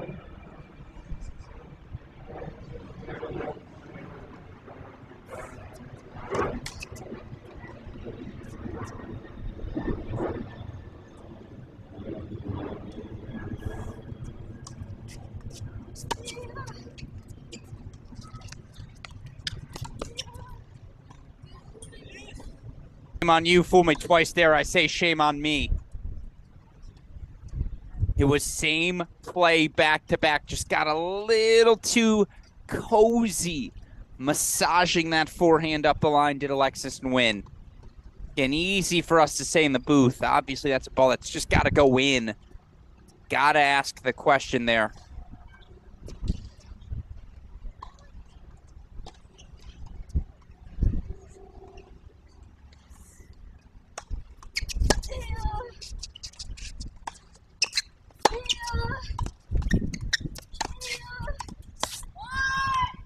And now it's match point, Kayla Chung.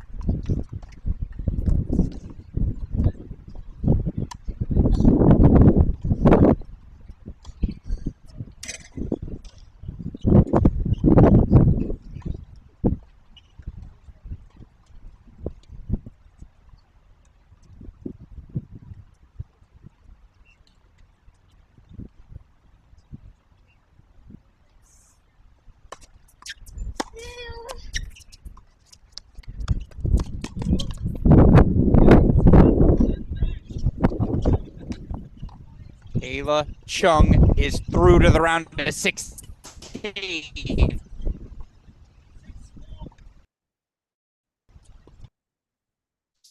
7-6, 6-4. Importantly, it got competitive from the start. But all the credit in the world again. Kayla Chung threw in straight sets. 7-6, 6-4. All right, now we head over to center court. Catherine Huey looking to give herself a shot at serving for the match. 6-4, 4-all. Frey serving 30-all here on our screen. Geoffrey on that far side again, the rising sophomore.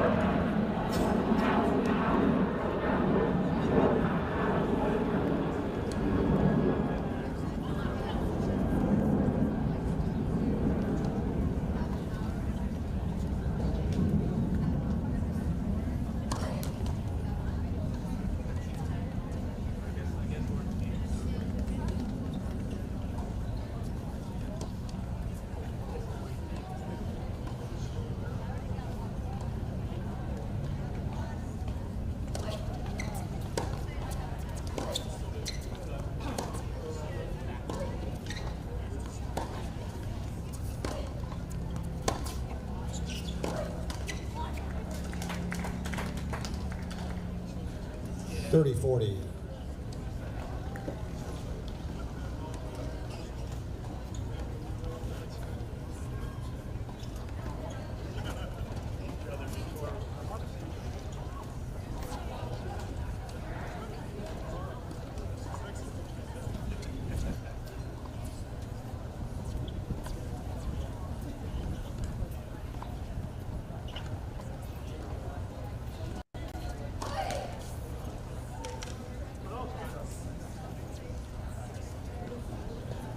Point chance that would give Huey the opportunity to serve for the match.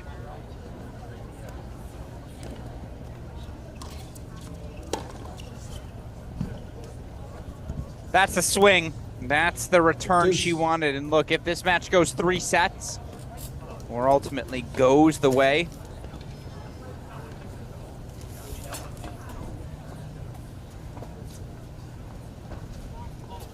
now Frey can come back. That's a return you remember.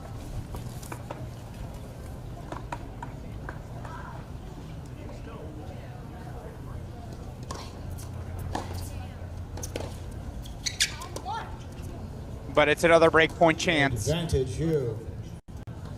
Feels like we're inching closer and closer to that finish line, doesn't it?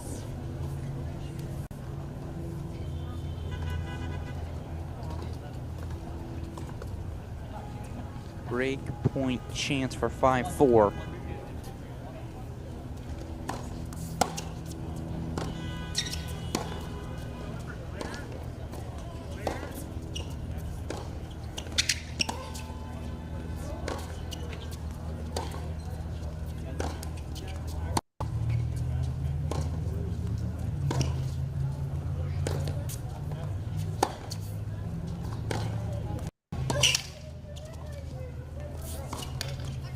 I mean, come on now. Put a pin in it, Westall. Deuce. That might just be our point of the day. To produce that level of consistency, that level of depth, aggression. Down break points, down a set in crunch time here, round of 32. That's why this is the premier junior event on the calendar. That's what we're talking about.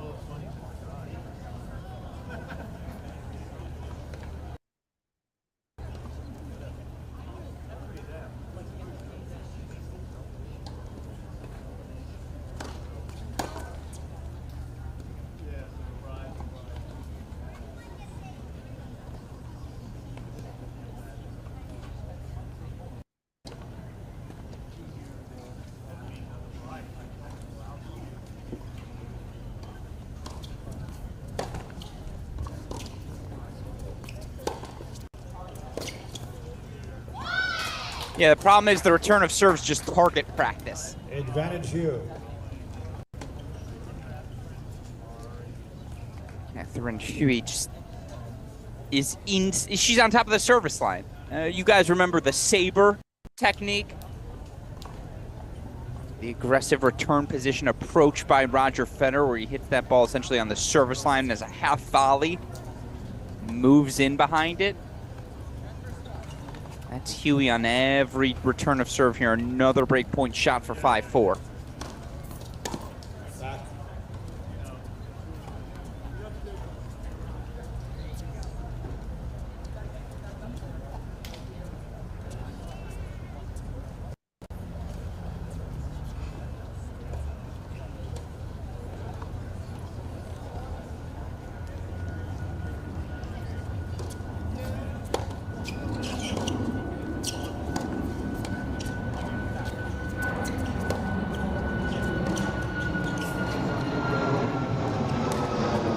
Ridiculous. Deuce.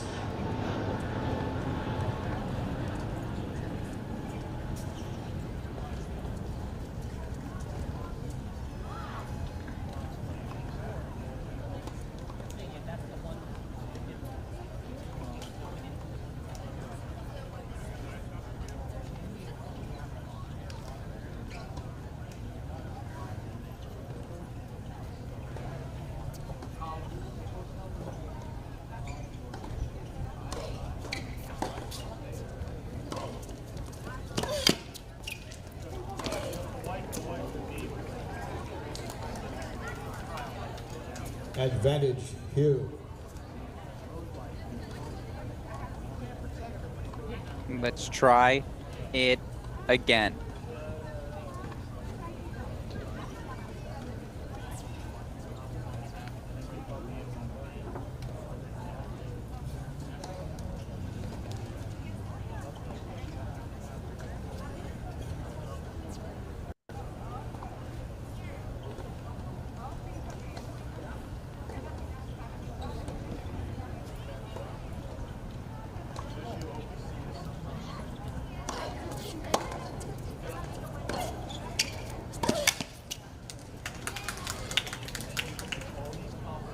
Deuce. Good serve.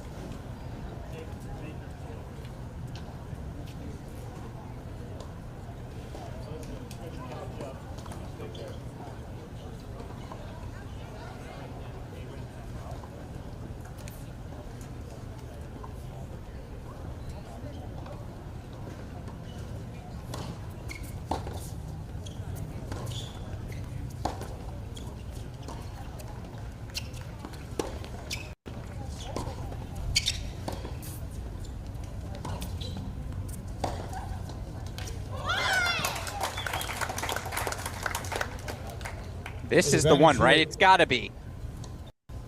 Another break point chance for the soon-to-be Stanford Cardinal. What can she do differently? I don't know. Every point's a little different. It's all about the first strike.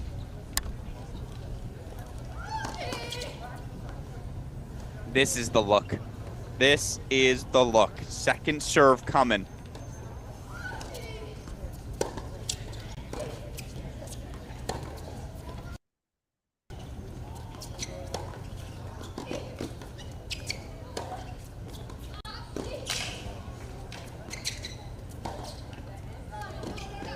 Goes out. It's back. Oh, you've got to be kidding me. How did Jeffrey escape? I mean, put another pin in it. This is just your game of the day.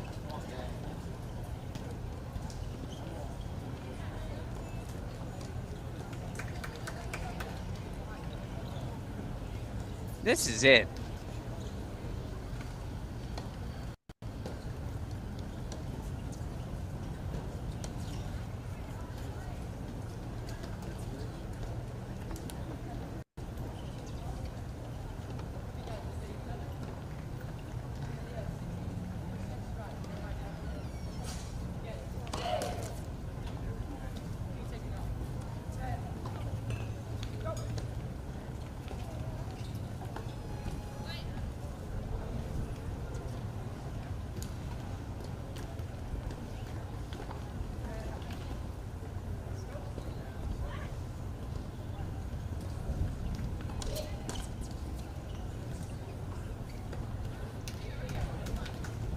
Advantage, you.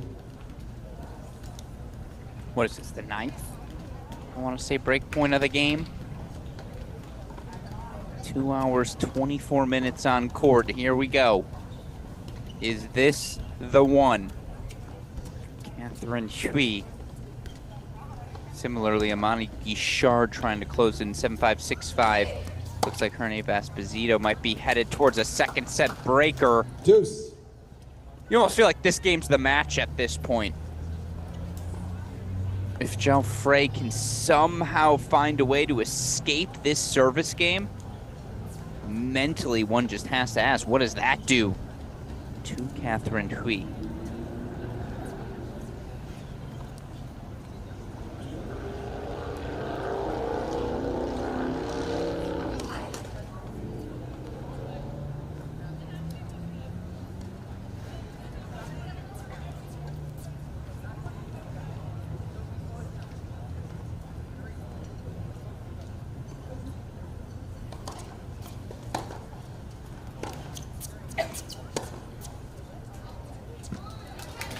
Is this the one?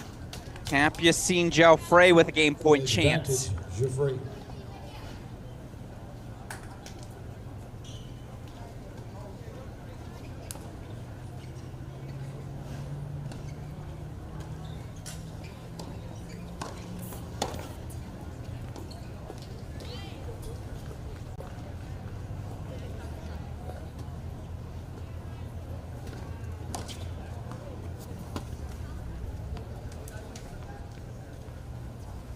Deuce.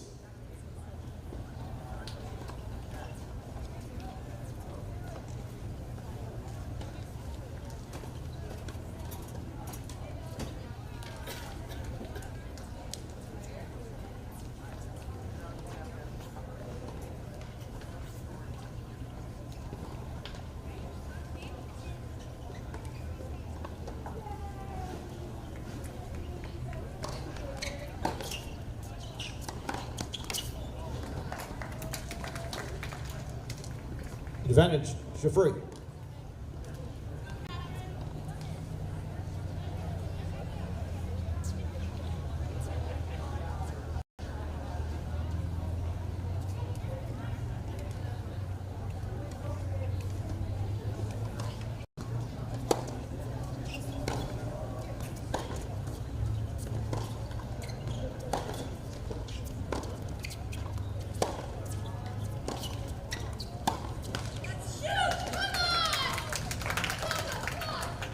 What a hold from Capucine Geoffrey.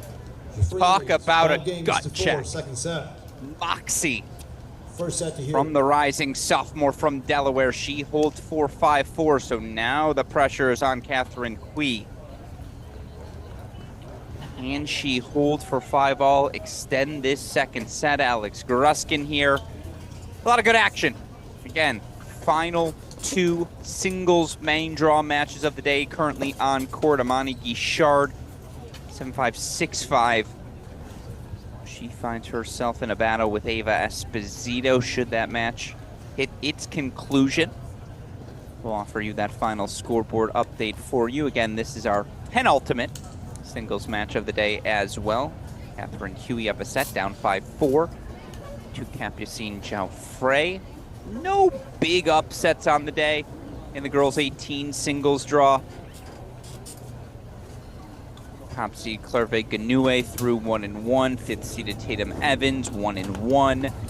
Valerie Glosman 1-3. Tavia Lopez 1-1. Defending champ Elena Yu 4-2.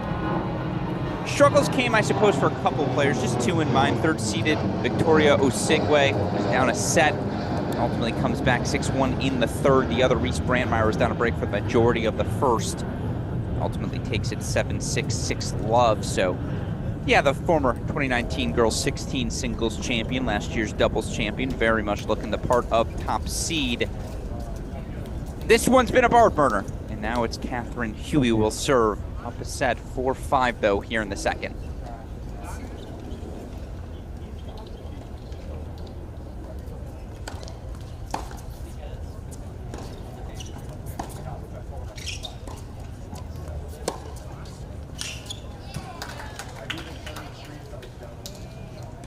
Love 15.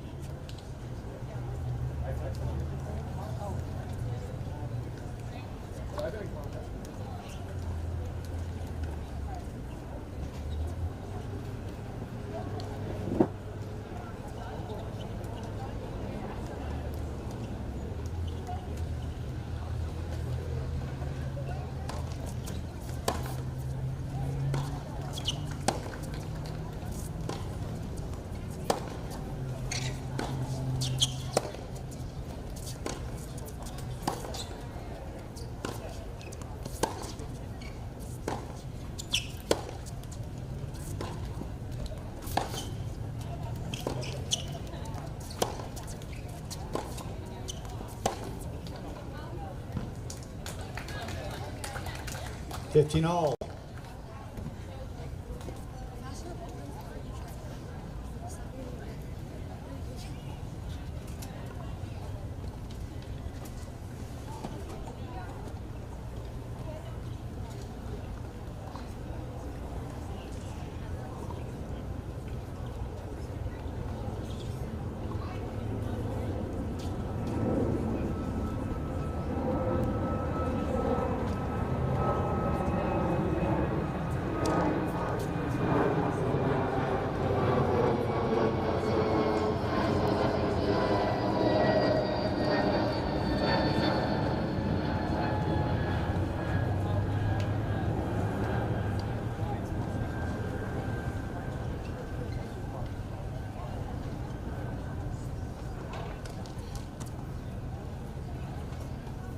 $15.30.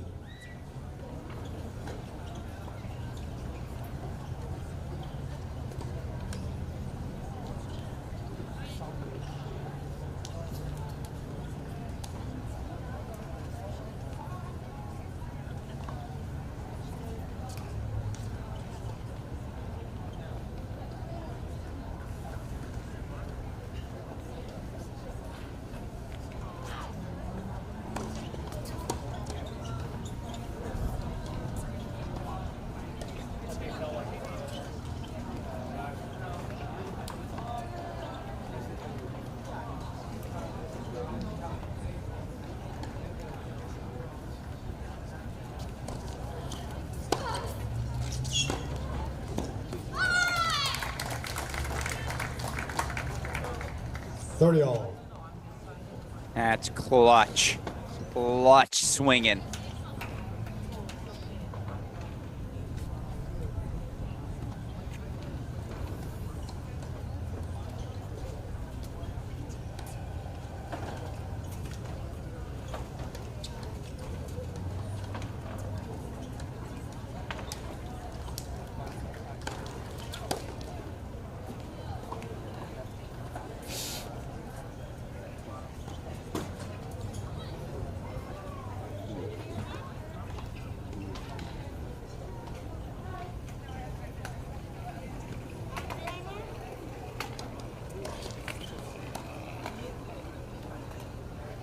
$30-40.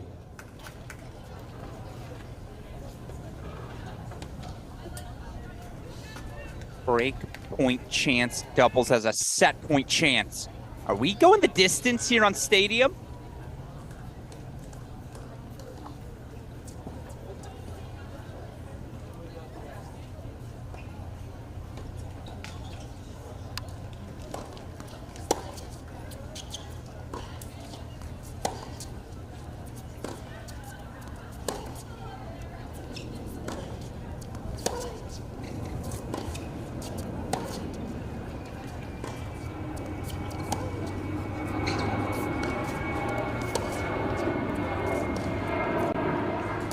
I mean, ripped.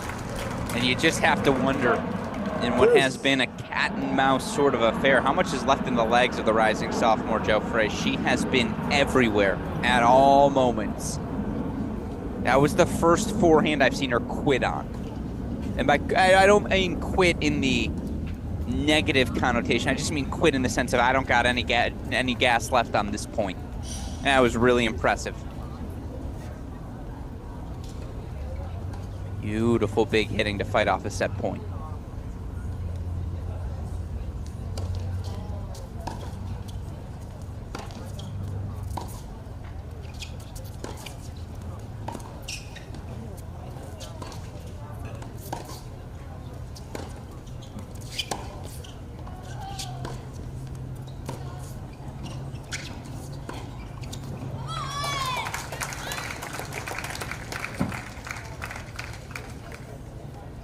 Now a game point chance for 5-all. Again, how much gas is left in the tank here for Capucine Jo Frey? By the way, this is now our final singles main draw match of the day. Amani Guichard, 7-5, 7-6. She is through to the round of 16. So one match left to go. The winner of this will face Guichard. And Brandon Cooey would love to get off the court in straight sets Had a million breakpoint chances for 5-4. Was unable to convert. Now fights off a set point and a game point chance. Level things at 5 apiece.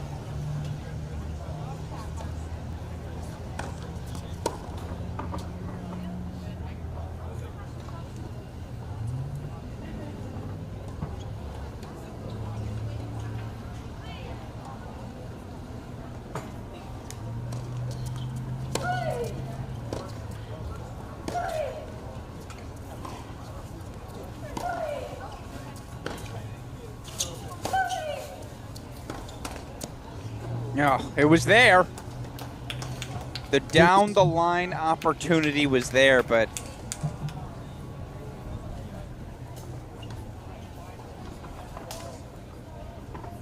just into the net tape, so we're back to deuce.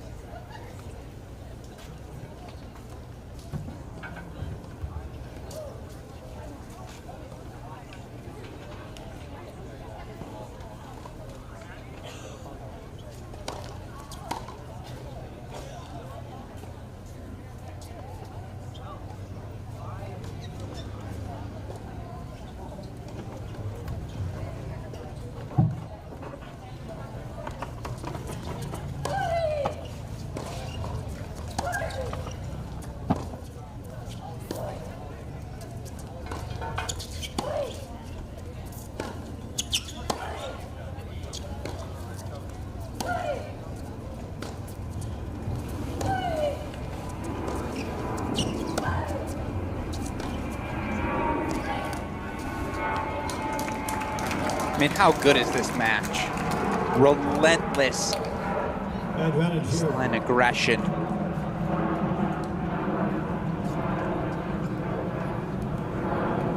Game point chance now 4-5 all again. Bunch of doubles action going on elsewhere, but this is what we're locked in on.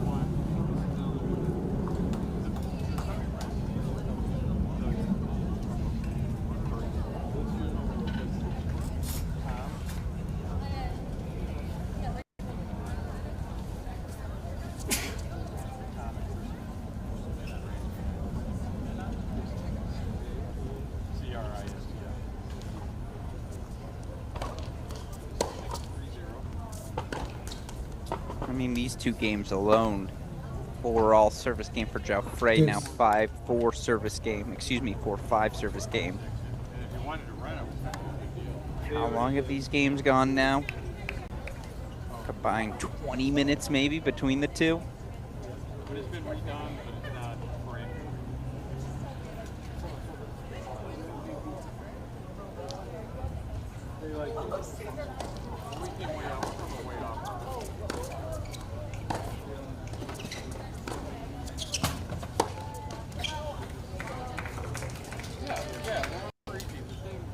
Advantage you.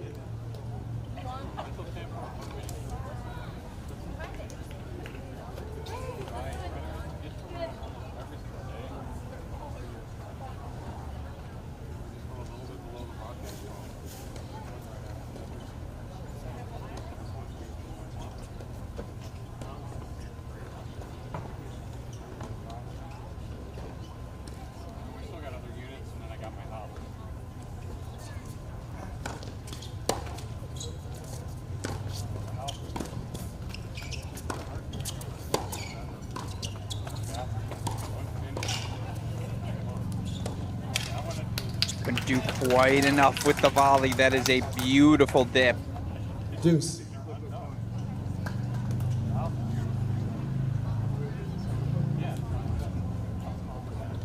Headed back to deuce.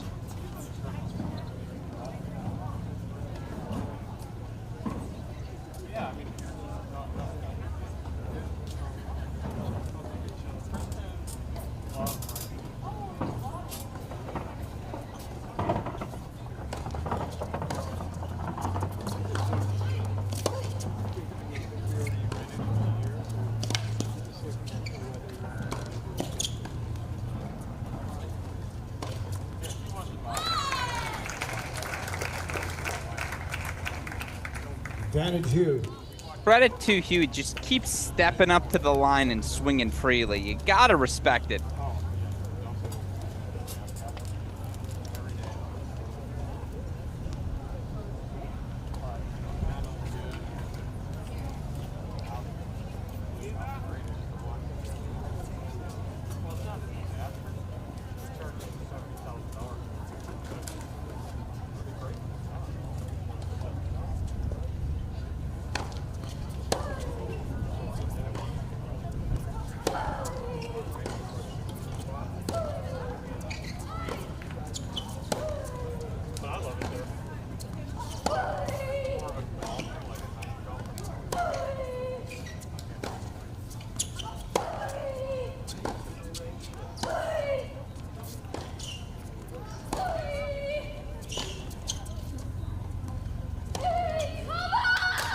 Every time she's had her back against the wall, she's found something special. Deuce. Deserving response after the winner. How about the roar of energy? We're headed back to deuce.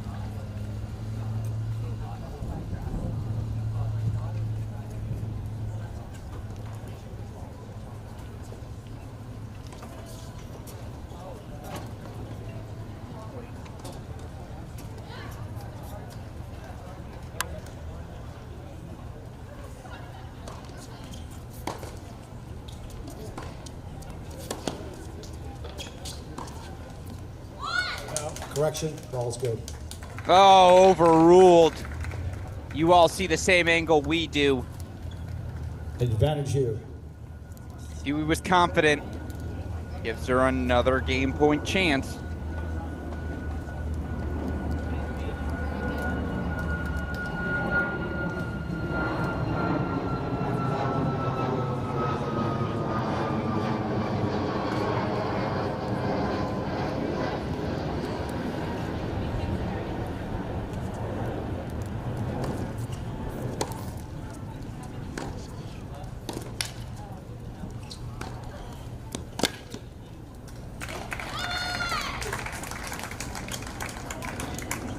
Game Hugh. 20 minutes later, we Five have two games holds all. on the board. Second 5-all overall. We head into bonus time. In the second set, Alex Gruskin here again. This is our final main draw singles match. Finally got the set structure right. Our final main draw singles match of the day. Quarterfinal set. And the girls' 16s draw. 15 of 16 spots secured. Girls 18's main draw, just one singles match to go. And now it's Jeff Frey's turn to respond, serving 5-all second set.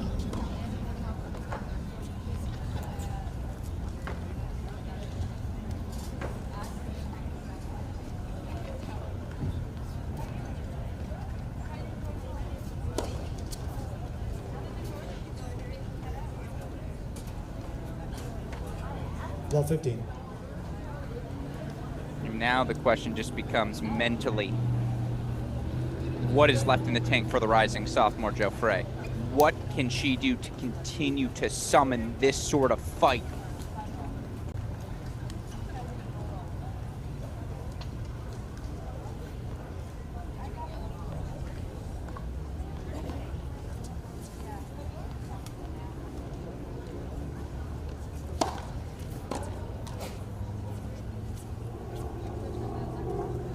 See just the hopelessness on Joe Frey's face, begging for a free point.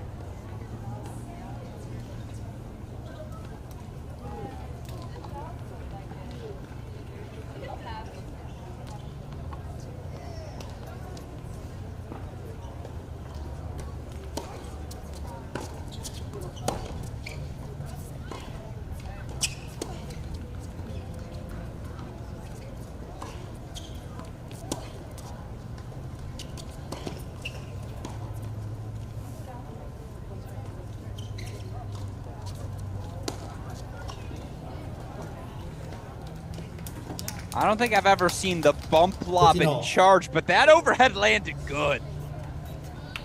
Honestly, put a pin in that, not because of the overhead, but the on-the-rise bump lob and charge. I have never seen that play before. Cut the clip, post that on social media ASAP.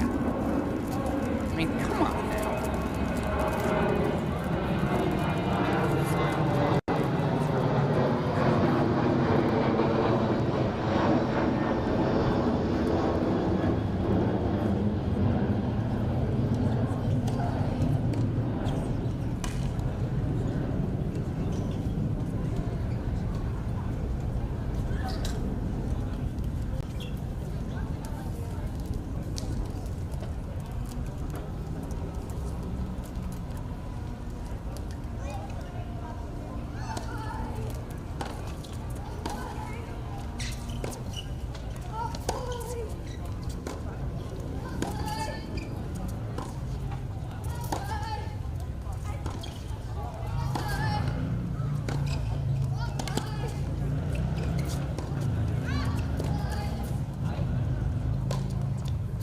The aggression continues. Feels like this might be the one. Huey 15-30.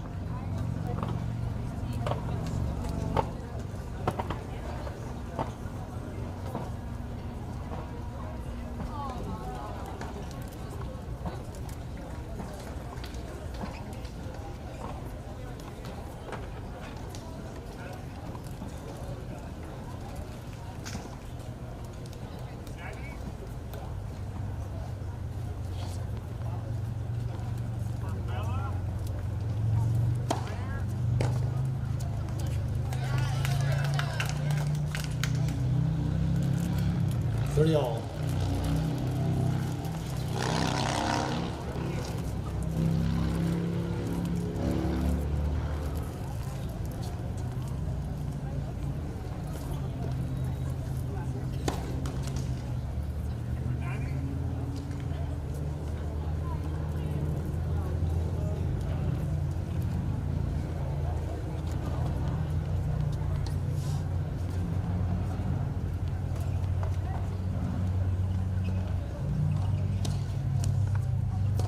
Serve.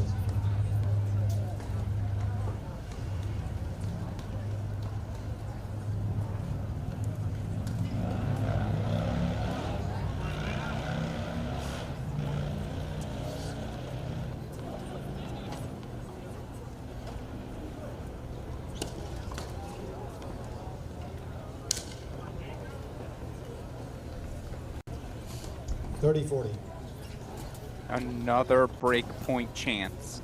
Another one.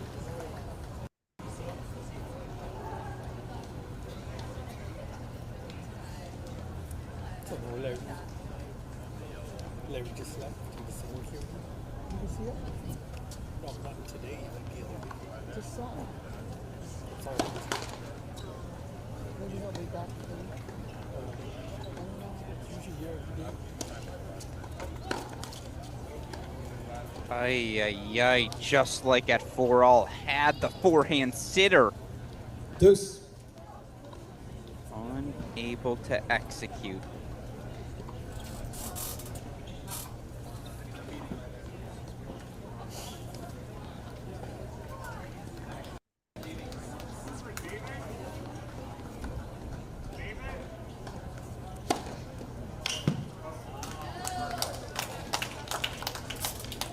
All right, as always, the rising sophomore responds. Now a game point chance for Geoffrey.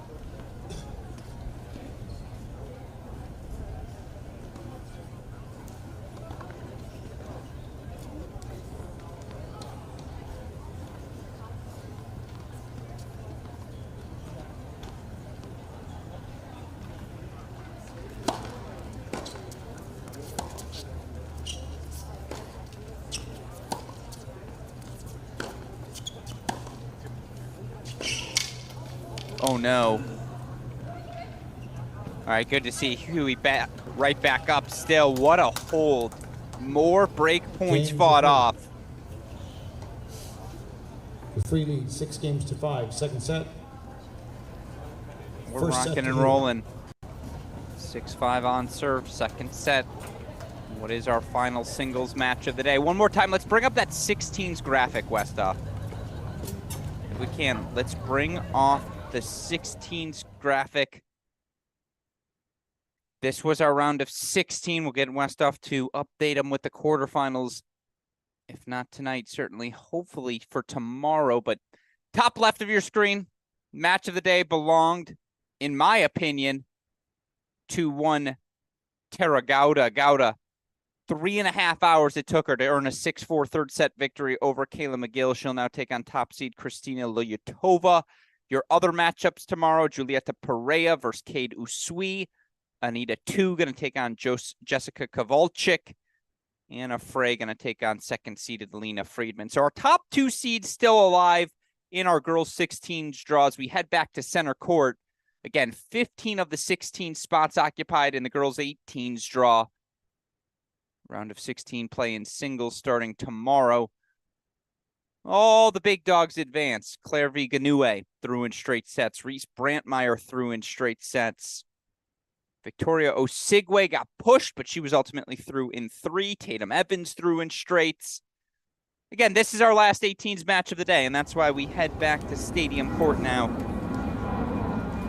Catherine Hui had breakpoint chances for 5-4. She just had a breakpoint chance for 6-5. Yet she'll serve up a set 5-6, taking on the talented, rising sophomore.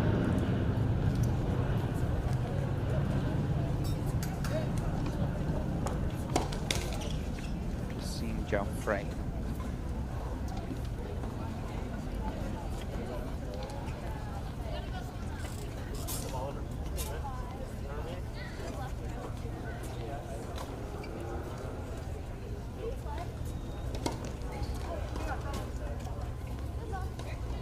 Double fault, never the way you want to start. Love 15. Again, feels like Geoffrey's been chasing down everything Hui's thrown at her, but Hui has definitely been the aggressor.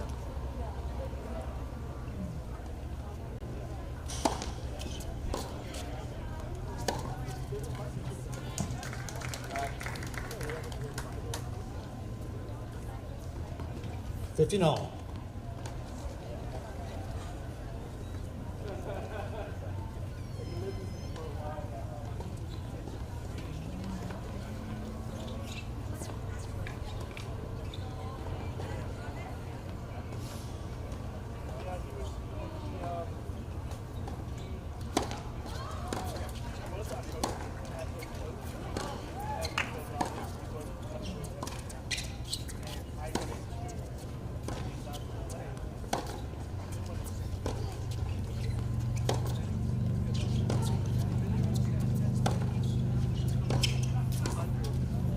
The opportunities have been there.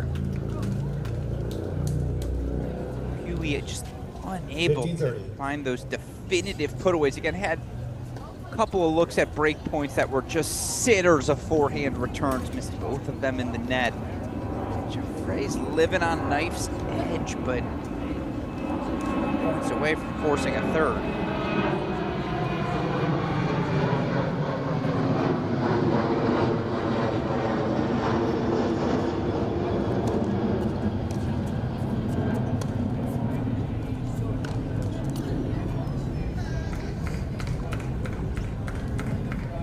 All.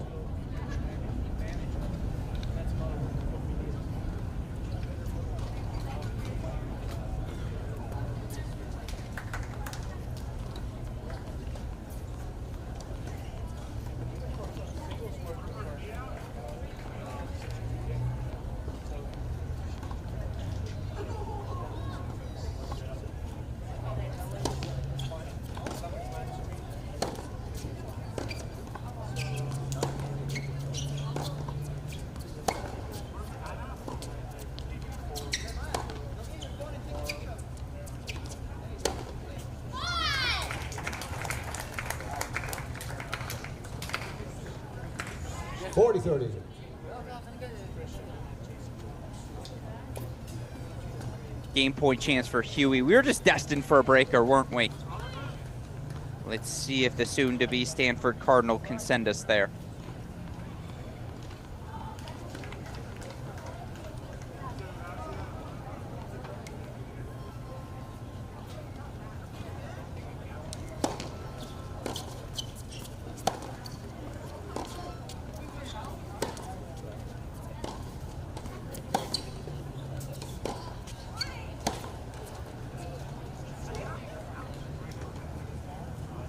Deuce.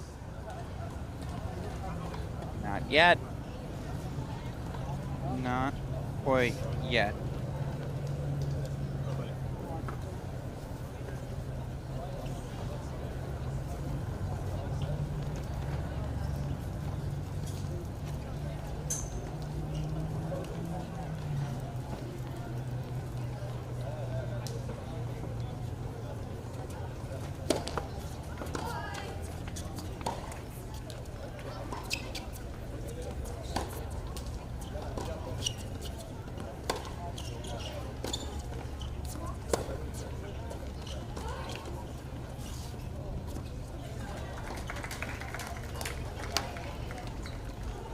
Advantage Hugh. Another game point chance coming up. And all the patterns are just a little bit different point by point, but I'll tell you what, a first serve would certainly help here.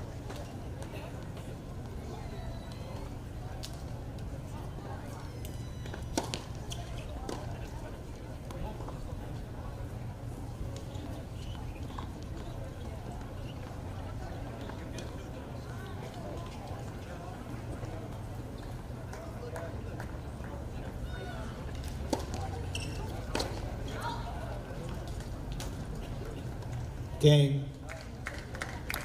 So we head to a Two. breaker. 6 games all. Second 6 set. all, second set. Tiebreaker. Catherine Huey, as you see, up a set. But God, has this one been dramatic. Back and forth affair. Finding the play on Stadium Court.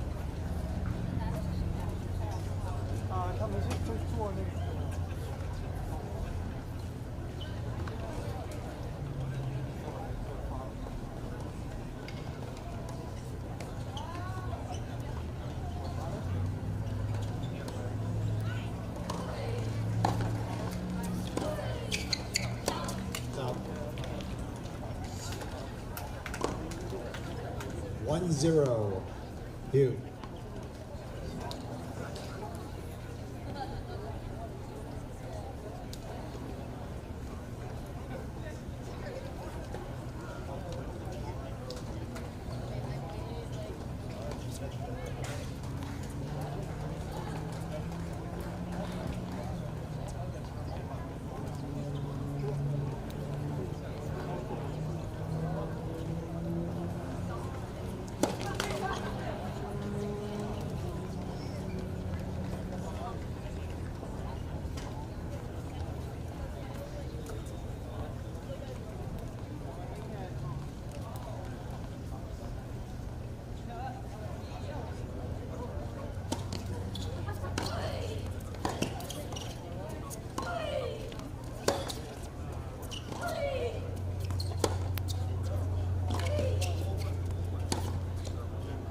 Yeah, Joffrey is everywhere. Hui has to hit that ball 2-0, perfectly.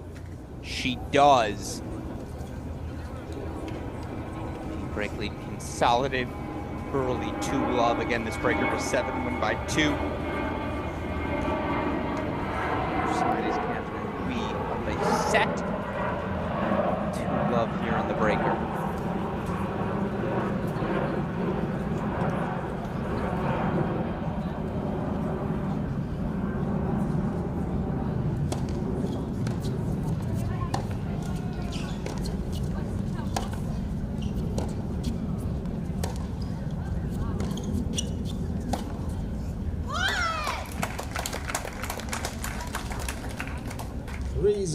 Hugh.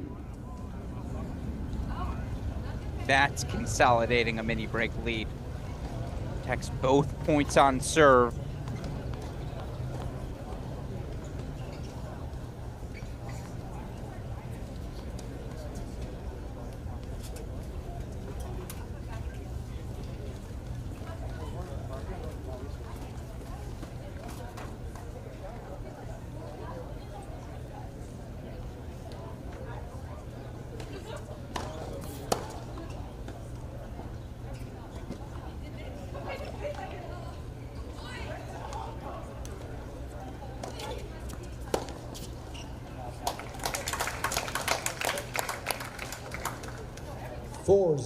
Hugh.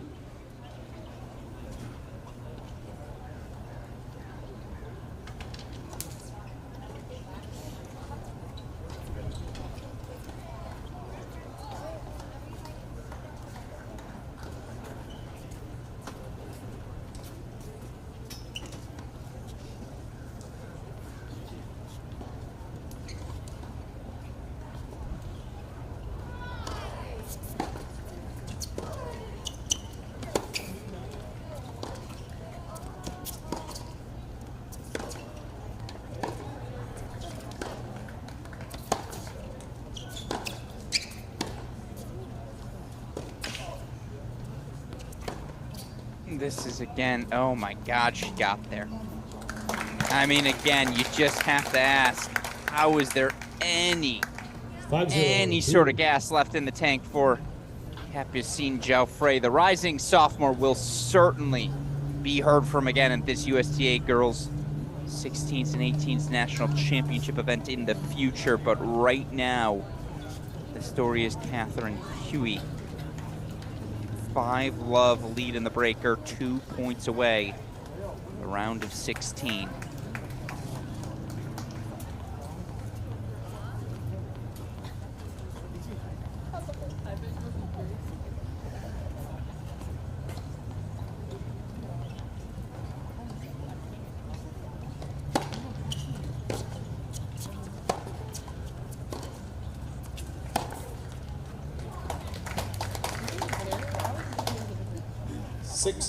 Hugh. Flawless stuff. Absolutely flawless right now. Catherine Huey. 6-love in the second set breaker again. Final match of the day in singles. Winner of this one gonna take on reset winner earlier today. Excuse me, straight set winner Amani Guichard, number 33 seed. Right now, we have 1, 2, 3 33, 4 33 seeds advancing to the round of 16. Not too shabby. 3 17 seeds have advanced thus far. We could be the 4th. And would be an upset by seed, certainly not by pedigree. And of the top 8 seeds, we still have the 1, 2, 3, 5, and 6 seeds all still alive. We looking to eliminate the 7 seed here. 6 match points.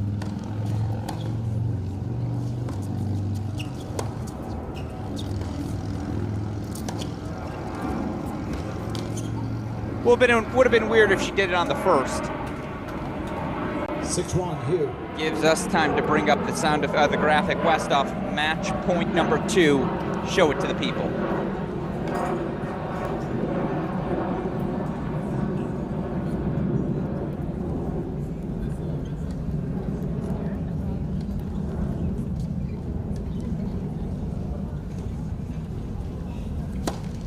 That for serve.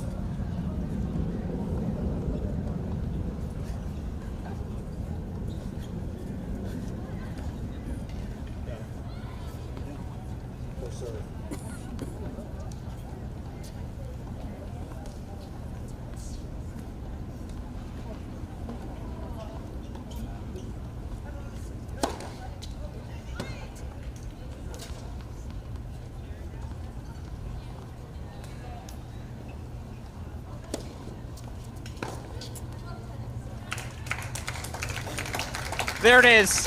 Fitting it ends like that, right? That was probably the biggest difference in this match. Shui's ability to take that ball early on the rise. And yeah, I love the respect, the hug there. I think they know they just did something special. Capucine Joffre of Wilmington, Delaware, the rising sophomore, number 5 in her class. We tip the cap to her here at Cracked Racquets as well. So much respect for her effort today. Yeah, I don't know how she has any gas left in the tank to even walk to pick up the ball. Oh, that's a kick. That's respect. I mean, you get it. Frustrating. Anyone had to be on the losing end of that one still. How about Catherine Huey? Through in straight sets. That sets up, again, our round of 16 is set. Alex Gruskin here.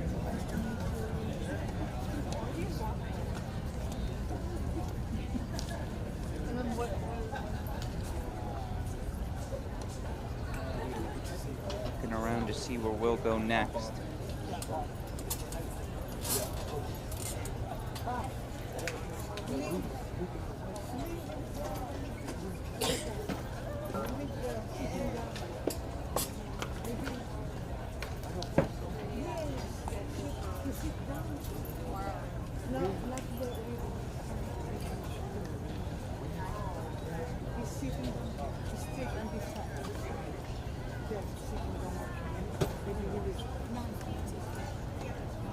standing here, the line left.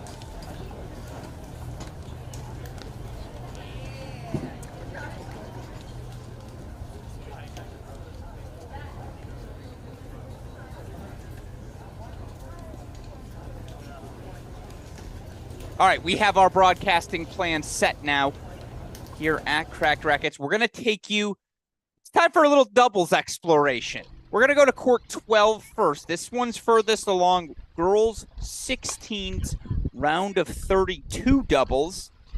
Ellie Warren, Lucia Fuderick taking on Nola Jones, and I am Manning.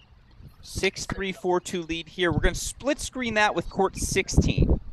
Anna Chirico, Rachel Gee, 6-4, 2-1 lead, taking on Reagan Mulberry and Carrington Brown. That's a battle on court 16. We're just preparing the graphics, making sure it all looks good for you. Again, doubles action. A little less significant, I suppose, in the girls' 16s draw. Less significant in the sense there's not a big carrot hanging at the end of the stick. Obviously, for the girls' 18s, U.S. Open main draw wild card available. Still valuable opportunities for all the coaches here in the crowd. How do these players continue to compete? How do they battle the elements, battle fatigue?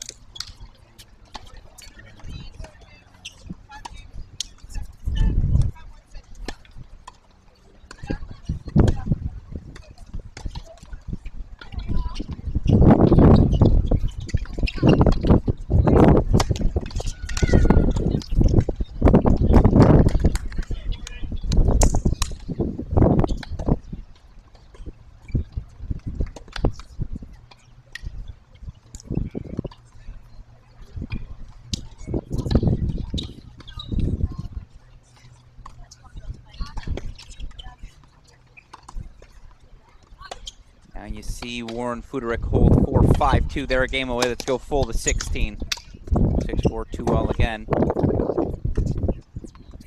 So oh no, excuse me. We stood through the tiebreaker. Don't go through. Stay where we are. Actually, let's go full to 12. Full to 12. This match is nearing the finish line. Let's see if Warren and Fuderick can get through.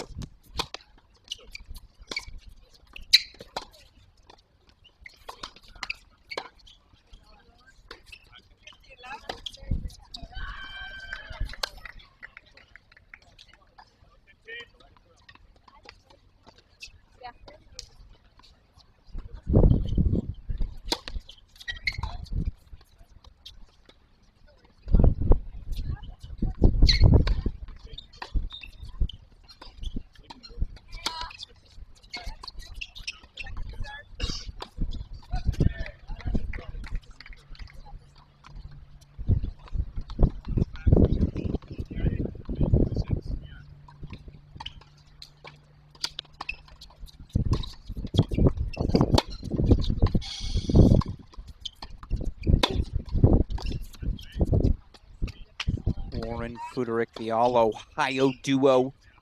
Number 7 seeds here this week. Warren out of Canton, Ohio. Fuderick, Lima. Of course, their opponents, Nola Jones, New Market, Maryland. I am Manning out of Irving, Texas.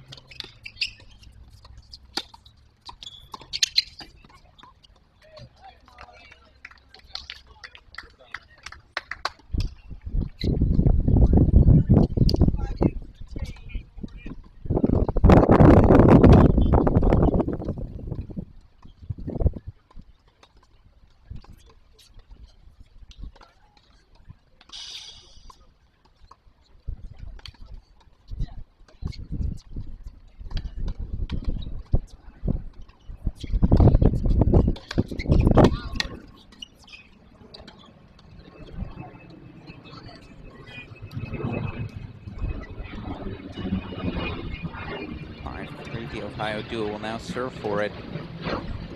And keeping my eye out on the scoreboard in case there's anything else we need to monitor.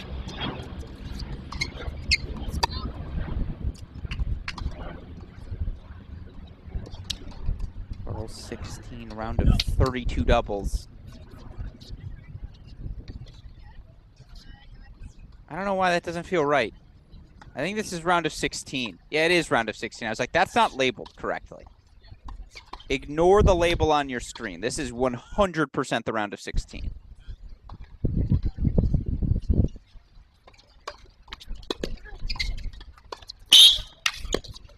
That's just good doubles. That swinging volley's not easy. Love the angle. Love the precision. Although I think the serve might have missed. Still a good swinger, nevertheless.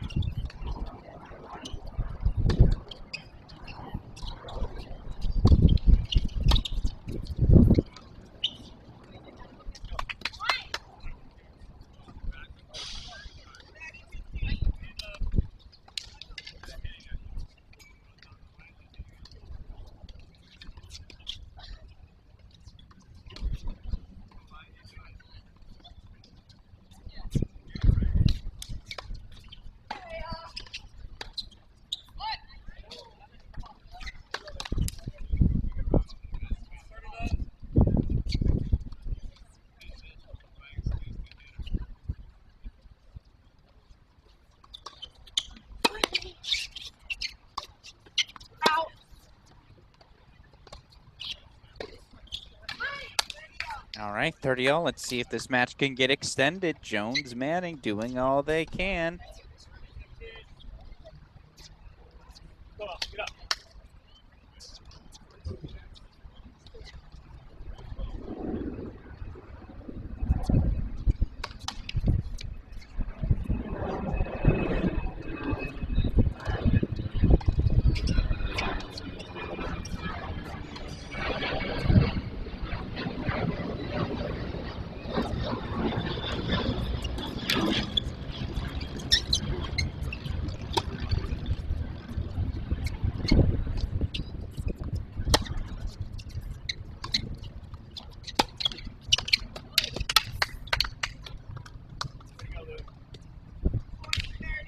Now it's match points coming up for your number 7 seeds, Ellie Warren, Lucia Fuderick.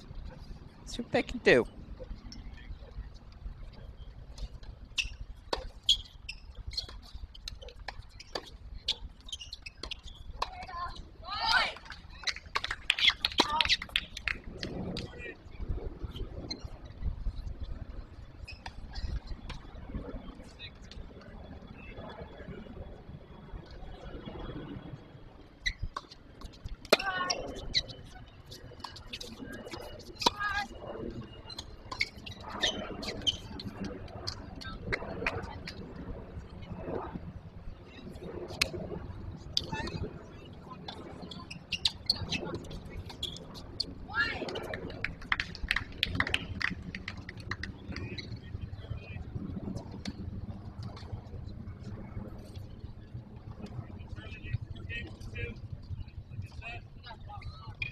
Deciding point, match point.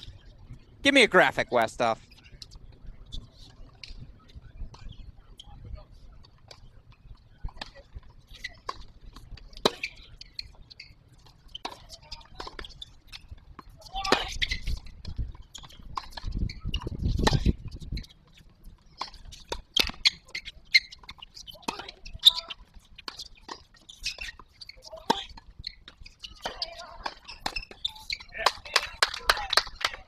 The duo from Ohio moves on. 6-3, 6-3, Warren, Fuderick through to the girls' 16 doubles finals. And in case you're wondering, why is that relevant? Well, I'm just saying, on the list of past 16s doubles champions, see college standouts like Kylie Collins, Elizabeth Wagley, Katja Wiersholm. Grand Slam doubles champion Ina Shibahara, former winner of this event. Whitney Kay. I don't know if she lost a doubles match in college, but a two-time San Diego 16s champion. Lindsay Davenport won the 16s doubles back in a year she wouldn't want me to say out loud. See Lauren Embry, former Florida great, shout out. Tracy Austin, Pam Shriver, Barbara Potter. A lot of greats have won the 16s title. So don't sleep on this part of the event either. Right now we pick things up on court 17.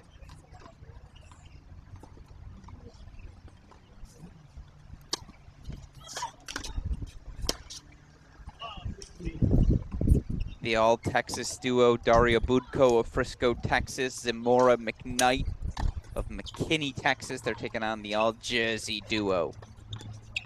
Aria Nina Abalos, Phoebe Devine. Abalos from Bloomfield, New Jersey. Devine from Ridgewood. Middle solves the riddle. Basic doubles, but it's exceptionally effective.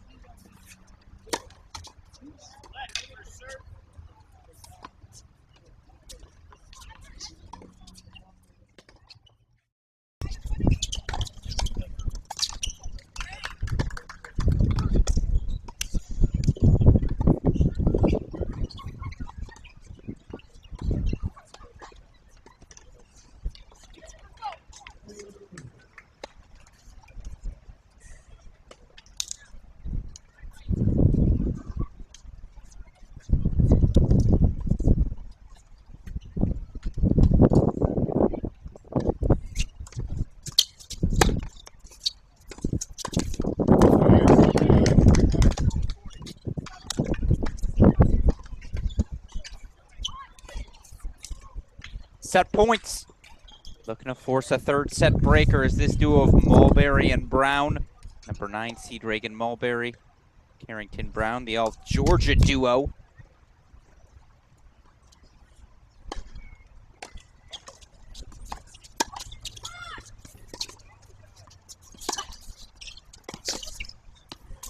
Taking on the all-California duo of Anna Chirico, Rachel Gee. They do indeed force a third set. We're going the distance here on 16 in what I believe will be a third set breaker. So again, doubles right now is the name of the game. We got 17 Westhoff. Will you get me 18 loose as well?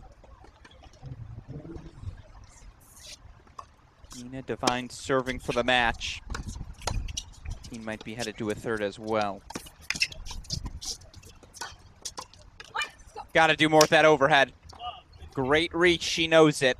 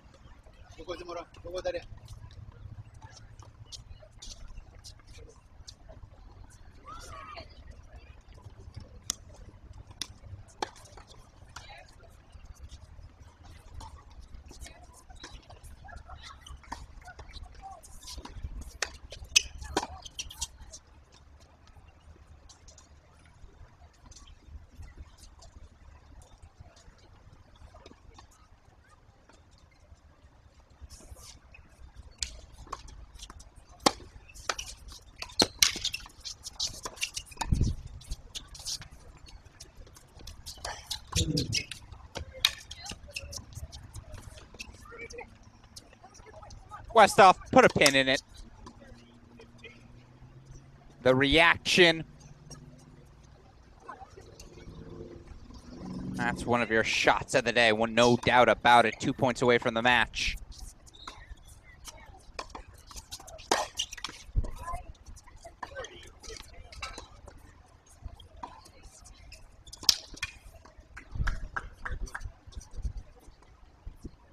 Match points for the New Jersey duo, Aria Nina Abalos, Phoebe Devine. Got 3 shots at it.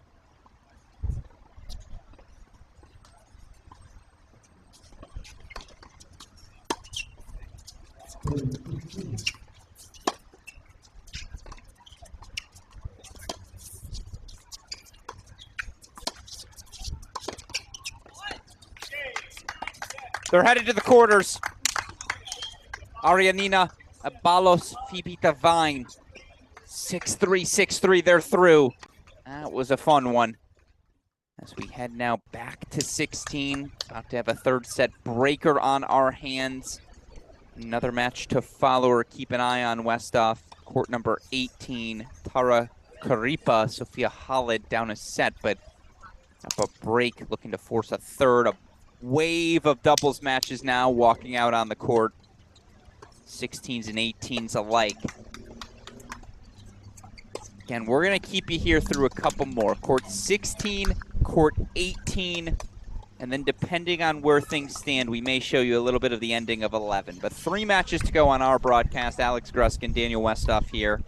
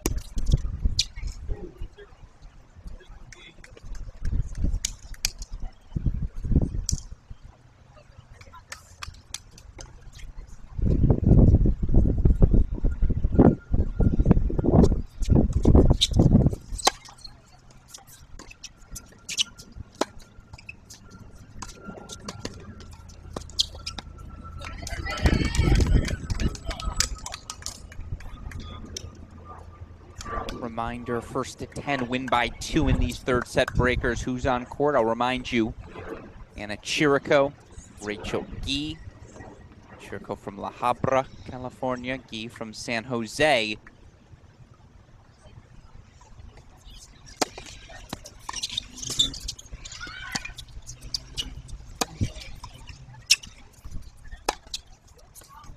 Love the poach, love the aggression, even if it sprays on her. Of course, Carrington, Brown, Reagan, Mulberry, your number 9 seeds, both from Georgia. Brown from Duluth, Mulberry from Marietta. 3-1 mini break lead for the California duo.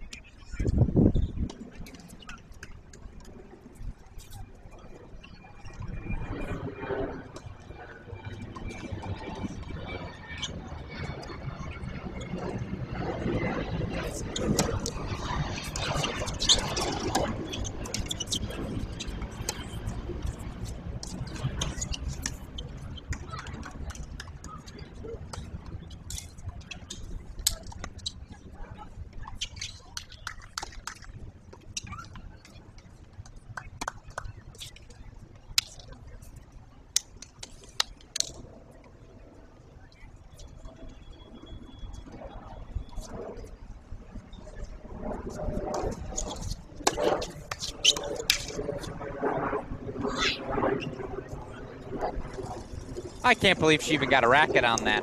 Still now 4-2, excuse me, at the turn. Mini break lead for Chirico and Gee.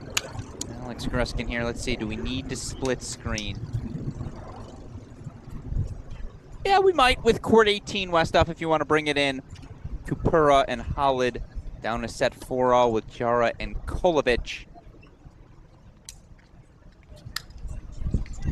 Battle of unseeded duos. Sophia Hollett, of course, top 10 seed in the women's singles draw out of East Setauket, New York.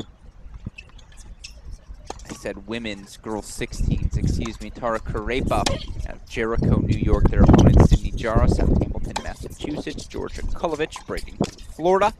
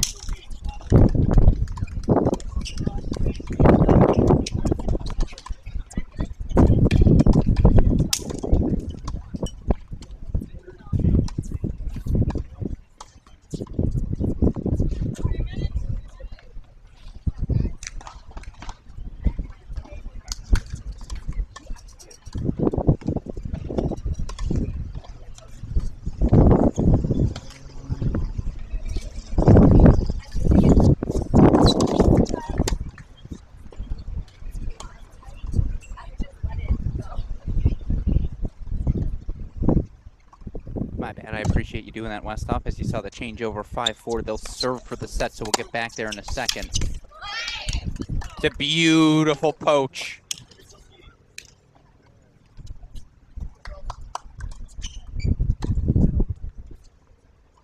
Scoreboard behind? What am I missing? Are we switching 1-4-4?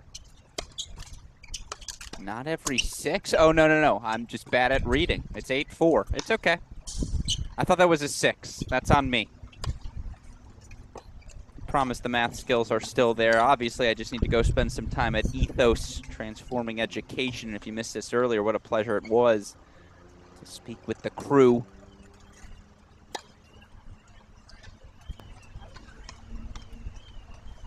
And the countless sponsors who just make everything you see on your screen possible.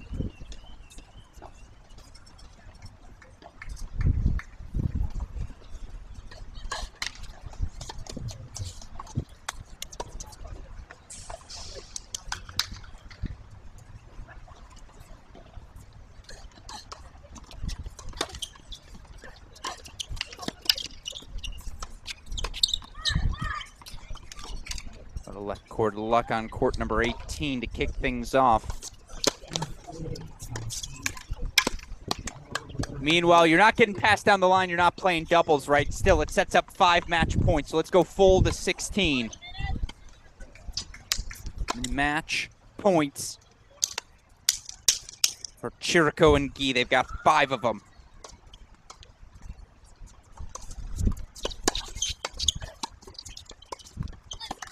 Look at that poach. It's a little bit of an upset. The 9 seeds knocked out as the all-California duo, Anna Chirico, Rachel Guy, 6-4, 2-6, 10-4. They are through to your girls 16s doubles quarterfinals. We head back over to 18. Might we have another third set on the horizon?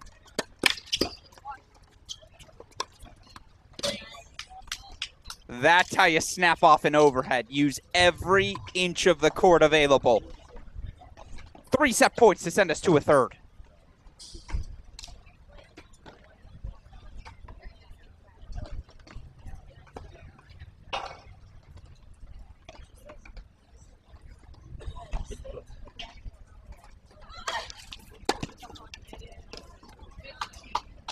If you're not getting passed down the line, you're just not playing doubles correctly.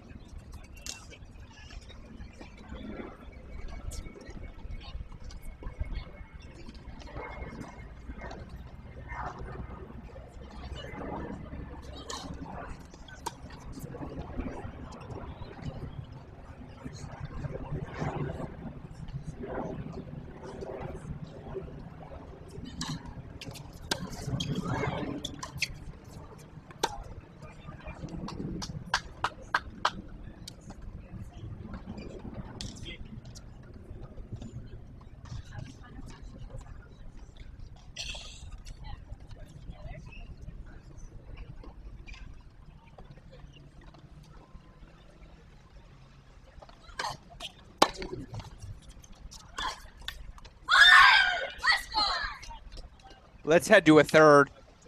Wouldn't have it any other way. Quarterfinals on the line. We're going the distance. Here on court 18, Sofia Holland, Tara Karipa, another set of 9 seeds, the New York duo, through to the quarterfinals. In the meantime, oh no, did this scoreboard freeze on us on 11? I think it might have. Alex Gruskin here. We got so much doubles action happening everywhere. Ooh, can we go to court 10, Westhoff? Can I get a quick 10 out of you? Kaya Mo, Olivia Coutone, 7-6-5-4. They're a game away from the match. Again, third set breaker coming up on 18. That'll be our final event of the day. But 10 is close to the finish line.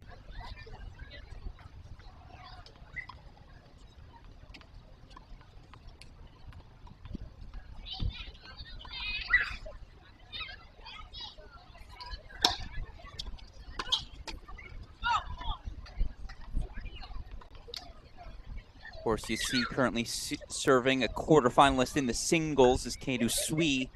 It's the patented hat. That's what gave it our way. Gotta protect the ears, right?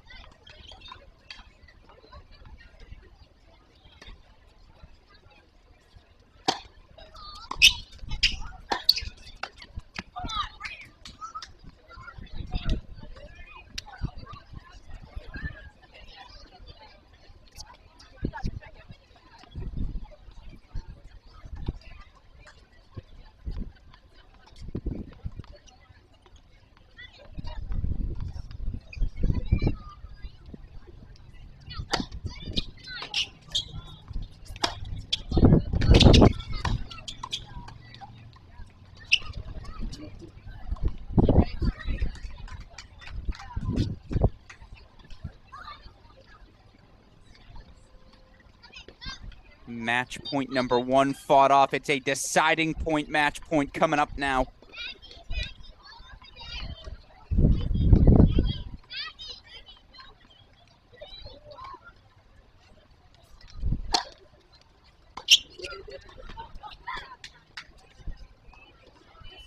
Call confirmed, 5 all. So let's go split screen. We'll show you the third set breaker. When it gets underway, we'll go split screen. Excuse me, I don't think it's underway on 18 yet, Westhoff. He's watching it closely. He'll bring it back to us. I appreciate that when it starts. We'll go split screen there. 2 match points. Fought off here on court 10.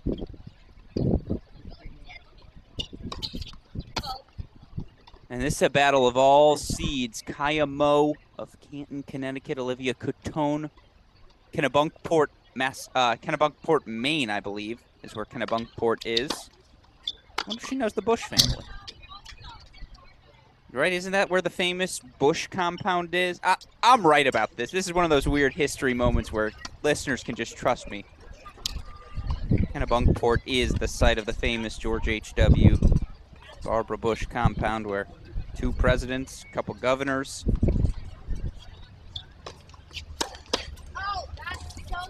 All these different people emerged from.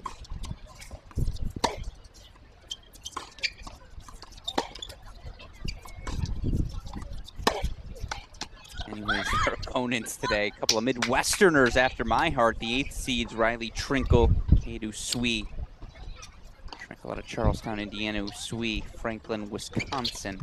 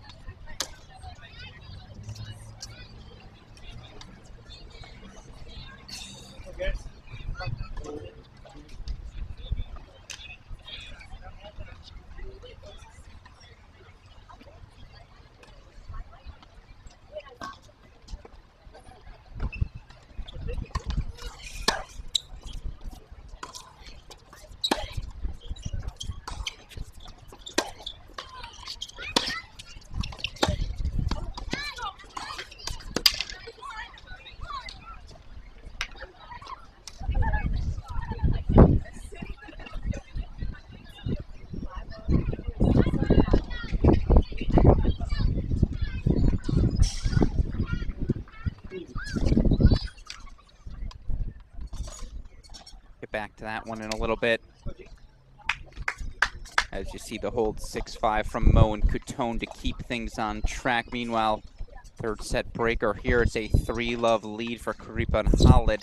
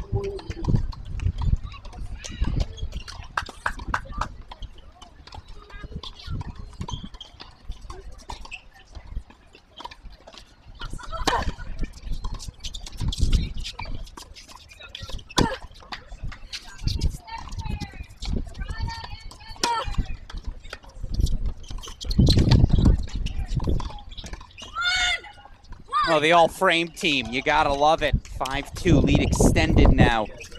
Yeah, how can you do anything but smile after a volley like that breaks your way?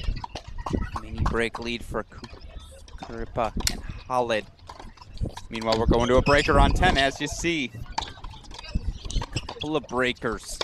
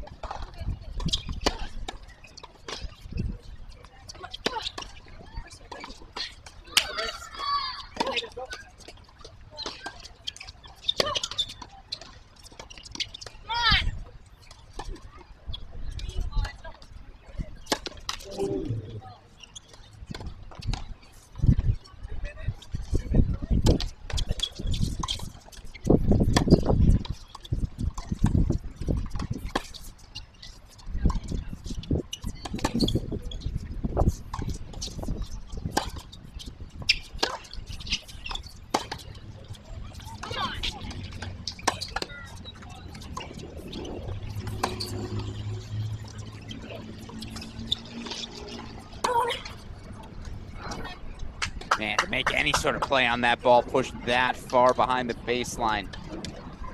Not much could be done. Mini break, re-secured, 5-6, third set breaker.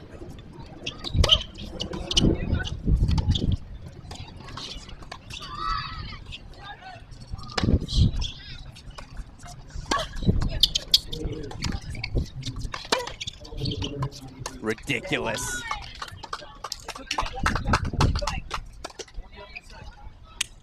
Great hands, great tenacity to make a double change of ends.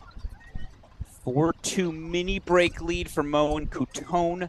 6-all now on the turn in our third set breaker. Again, the tiebreaker on 18, first to 10, win by 2. Tiebreaker on the right side, first to 7, win by 2. Should Trinkle and Usui find themselves taking the second set breaker, we'll go to a third set breaker to 10. That'll be our final match of the day. By the way, I really hope Mo and Coutone called each other and said, okay, you go pink top, I'll go white bottom. That way we're matching. It's a good look. It's part of the double swag. You got to match, right? Sends that extra message. You're that coordinated. It means you like each other as partners.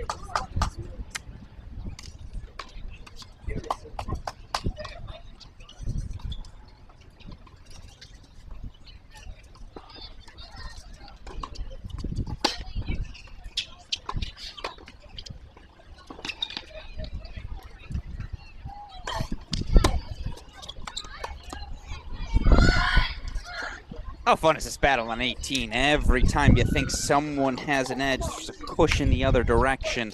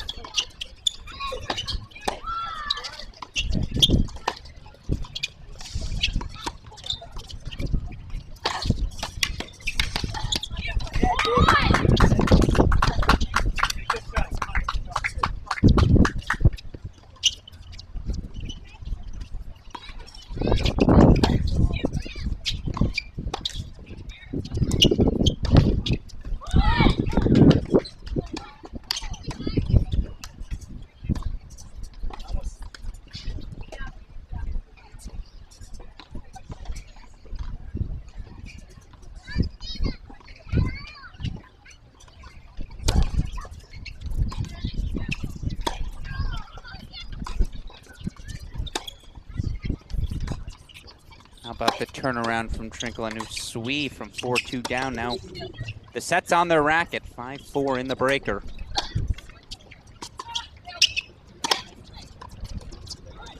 Oh, got away with one there, didn't they? Meanwhile, match point, singular. Aron Kulovic, set point here for Usui and Trinkle.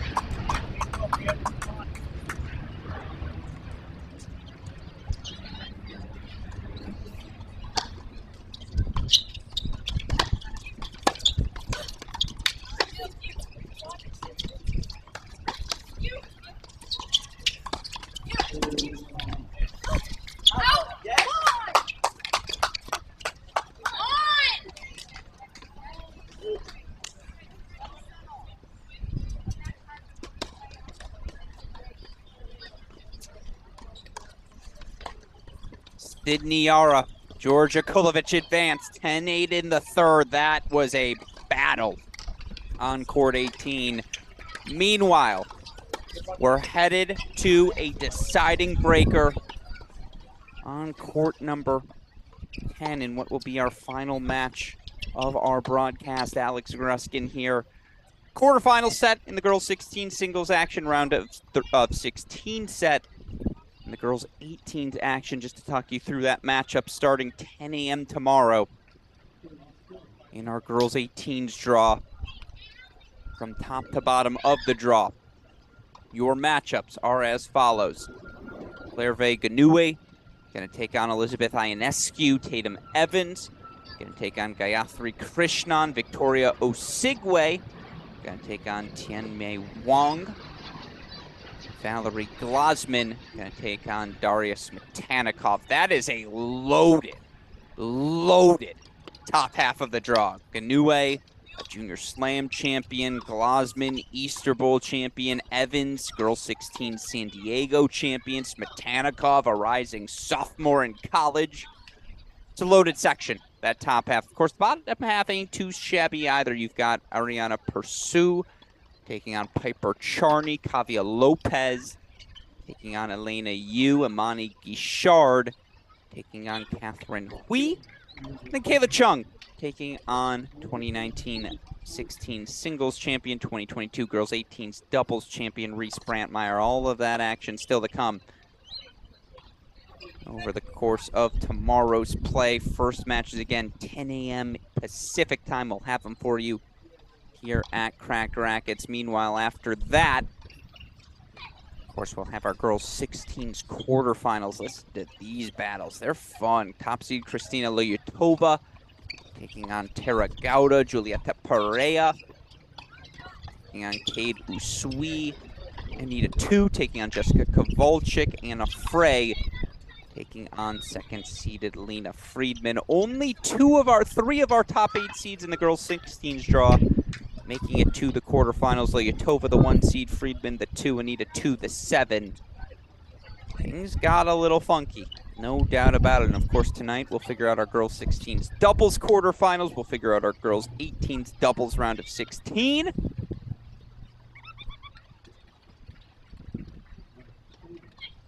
Right now, we've got ourselves a third set breaker underway. And again, to introduce these duos to you, for those all unfamiliar with the pairings.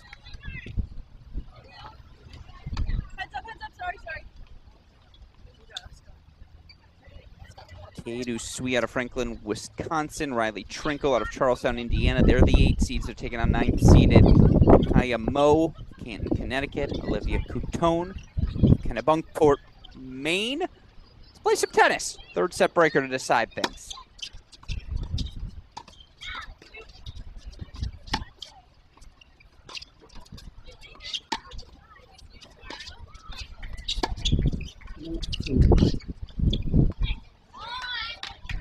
That dropped good. I think it did. How about that for a start? A little heat check from Trinkle.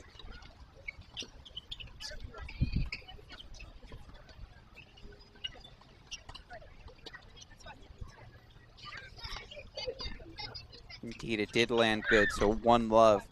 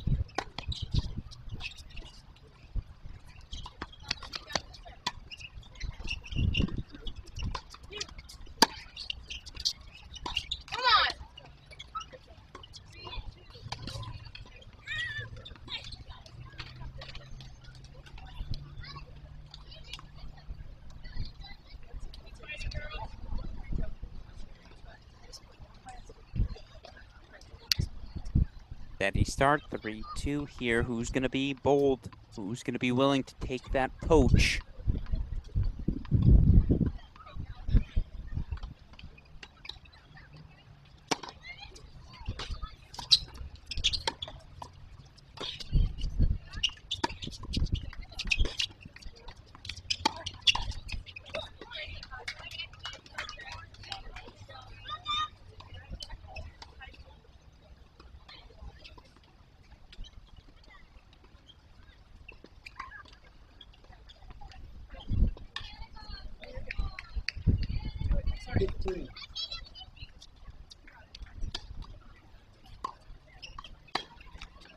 Or 2. On the turn mini break, first two, Trinkle and Usui. Again, they are the slightly higher seeds. Seeded 8th to the duo, 9th seeded duo, excuse me, of Mo and Coutone. Alex Gruskin here. Top seeds, Lena Friedman, Vessa Turley now out on court.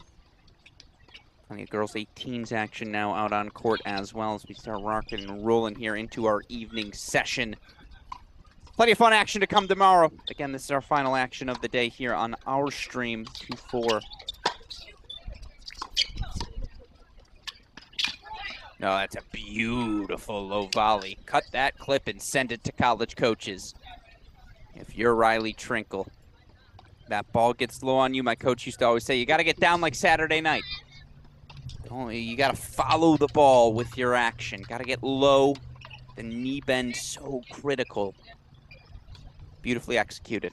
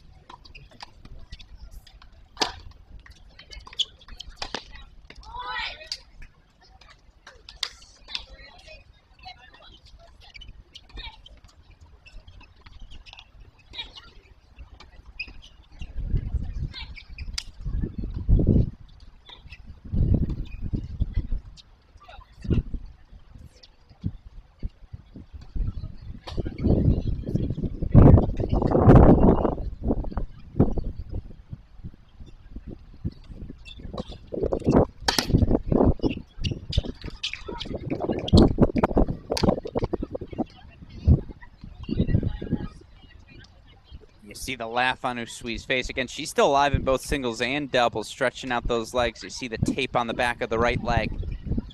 Gotta stay healthy, gotta stay fit. 3-7 here. Oh, that's gorgeous.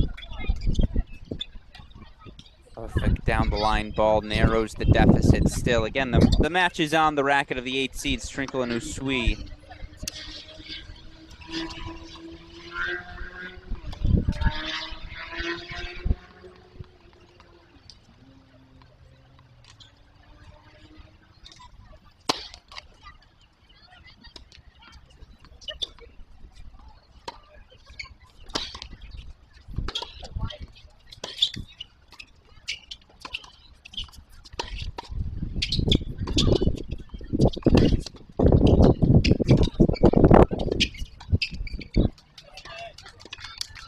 Beautiful hands, great reaction, 8-4 on the turn. And matches going on right now. We got a bunch of them everywhere. Third set breaker here. First set's to Perea and Oliver. First set to Friedman Turley. Murthy Glosman. That's an 18s match, but looks like they're about to secure a first set as well. Plenty of fun action. At the Barnes Tennis Center right now, we're locked in here. 8-4 Trinkle Usui, 2 points away.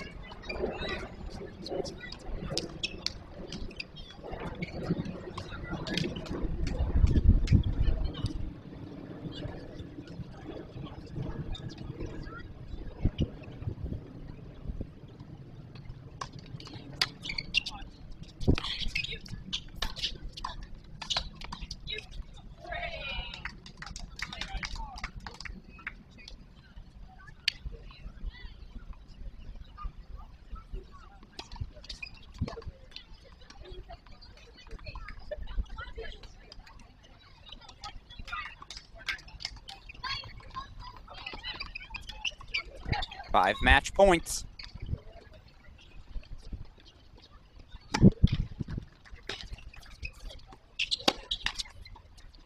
Well, they were on the brink of defeat. Instead, the 8 seeds, Riley Trinkle, Kate Usui, are through to the quarterfinals. Look at this scoreline. 6-7, 7-6, 10-4. The perfect way for us to wrap our broadcast here. Day 4 of our coverage, day 5 overall on the event. Again, starting tomorrow, 10 a.m. Pacific time. Girls 16s, 18 singles action for the girls 16. It's quarterfinals day. Girls 18s, of course, will have our round of 16 play. After that, we'll get into our double session. And again, we know more than anything, it's a fun night ahead. Of course, we appreciate all of you took the time to join us here throughout the course of the day. A massive shout out to super producer Daniel Westoff on the ones and twos, makes everything possible. A shout out, of course, to Lorne Kuehl and the team here at this event for all they do to ensure all of you fans at home can see the best American juniors in the world compete for all sorts of crowns. That said, that'll do it for our coverage here on Wednesday. For everyone who contributes to our broadcast, I'm Alex Gruskin. You've been watching our Cracked Racquets coverage of the 2023 USTA Billie Jean King Girls 16s and 18s National Championships. We will see you all tomorrow. Even more action.